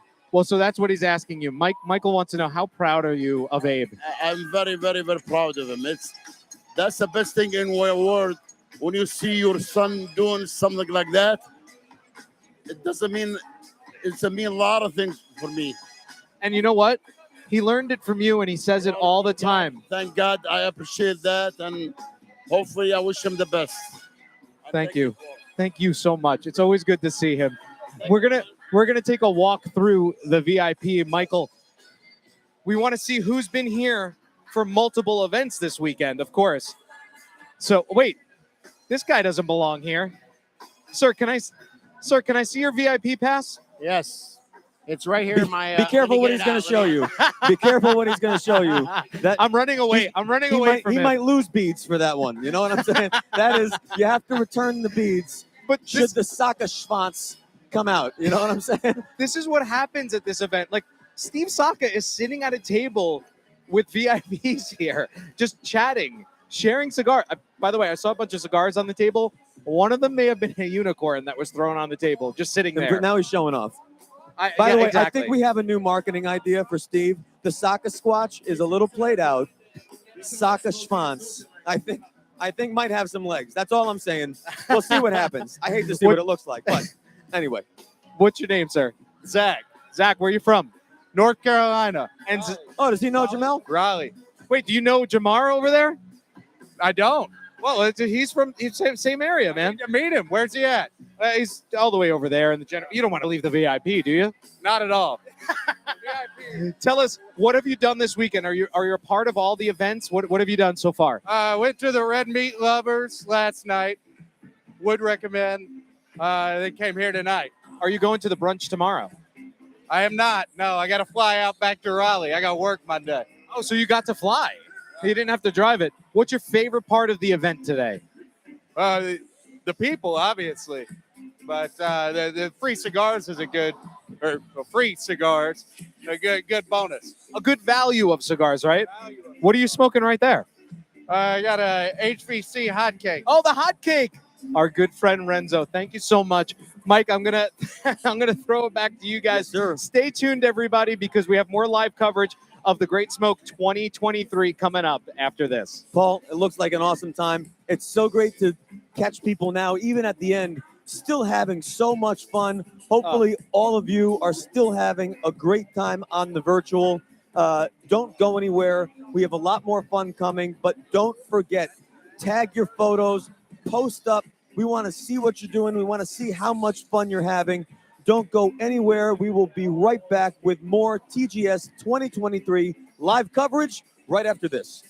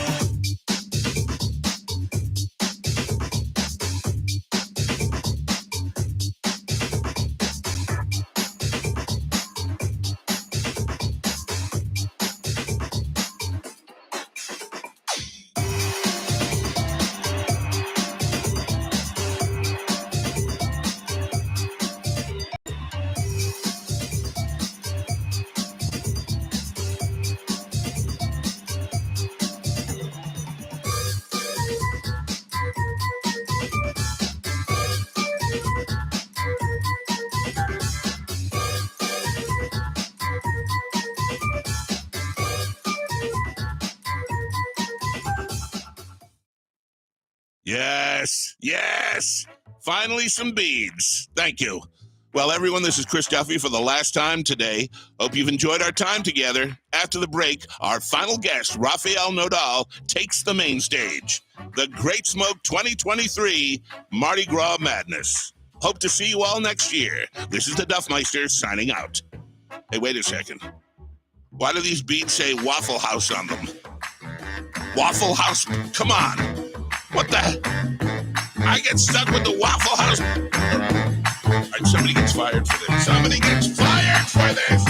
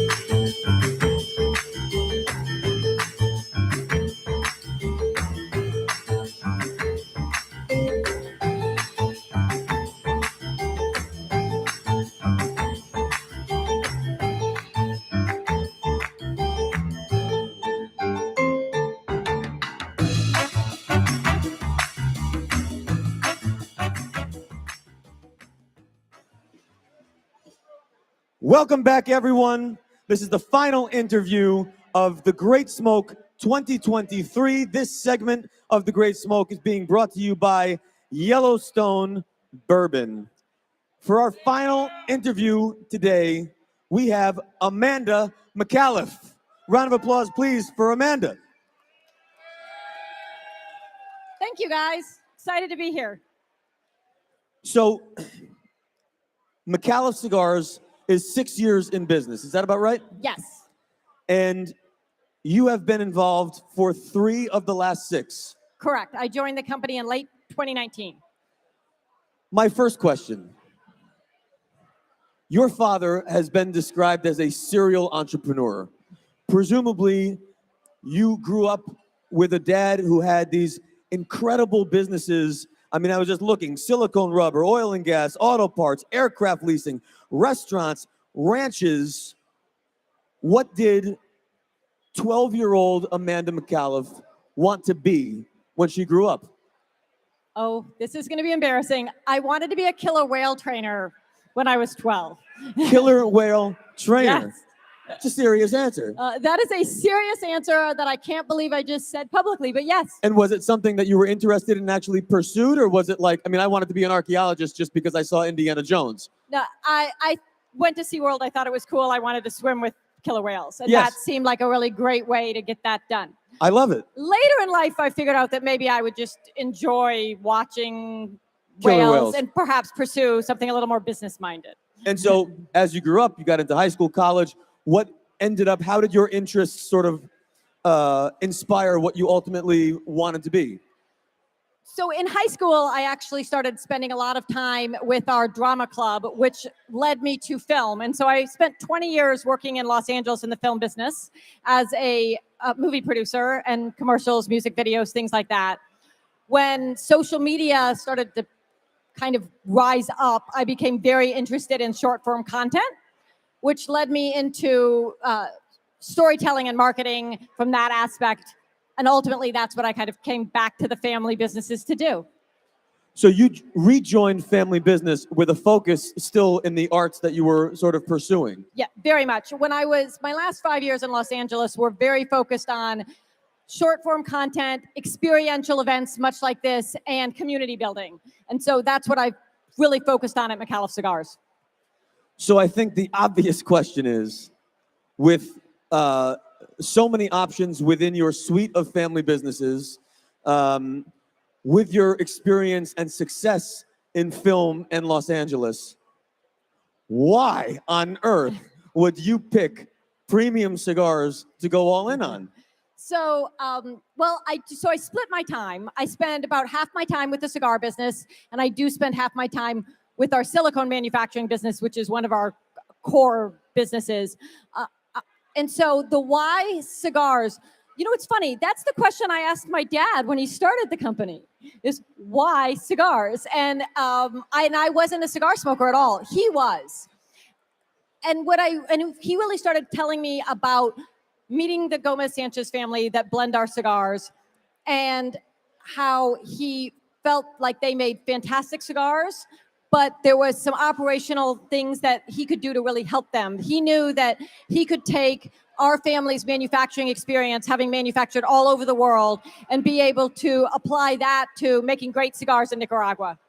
And felt like the brothers and their mother, Migdalia Sanchez, had a gift for blending cigars, but that they would never reach more people unless somebody came in and put that sort of rocket fuel behind them. And he felt like the Mccalla family could do that.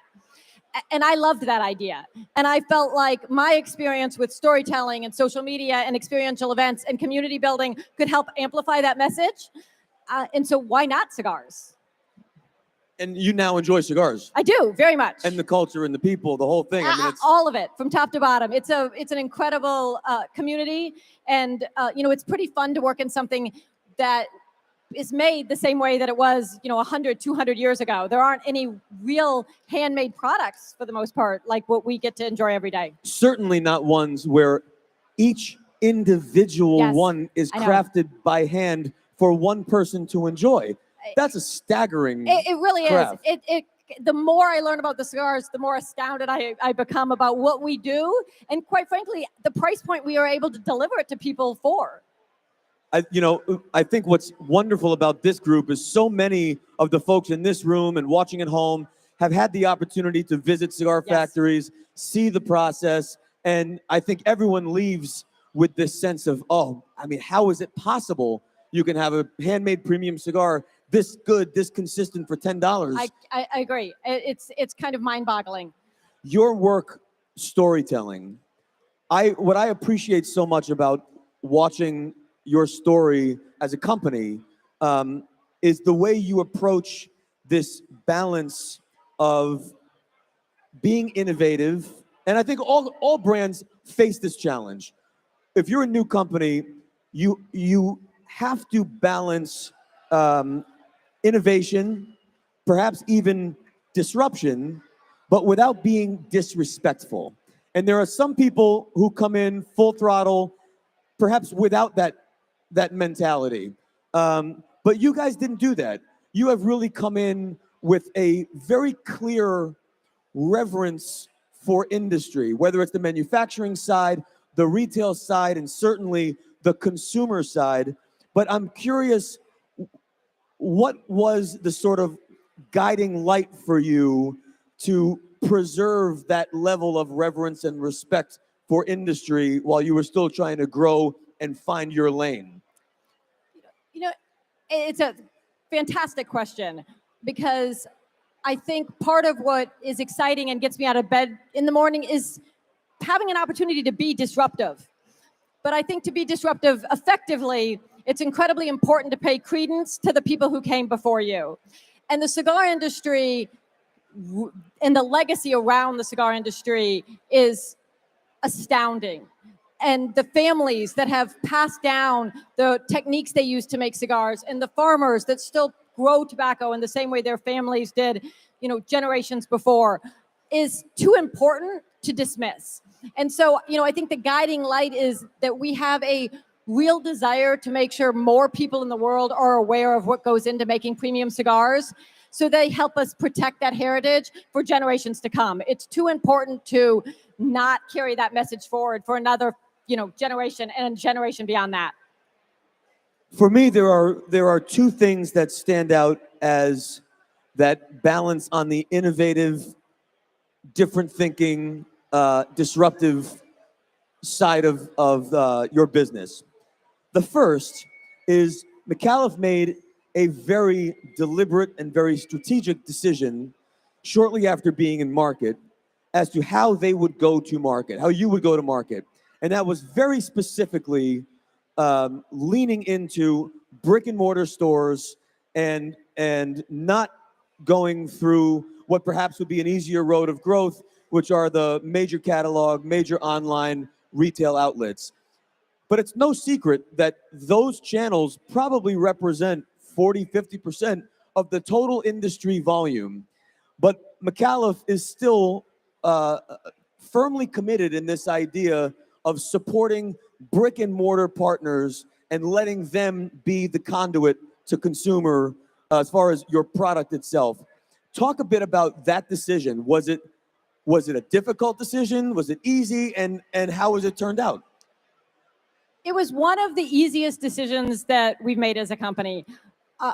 For us, it was painstakingly clear what we needed to do to ensure Mccalla Cigars' long-term success. One of the benefits of being part of a family of businesses is I don't need to build a cigar company for today or 5 years from now. We get to build the cigar company for 25 years from now. And we get to make decisions with that in mind. And so when you look at the long tail of what's going to be happening in the cigar industry, it was really clear to us that if we don't support brick and mortar partners today, there will be no cigar industry tomorrow.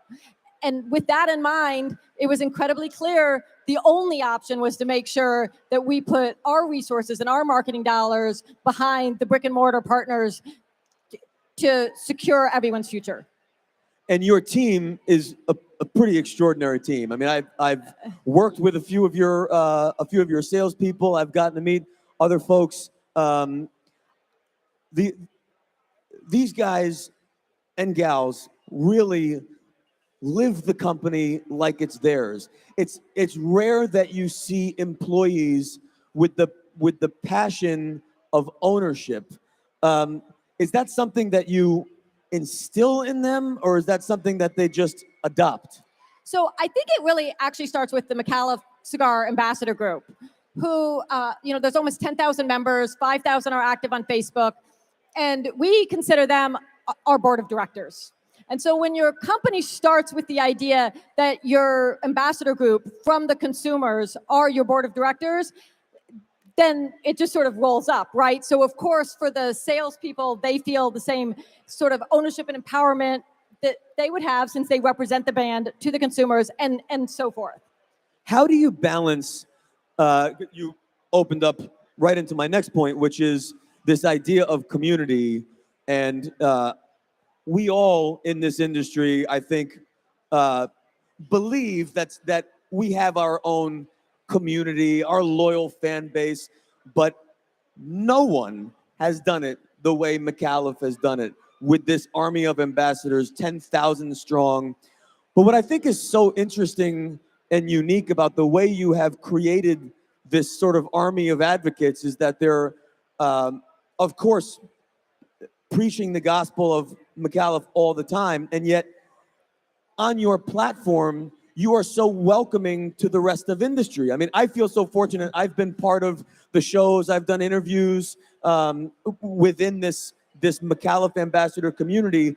It seems to me that you're also sort of balancing not just an advocacy and amplification of Mccalla, but part of the Mccalla brand is industry. Is that kind of on It brand? is. I love how you said that. It is a big part of who we are.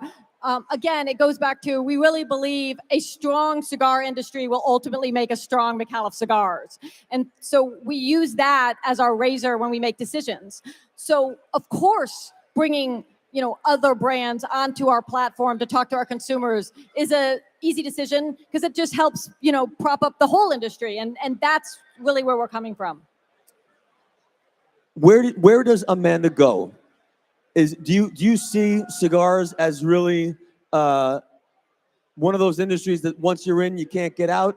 Are there other goals that you have personally that now you want to take your film and media and now what you've learned in this cigar industry and then apply it somewhere else? What's your next goal personally?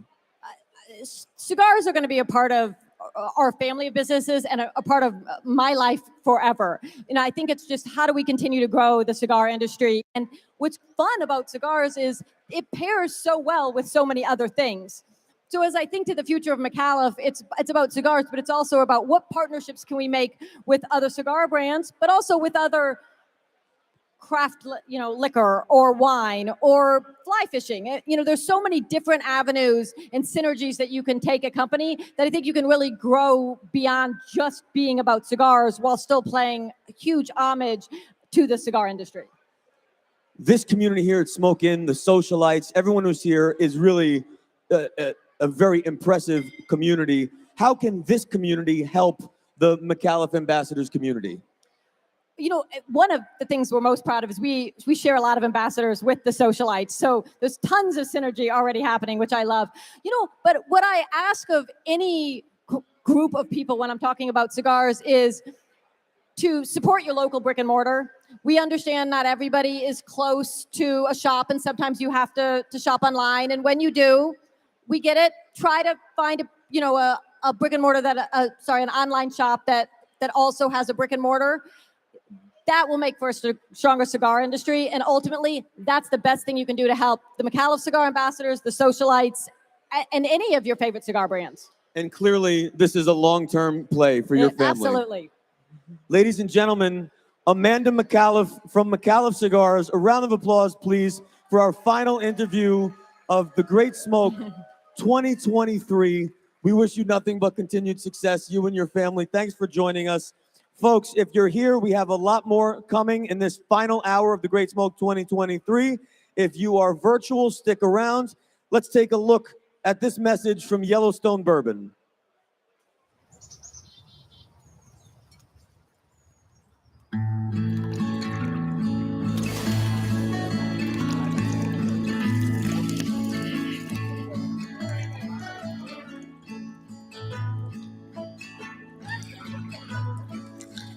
Let's reacquaint ourselves with the places we've forgotten and the people we haven't.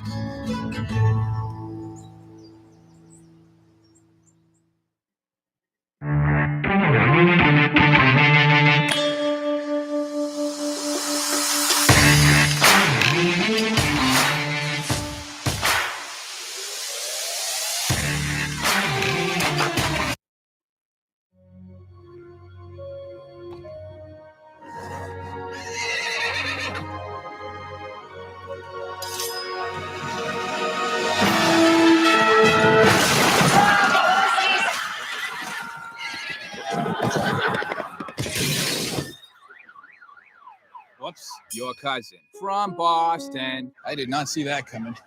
Anyway, Sam Adams Wicked Hazy IPA. Juicy, right? Can we not tell my mom about this?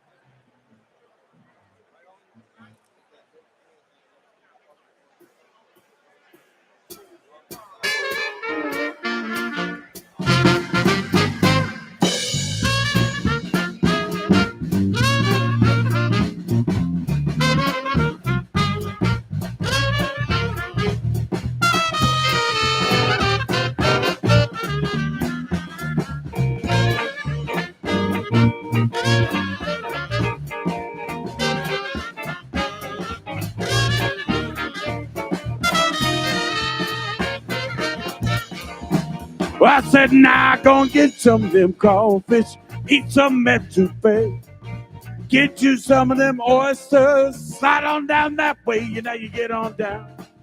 Ho, we New Orleans way. Why not gonna get some of them crawfish, then you eat that the etouffee, you get you some of them oysters, slide on down that way, you know you get on down. New Orleans way. Come on, CZ, baby.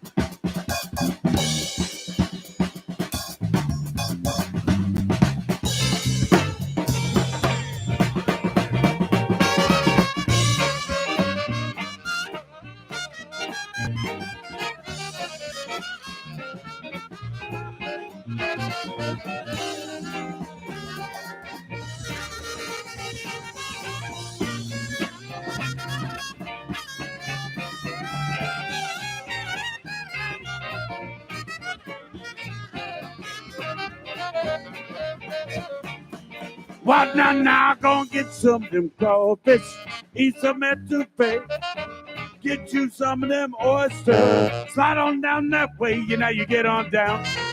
Oh, New Orleans way. I said now gonna get some of them crawfish, eat that etouffee, get you some of them oysters, slide on down that way, you know you get on down. Oh, New Orleans way.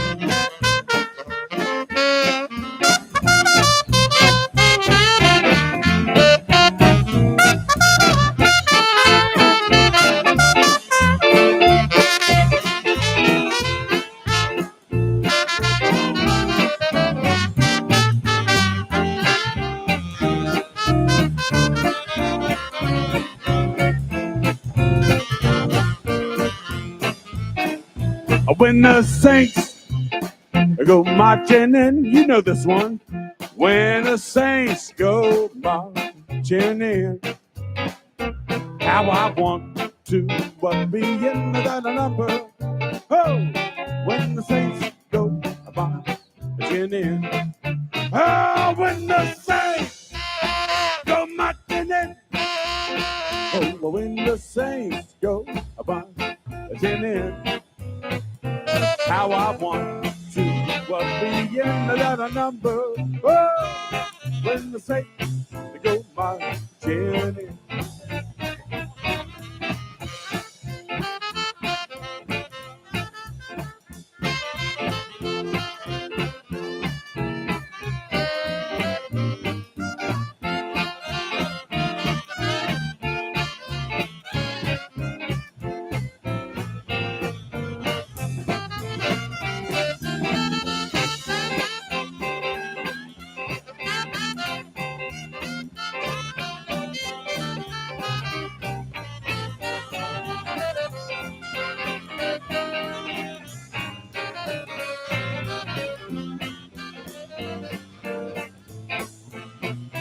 When the Saints marching in, when the Saints go marching in, how I want to be in that number. Oh, when the Saints go marching in. Oh, when the Saints go marching in. Oh, when the Saints go marching in. Come on. How I want to be in the number when the Saints go marching in. Come on, dude.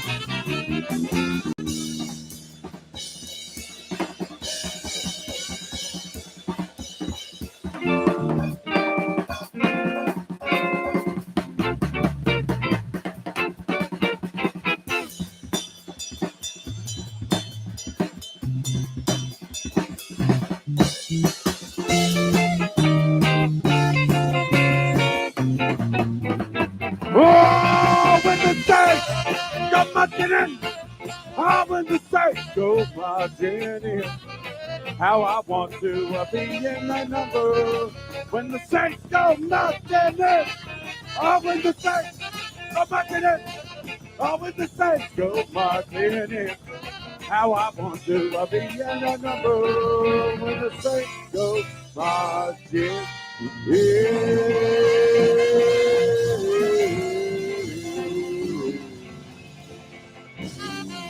Have a great day, everybody. Thank you so much for having us out. Thank you. Hey! The Brown Bag Brass Band. I finally got it right. Give it up. Whew. All right.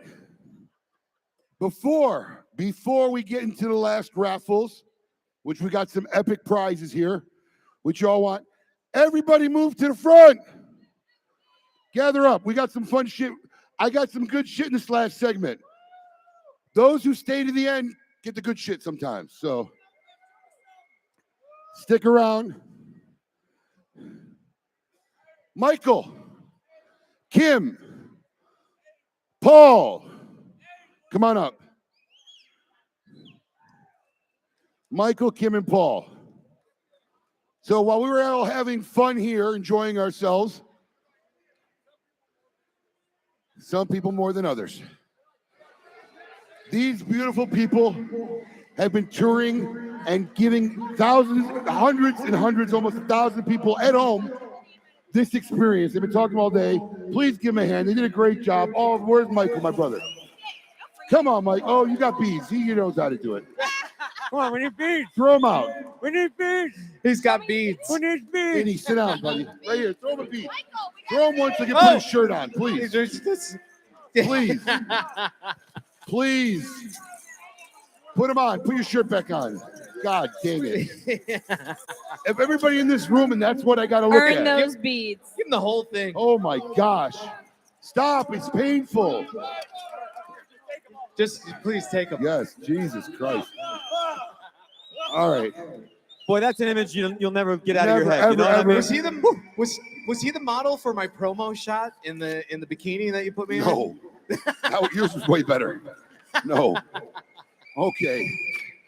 What do you think, guys? Number 3. Number 3. Let me tell you, I've been keeping a steady eye on the feed and on Facebook and in the socialite group, and it's been nonstop.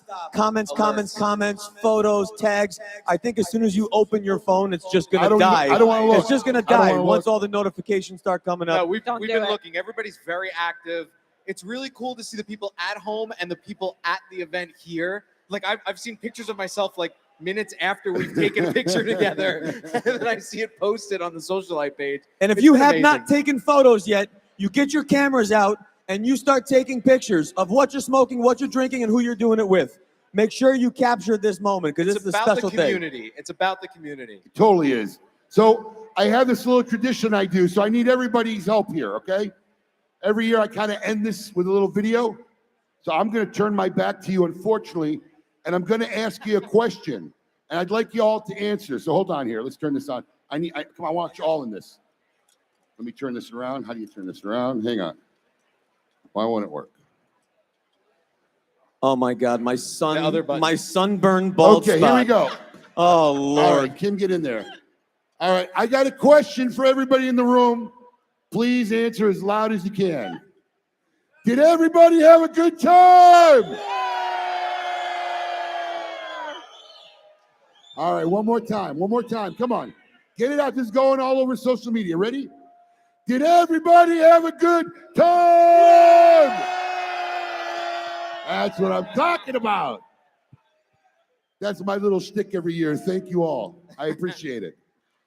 I got a shitload of thanks, and I'm going to try to cram it in as quickly as possible before I give away the prizes, because I know after I call that last winner, most of you are going to run out that door. So, first off, a lot of kudos to these wonderful people, talented people who really, they're amazing. I love them. They're all great people. Also, guys, I'm telling you, if you love this kind of event, it is so difficult. And when I say difficult, anybody in this industry will tell you, it is so difficult to find a venue or a place that you can call home. And these fine folks at the South Florida Fairgrounds, Alex, Jordan, Lisa, if you're out there, these guys let us make this happen every year. And I thank all the fine people at the South Florida Fairgrounds. Thank you very much. A big thanks to the 32 cigar companies, please, who came out today. If it wasn't for them, we really don't have a cigar event. So big thanks to all of them. All our vendors who came out and set up. I hope you guys all sold a lot of stuff. All the liquor companies, everybody involved. Chef Richard, how was the food? Slamming. Chef Richard! Slamming. We got an interview with Chef Richard for the first time, at least since I've been working with you. He's always very humble. He doesn't want, but we had a really great interview with him, and his team is awesome, Abe. I heard. They're the best. Chef Richard has been catering every smoke-in function basically since I basically got in this business. He saw a flyer, walked in off the street, said, "Who's doing this event?" I said, "Nobody." That's how I met Chef Richard, literally. So big kudos to them. Everybody else. Those of you in the VIP, how were you serviced today by these funneling like? All right. These young women are college students. All right. They are on the soccer team. They're here on scholarship. A lot of them are from overseas. So if they took care of you, please take care of them. Okay. They're here. They tried to do their best. So I hope they gave you great service. Everybody give a hand for the big young women, fine young women from Kaiser University. Take a bow, ladies. Take a bow for everybody. Go ahead. It's okay. They're soccer players. They don't know how to bow. Okay. All right. Is my daughter in the house, Petra? Listen, I can't say. Petra! She's here. I Petra. just saw her. Petra's here. Come on Oh, up. there she is. Come on. So this is a story. I'm going to cry. Because I believe in stories. I believe in storytelling. I think one of the lost arts of our time is nobody tells stories anymore. And I was inspired at the dinner last night by somebody. I don't know if they're still here because a lot of people will leave early. And I'm sorry if I forgot your name. But there were some gentlemen that came in, I believe, from Colorado. I spoke to a man last night from Colorado. Oh, sorry, beautiful. If you're still here, just raise your hand. I don't know if you're still here, but I spoke to a man from Colorado, and he had met Steve Saka at the Rocky Mountain Cigar Festival. Steve told him about our event last year, and he's been following us. And he told me what he appreciated most about following us and watching what we do is that we're just genuine, right? I'm very open. My family's part of what I do. You know, it is who we are. And it got me to thinking about this event in particular, because this event is not even just about us. My own family, my wife, who puts up with me for the 2 months prior to the event, everybody has been involved in this event. And my daughter here gets so excited about this event every year. So I have some photos over time that she doesn't know about. Yes. So if we could cue up photo number 1. Now this photo's so old, I don't have. That was her first Great Smoke. She was less than a year old. That was her. I couldn't find the photos before there was digital photos. I had to take the one off the wall and take a picture this morning. That was her first Great Smoke, and she would come every year with her mother. And then when the pandemic hit and we did a virtual broadcast for the world and we were doing entertainment, my daughter goes to a school of the arts. She was a violinist. So for the first time in her life, she entertained everybody at the Great Smoke and the historic broadcast, the digital experience.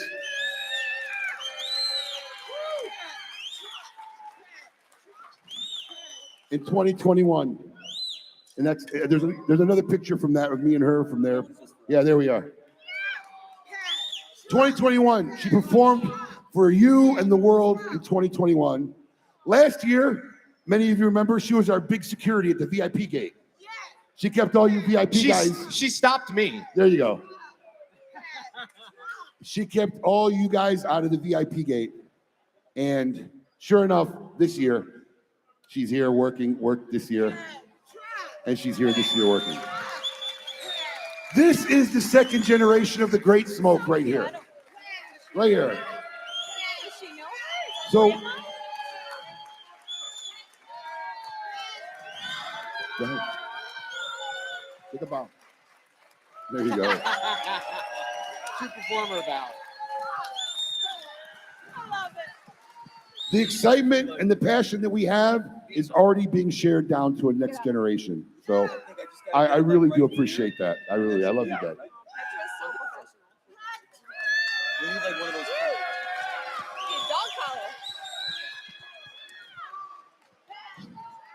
We got at least 3 more years of her, and then she goes away to college already, if you can believe that or not. Unbelievable. So that being said, we're gonna do the last giveaway of this. Michael, if I forgot anything, because my brain becomes Swiss cheese at this time of day. Anything else? I do the prize. Oh yeah, there we go. Oh yeah. Okay. So that's why I have Michael. Everybody, also I want to give a big thank you because this is a really mega project, and it takes a lot of people to make it happen. So everybody, please give a hand to all the smoke-in staff and everybody. Marissa, where's Marissa Richmond? Is Marissa Richmond here? The best. Marissa Richmond, there she is, the MVP. You want to come up on stage? No, you don't. The MVP of the Great Smoke right over there. But Matt Briggs, Moxie, Alex at the booth, all my staff who work the pit, the new guys, you got new guys who had their first Great Smoke. Thank you very much. I appreciate it. It really is a lot. If you like the decor and a lot of the decorations, that's Miss Stephanie Lipman, Stephanie J. Events right over there. And the green shirt, she helped make it look She's pretty. out there. Big kudos to all my family in Chicago who seem to trek down every year for this no matter what. I appreciate you all. Thank you so much. There they are. 12 o'clock. Listen, we've stopped and said hello to them a couple times today. Always having a good time. Having the family They won't miss. Man. They won't miss. And my lovely wife, who I'm pretty sure won't come up on stage. Yeah, I didn't think so. I love you, honey. I love you. Randy! For all of you at home, and if you like the specs here, once again, for the 3rd year, Monty from Show Tech and Show Pro, Stoner and the crew, all these guys in the technical, thank you guys so much. It's a pleasure working with you guys. It's awesome. Our in-house DJ, DJ Cole! also a smoke-in socialite and part of the family. I'm really scared I'm going to forget somebody. I think that's it.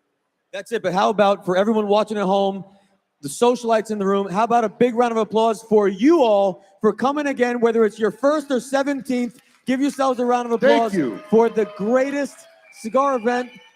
And how about, let's make sure we thank the man that makes this happen. Let's give it up for Abe. Stand up.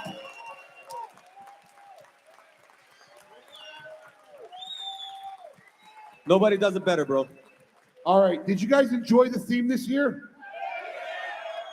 You kind of want to know we're going to do next year? Let's cue up the video. Let's tell them what we're doing next year, guys. Almost. Coming. Here it is.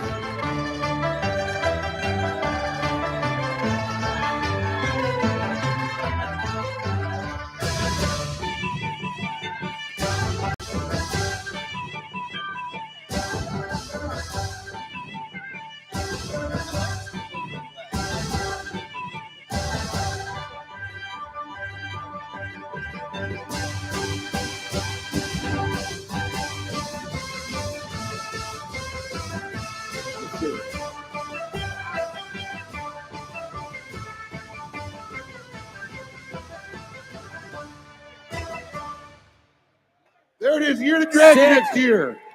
2024. Already been working on it. It's going to be fun. If you thought Mardi Gras was fun, wait till you see next year. Already got it in the works. Already got it in the works. All right. Final raffle. Final raffle. Final raffle. Oh. Okay, I don't have my raffle. Thank you very much. I was going to wing it. We got you. All right, this is the final raffle, folks. I really appreciate everybody staying to the end. So here we go. Prize number 1. An Art Deco humidor from Mccalla Cigars, plus a La Polina travel case and a Kill Bill lighter, a $550 value. Let's run it, see who won that prize.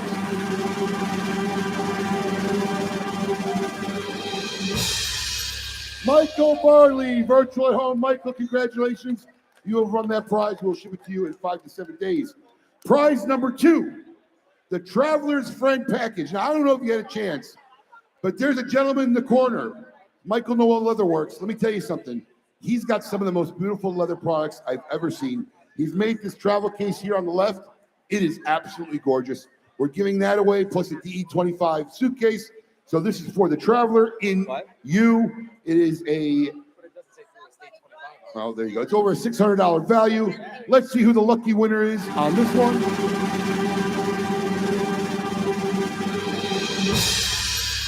John Milhotas, virtual. John, congratulations, my friend. You have won that prize. We'll ship it out to you in 7 to 10 days. Prize number 3, a Romeo and Julieta branded electric bicycle. They're giving away who wants an electric bicycle? Holy shit. That's not even the final prize. Holy cow. But at least it gets you to the next I'm just curious, what's the weight capacity on that bike? All right, let's see who's the winner of this bike.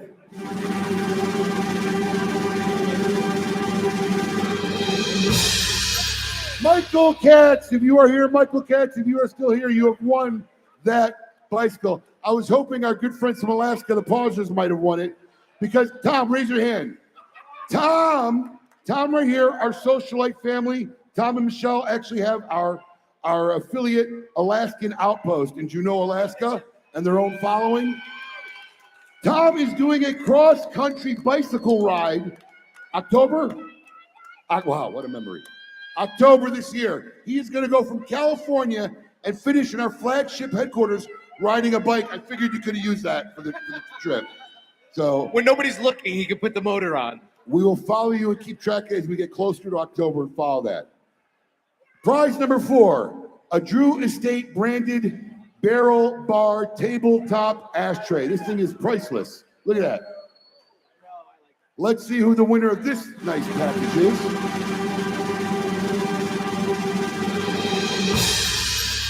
Alan Hamouche.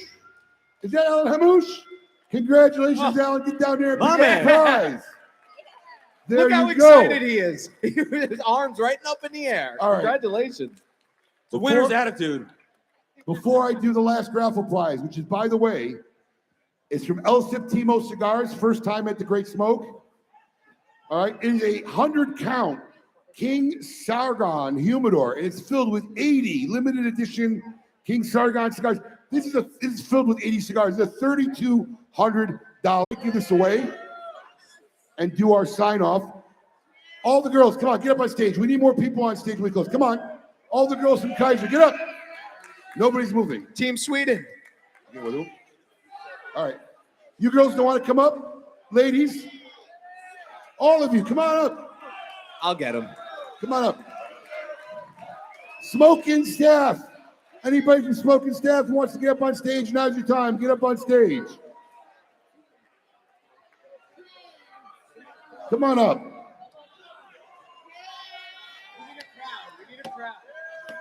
After this, I'm going to go home and take a shower. I'll be heading to our headquarters in Boynton Beach for our Room 101 party with Matt Booth, because my work is done here, ladies and gentlemen. There they are, everybody. All right, absolutely. Here we go. You want to do something first? Okay, we want to do a selfie first while we have you all here. See? Let's go. Come on, Michael. On three, everybody. I want arms up. On three, arms up. One, two, three. There we go. Okay.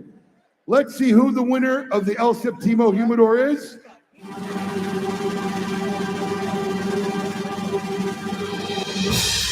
Jordan Garcia. If you are here, come and get it. I hope to see you all later. We have brunch tomorrow. I love you all. I will see you all next year.